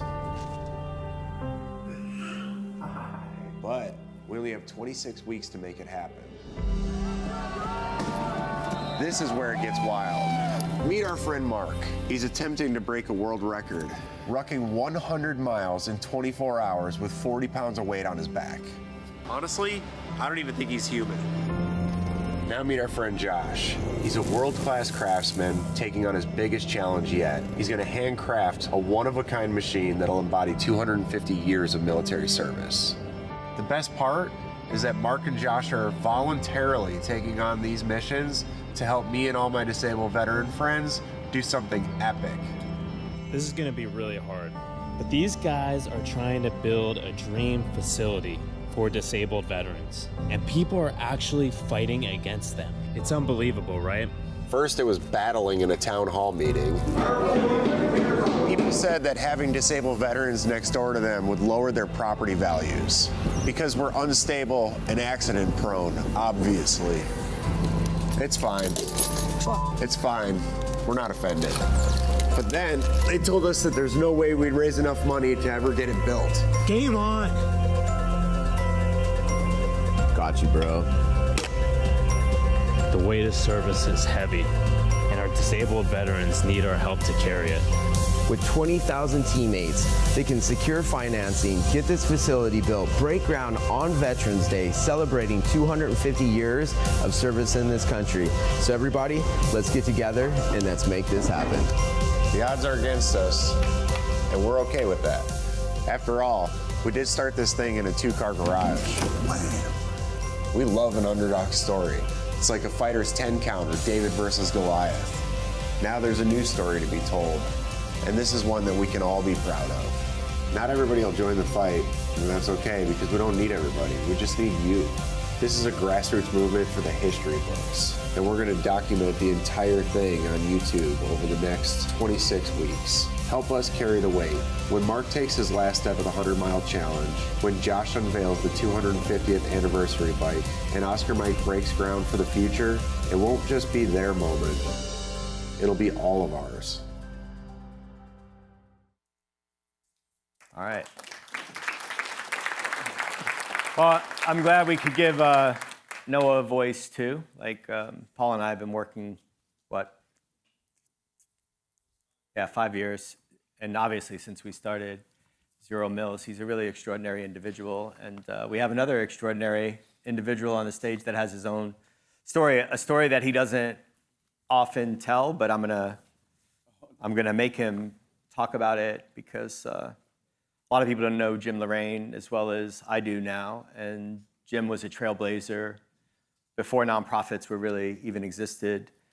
He has an incredible service story, but he also started what I think is a nonprofit inside the government with the CARE Coalition. But I'd love you to talk about, because I know we have to get to AWP, but that experience and how it shaped you after you left and decided to... The CARE Coalition? Yeah, the CARE Coalition. Yeah, so for those who don't know the CARE Coalition, it's a program of the United States Special Operations Command. I was selected in 2005 when I retired to lead it. And I met with the commanding general the day after I took over, and I said, "Sir, I'm proud to be here. Any guidance?" He said, "I want you to find every post 9/11 wounded, ill, or injured that is a part of Special Operations Command, so Navy SEALs, Rangers, Green Berets, Marine Raiders, etc., Civil Affairs guys, and then advocate for him for life. And I stood in front of his desk and I said, okay, sir. And he looked down and he started writing on a piece of paper and he looked up at me and he goes, I don't think you need any more guidance. I said, I got it. And so we created this program that did just that. Found and built a relationship with every wounded, ill, or injured special operations warrior who had been wounded, ill, or injured post 9/11, and then advocate for them for life by building a partnerships of government and non-government. I knew that as a unified command, I could affect government programs better than anybody, but I needed the nonprofit world to fill the gaps. And in partnership, we were able to solve the problems. To Kevin's point earlier, when I left, we had 6,300 wounded, ill, or injured that were in our program, and I had zero, actually mark that, I had one suicide. And the one suicide was a guy who I had worked with pretty heavily, who left me a note, personal note, in his car in Brooke Army where he overdosed because he couldn't take the pain in his head anymore. We just couldn't relieve the pain, the head pain that he had had from 13 blasts. And he just said, I'm sorry, I have to quit. And anyways. So we lost one out of 6,000 of the most severely wounded guys who inspire me every day, like Tom Dearline. Yeah, well, let's talk about that. I'll give you a break because I get choked up if you get choked up, so don't do that. Yeah. I guess that story is inherent in the mission of AWP, right? Yeah. And I want you to talk about your mission and how that shaped what you're doing now. Yeah, so toward the end, my last 2 years at Special Operations Command, I had a side duty, which was I was the senior advisor to the chairman of the Joint Chiefs of Staff. And the chairman, Admiral Mullen, wanted to create a DoD-wide program that mirrored what we had done at the CARE Coalition. And and as we were getting it going, and you know, Brian, you understand the fighting amongst the services and trying to get people together and get the Department of Defense to work and being in a position, it was really tough, and we were almost right there. I had just drafted the first draft of the Sea of Goodwill concept paper for the chairman. And my wife, who was an active duty Air Force nurse, 06, on her way up, had a grand mal seizure and knocked her down. She was discharged in 90 days. It just devastated her. I'm the only person, I've been told, the only person to quit working for the chairman of the Joint Chiefs of Staff by email because I didn't want to leave her bed. So that vision of doing a CARE Coalition-like program for the Department of Defense, when my wife retired, I left federal service. We moved to Aiken, South Carolina. I took over I was supposed to be a 90-day fill for a little nonprofit in Augusta, Georgia, which turned into the last 15 years. But that little program, we had 157 homeless veterans in greater Augusta area. And I took the military mentality of, well, let's go find them all, build a relationship with them, connect them to resources, and get them housed. In 18 months, we had 7 homeless vets. We knew them all. They chose to be homeless. That was their choice. They weren't breaking the law, but they knew if they wanted to change, they can come back to us. We had funding that came to us, and they said, we want you to replicate what you're doing. And so what I said was, at that point, I want to do what Admiral Mullen had set out to do. I want to create a nationwide program where we knew who the veterans were and their families, and we knew where the resources were, and we became a broker between the two. We hyper-focused on a bunch of communities, but we did it nationally, and the national program's called the network.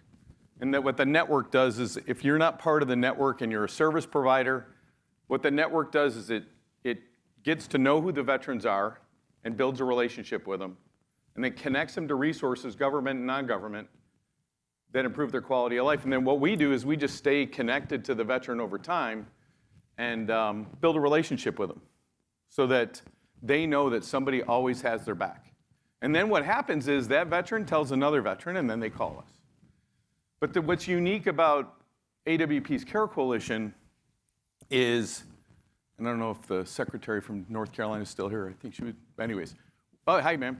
What's unique is that if I get a veteran who calls me from North Carolina calls us from North Carolina, our next step after we have a conversation with a veteran, it's not technology.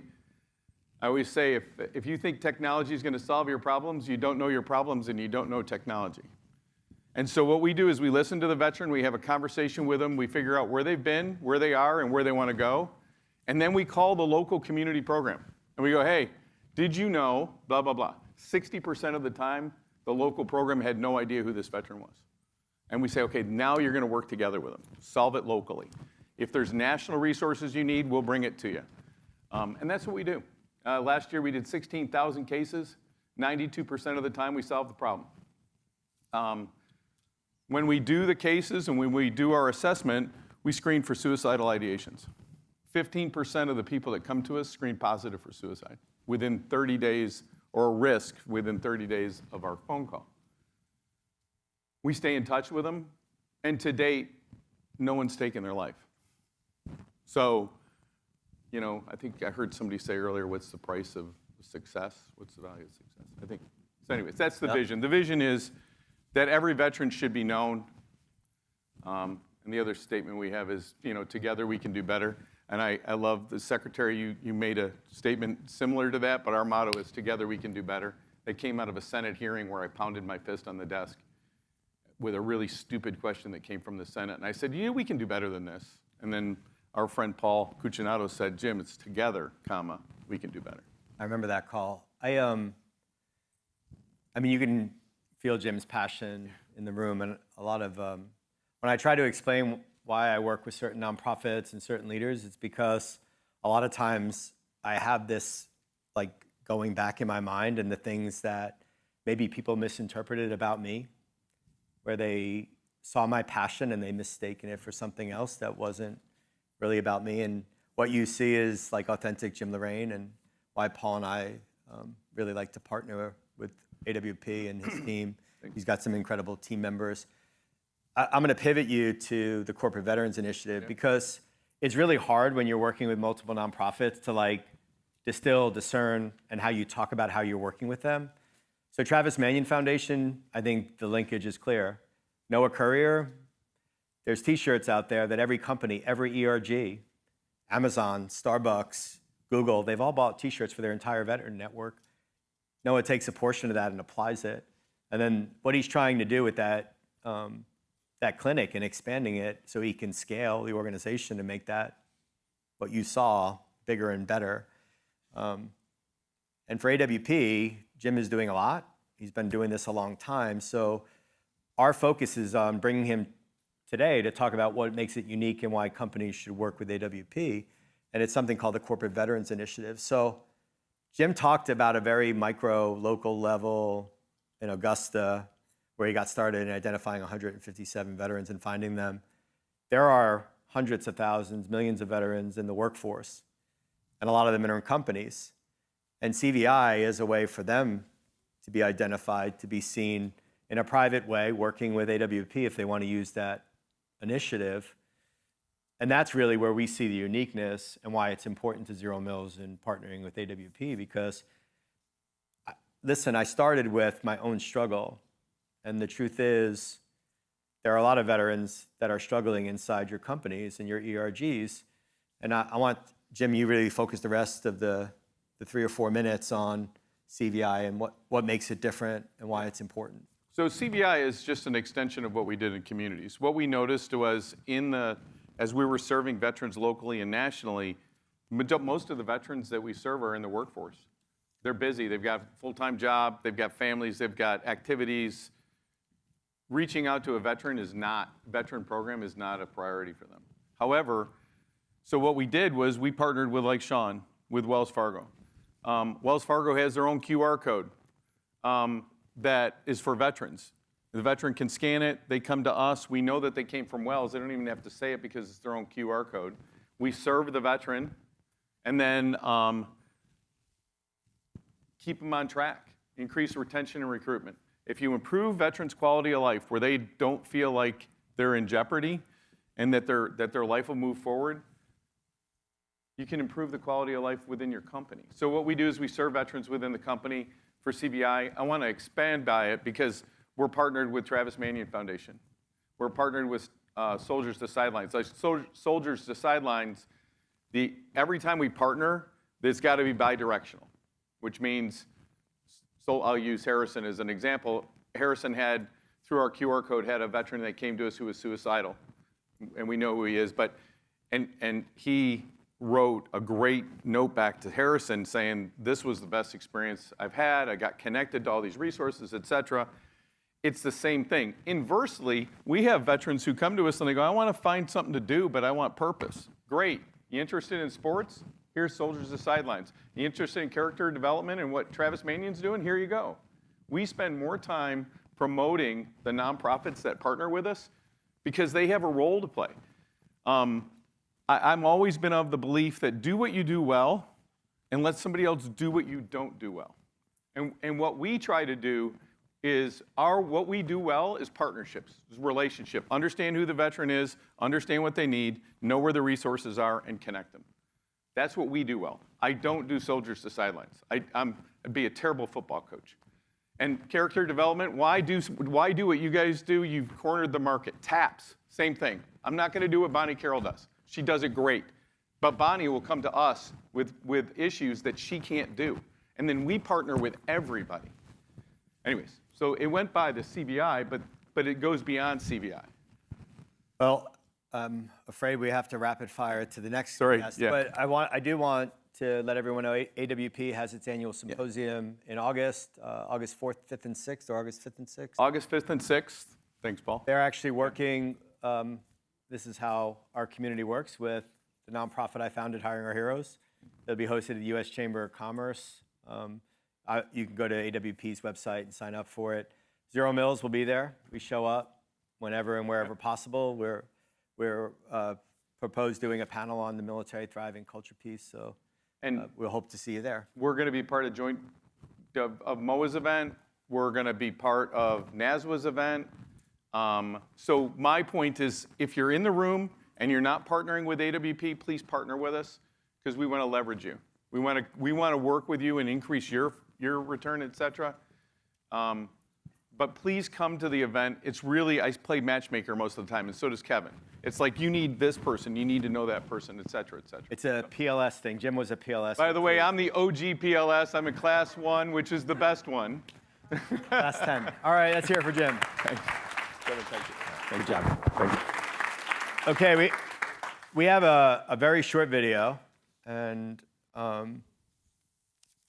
know Tom Dearline probably doesn't want me to show the video, but Tom Dearline is a great bridge between AWP and the next speaker, Robin Kelleher from Hope for the Warriors. So we're going to queue up a video. It's only 45 seconds, and by chance, I caught this last month at an event that Tom Dearline hosted with his company, Thundercat Technology.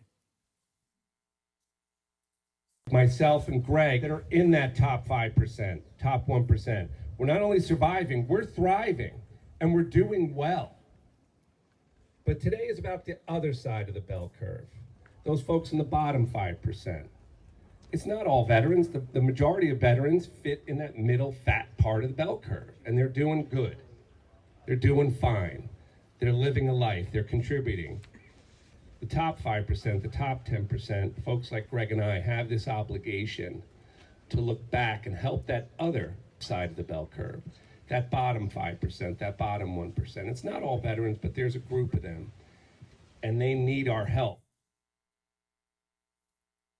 All right, I want to call out a couple points and then have Robin come up. One, Tom is a successful service-disabled veteran-owned small business enterprise, very successful, but he also spends a lot of his time running his foundation. It's called the TD Foundation.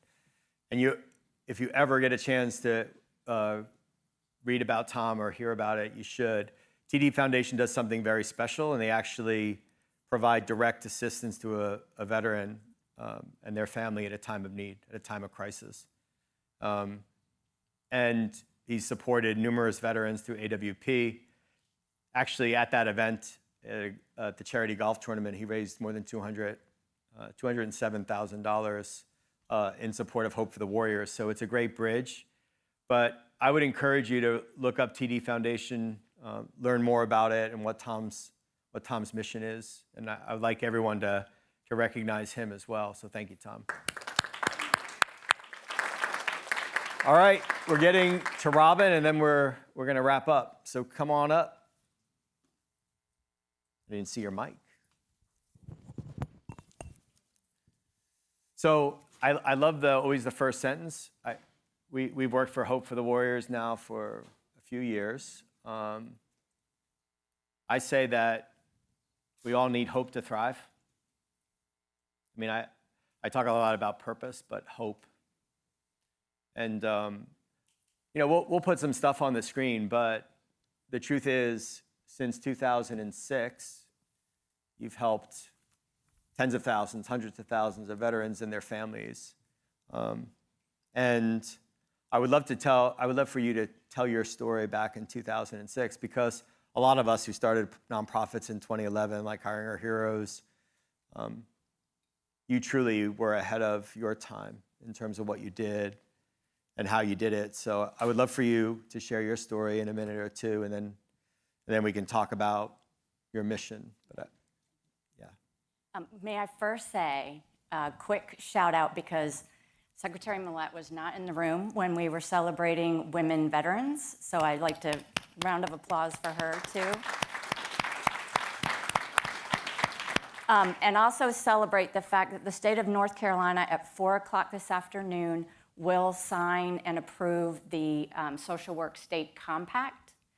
And so why is that important? Secretary Millett actually told the story of her mother, who was a social worker, which is a critical resource in particular in our community, and was not able to move from state to state because of multi-state licensure issues. There are 26 states as of 4 o'clock this afternoon that are part of that Social Work State Compact, which allows military spouses to move to different states and continue their employment, and really providing the critical resource that we need in a military community. So very proud of you all. Living in this area, Maryland and Virginia are already part of that state compact too, so we're covering the East Coast pretty well with innovative and important things that we're doing as states. Hope for the Warriors was founded in North Carolina, and we're getting ready to celebrate 20 years. We're coming from a different lens, as the founders of Hope for the Warriors are military spouses. And so I think we can all agree that military spouses tend to create solutions for their own problems. And that's really what Hope for the Warriors was. We found ourselves listening to military leadership tell the world, tell the nation that military families were fine in 2006. And many of us we weren't fine. I wasn't fine. I felt like something was wrong with me because apparently everybody else was fine. I was surviving day to day. We were just getting through one day at a time, one deployment after another deployment after another deployment. And so it was a really difficult to hear that everyone else was okay, and I wasn't. But when I reached out to my neighbors and my friends and the people who actually we all got through these deployments together, they weren't fine either. We were all just surviving. So it's a big piece to now be talking about thriving. The organization was founded by military spouses who came together to create solutions for all the problems that we were seeing in our community. And as military families, PCS throughout the country, we were able to move the organization across the country and be in the most important places that we needed to be, and that's where military families were. So everything we did from the very beginning centered on the family unit and about well-being and wellness. And to this day, fast forward 20 years later, we have a two-pronged approach. So at the community level, which we'll talk about in a minute, but I do want to say that I have a very talented staff of licensed clinical social workers. Probably 90% of them are military spouses. The rest of my staff are veterans, and they're working at the individual level. So every day, they're working one-to-one with service members and family members who aren't broken, they're stuck. And so we talk about we're not talking about broken service members and military families. We're talking about being stuck and how do we get them unstuck. The longer they're stuck, the closer they are to that really frightening, dark place of suicide. And so our job is to unstick them before that happens. So that's at the individual level, but then we, at the community level, I think is what we're going to talk more about. Yeah, so I talked a little bit about this with Jim and why we highlighted CVI. And there was a bit of an epiphany with Hope. I was in a car with Robin in New York, and it was the first event I was going to. It was like clay shooting, and then the next day was bass fishing. And there were these two individuals, Sterling and Bernie.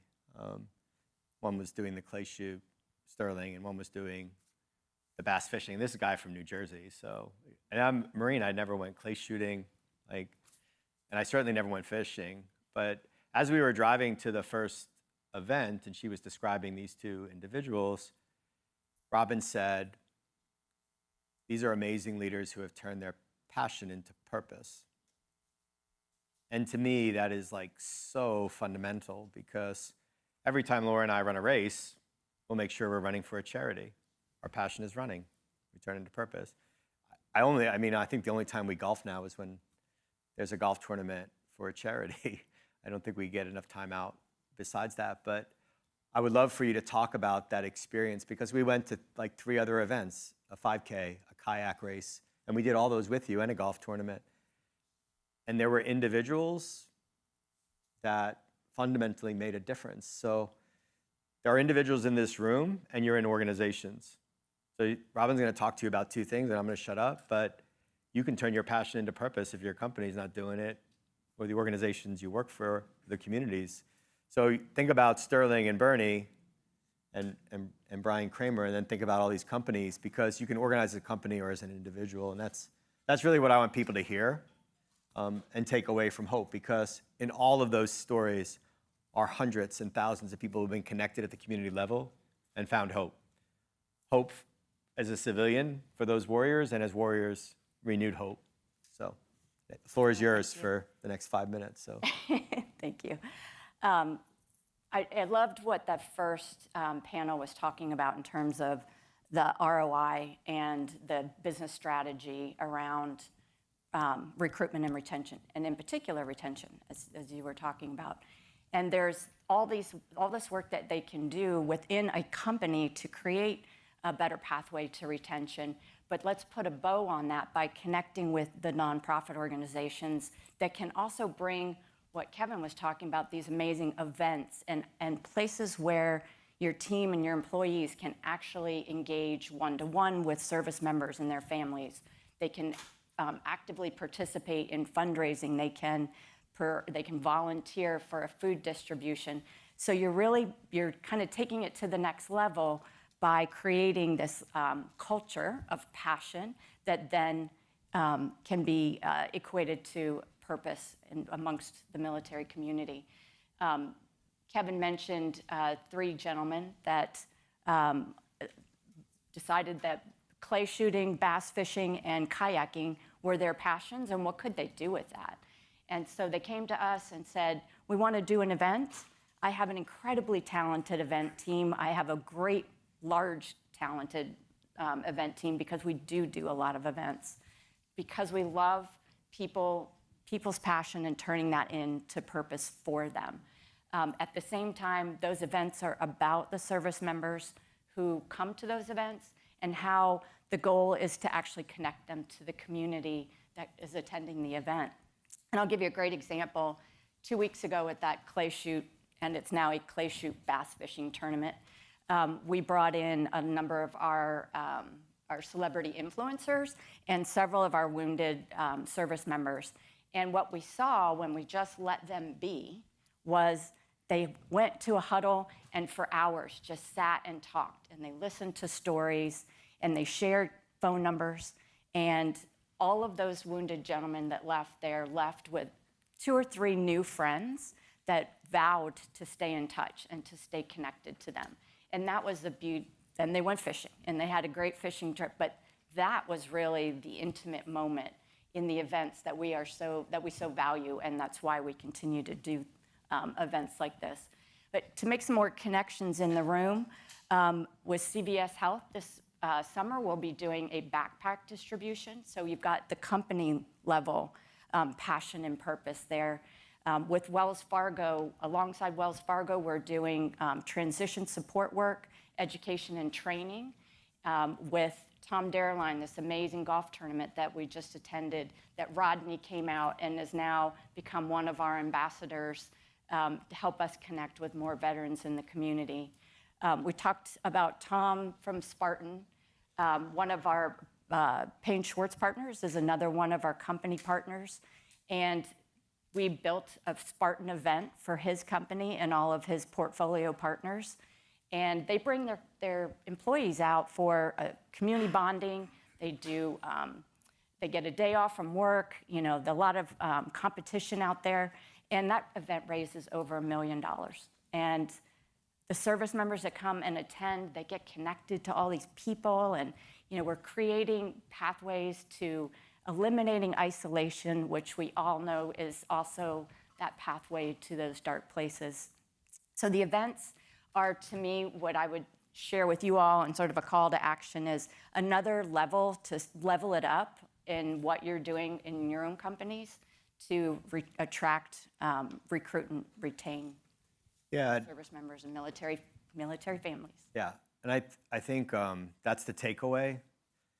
A lot of people are really intentional about how they organize.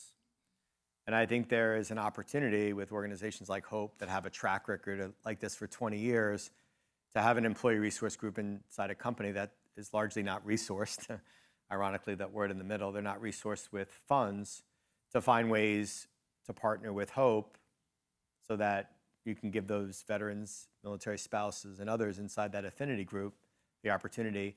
And the reality is that funding is becoming less and less available to a lot of the nonprofits, and we need to find ways to be more creative in how we just take ownership of it. Like, there is a moment where veterans inside companies and inside organizations and communities just say, okay, well, we're just going to do it ourselves and organize. So HOPE is developing a Turning Passion into Purpose page, which does lead to HOPE. So I encourage you all to take a look at it. We're going to be working with HOPE for as long as we're living and breathing, and we hope you will too. So thank you, Robin. Absolutely, thank you. Okay, I'm going to ask Dr. Cooper-Smith to come up on the stage for a minute for closing remarks. I'll have a couple of calls to action, and then we're going to pivot to Soldiers to Sidelines and the Uniting in Service event that Wells Fargo and Vehicles for Veterans supported. So, Dr. Cooper-Smith. Okay, thank you. Well, I will be brief, but more than a minute. So, first of all, I want to just, in reviewing this meeting very briefly, that military thriving is a large topic. We discussed it in relation to both the military and military spouses, in relation to veterans, in relation to veterans in transition, in universities, in the corporate world, as a cultural issue, as an economic issue, and as a psychological issue. And I think there are even other aspects that were discussed. So it is a very large topic, and it goes into everything. I would like to add one word to the conversation, which I never heard mentioned, and that is fulfillment. Everybody wants fulfillment in a different way, or there are many different ways to find fulfillment. And I think that's very important to think about in this regard, because it may not be the salary, it may not be the amount of money that people make. Many people work in jobs where they don't make much money, and they are fulfilled. Or it may be the money, and the other things don't matter. So everybody's different. Maybe the family is the most important. Maybe the job is the most important. And I think you have to think about all these things. Now, I will give you, at the risk of boring you, a couple of my own experiences that one was mentioned, and that is recruitment. I had various kind of leadership jobs in medical schools. I was the dean of a medical school. I led departments. And the first thing is, as Kevin has said, and everybody has said, that you can't recruit successfully without recruiting the spouse. There is no doubt about that. And I can give you all kinds of stories about how we recruited spouses. I remember one couple, it was a husband who was the spouse in this situation, and he wanted to stay in New York. And we asked him, why do you want to stay in New York? And he thought for a moment, and he said, I like the hardware stores. Now, what do you do with that? I said, we have hardware stores. They weren't good enough. And the next thing is about retention. Retention is obviously very important. And again, you have to keep the spouse happy. That's important for retention. You have to keep the family happy. There may be children who want to go to a specific private school. We might arrange for that. I mean, all kinds of things. These are kind of high-level recruitments. But and retention is a big problem in medical schools. And I did a survey of people leaving in one of the schools I was at when I was the dean. And what I found was the most common problem was an interaction, a bad interaction with a person just above you. So if you were a doctor in a medical school, maybe the chairman of the department would be just above you, and you didn't get along with he or she, with him or her. So I think you have to think about those things, not only about being a veteran, but it's the kind of human interactions that people have, whether they're veterans or not. Now, I'll tell you about my transition or my non-transition. I was in the Navy, as I said earlier. I was aboard a ship for 1 year. I was a ship's doctor, and for the second year, I was at a dispensary here in D.C. in what was called the main Navy building, which no longer exists. It's about where the Vietnam Memorial is now. And so I left the Navy on a Thursday in August. It was my last day. And I went to work the next day. I was returned to my residency, actually. So Friday morning, I was at my other job. Friday night, I was on call in a New York City hospital on a Friday night. So you can imagine. And I had no problem with the transition at all. Never even thought about it. Why? Because I remained in the culture during all the time I was in the Navy. I remained in a medical culture during all that time. Easily the second year, when I was in a dispensary with a bunch of other doctors, but in the first year, when I was the only doctor in the squad, I was a doctor for an entire squadron. So it's a big difference. And I think the cultural issue is so important, and it's been stressed here. And I would just re-emphasize that, in part from my own experience. Okay, so the exception proves the rule. I was the exception, or people like me. Other doctors don't have such an easy time. And I saw my classmates coming back from Vietnam in terrible shape. And they hadn't been wounded. It's just what they'd seen in battle. And it's something that I'll never forget. Okay, so I started by welcoming everybody on behalf of Georgetown. So I wish you well on behalf of Georgetown. And I have to say this, happy birthday to the Army. Thank you.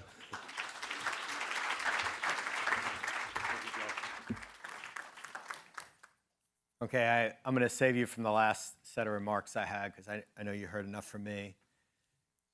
I really do think the most important thing is a call to action. I don't even know if we have a QR code or whatever we're supposed to show, because everyone's going to try to catch up. I mean, if you're a company or a university, or organization, an entity, and you want to learn more about culture and the importance of that to measures that matter, like retention, helping your employees, your students, your people find purpose, be part of a connected community or a tribe, take care of their health physically, mentally, spiritually, emotionally, or fill their kit bags up, just scan it and get a hold of us. We don't want to work with every company. We want ones that are committed to military thriving. And you heard lots of examples of that. If you're a community, I hope you heard it loud and clear. We're only looking for 3 to continue discovery with. And we're only looking for 1 by the end of the year to model. And the last thing I'll say is to the veterans and military spouses and anyone who's listening or will see this video later,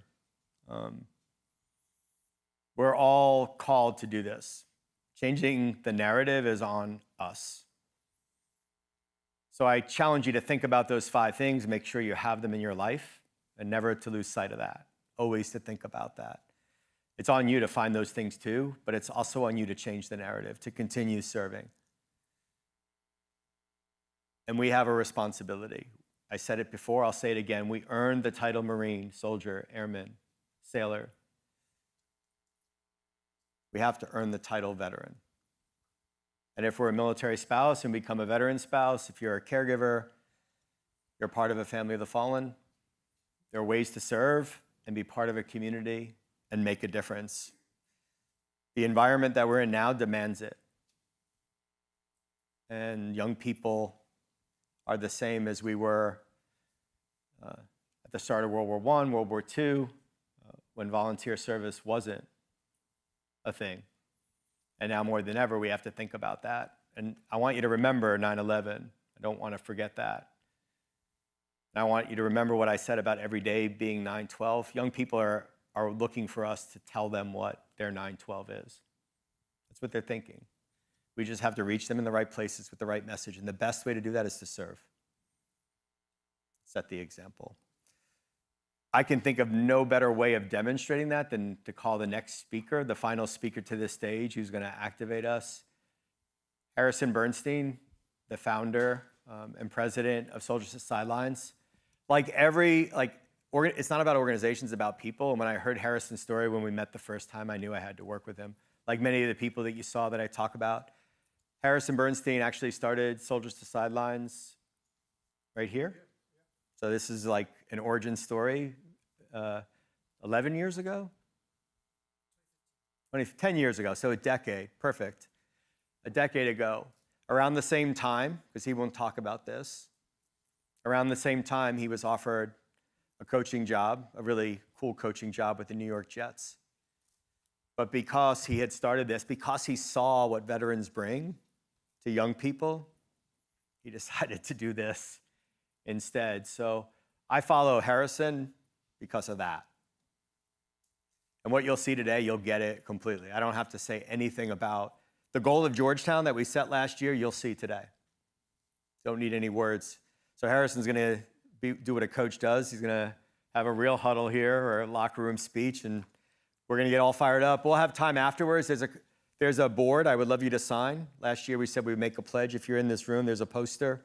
Our team will probably turn it into a beautiful graphic. Sign your name on that Zero Mills board with our logo. Operation Gratitude, another great nonprofit, made care packages a couple weeks ago here with the help of the Washington Commanders and volunteers. They got some extra ones, so you can all grab one of those. There'll be water and stuff that you put in there, but knowing Operation Gratitude, there's probably a ton of snacks. And then Noah, we set up a display with our own T-shirts that we made for Zero Mills. I'm sure Paul can get you one if you want. Or you might have to order more, but there's a QR code for you to learn more about Noah. But last thing I'll say, because I was supposed to get up again, but thank you so much for being here. Thank you for everything you all do and for being part of what we're trying to accomplish as Zero Mills and a military thriving movement. So thanks. Over to you, Coach.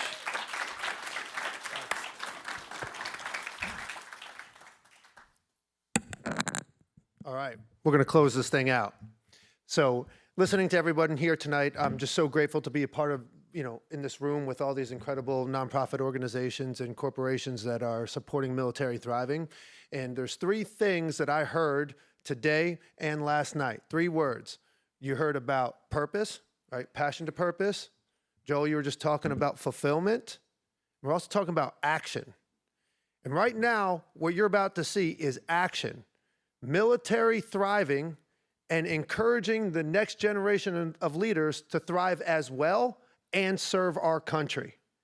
And so you're going to see active duty service members, you're going to see veterans, you're going to see mil spouses. out on this football field who spent the last 2 days preparing to deliver an incredible high school football skills clinic to the local inner city high schools of Washington, D.C. It's free for everybody, free for the veterans, free for the kids. It's not about pay for play. This is an opportunity to inspire, motivate, and influence the next generations of leaders and to show them to act about all the incredible benefits of selfless service within the military. So I feel like I want to be like Animal House right now. Did we quit when the Germans bombed Pearl Harbor? No, we did not. So I encourage, I'm so excited for all of you to follow me down to the football field, and you're going to watch the U.S. Marine Corps Recruiting Command, the silent drill team. You're going to see the Washington Commanders out there with our soldier coaches, inspiring the next generations of leaders. Hey, bring a cold water bottle because it's hot out there, but you're going to see thriving in action. Thanks, everyone.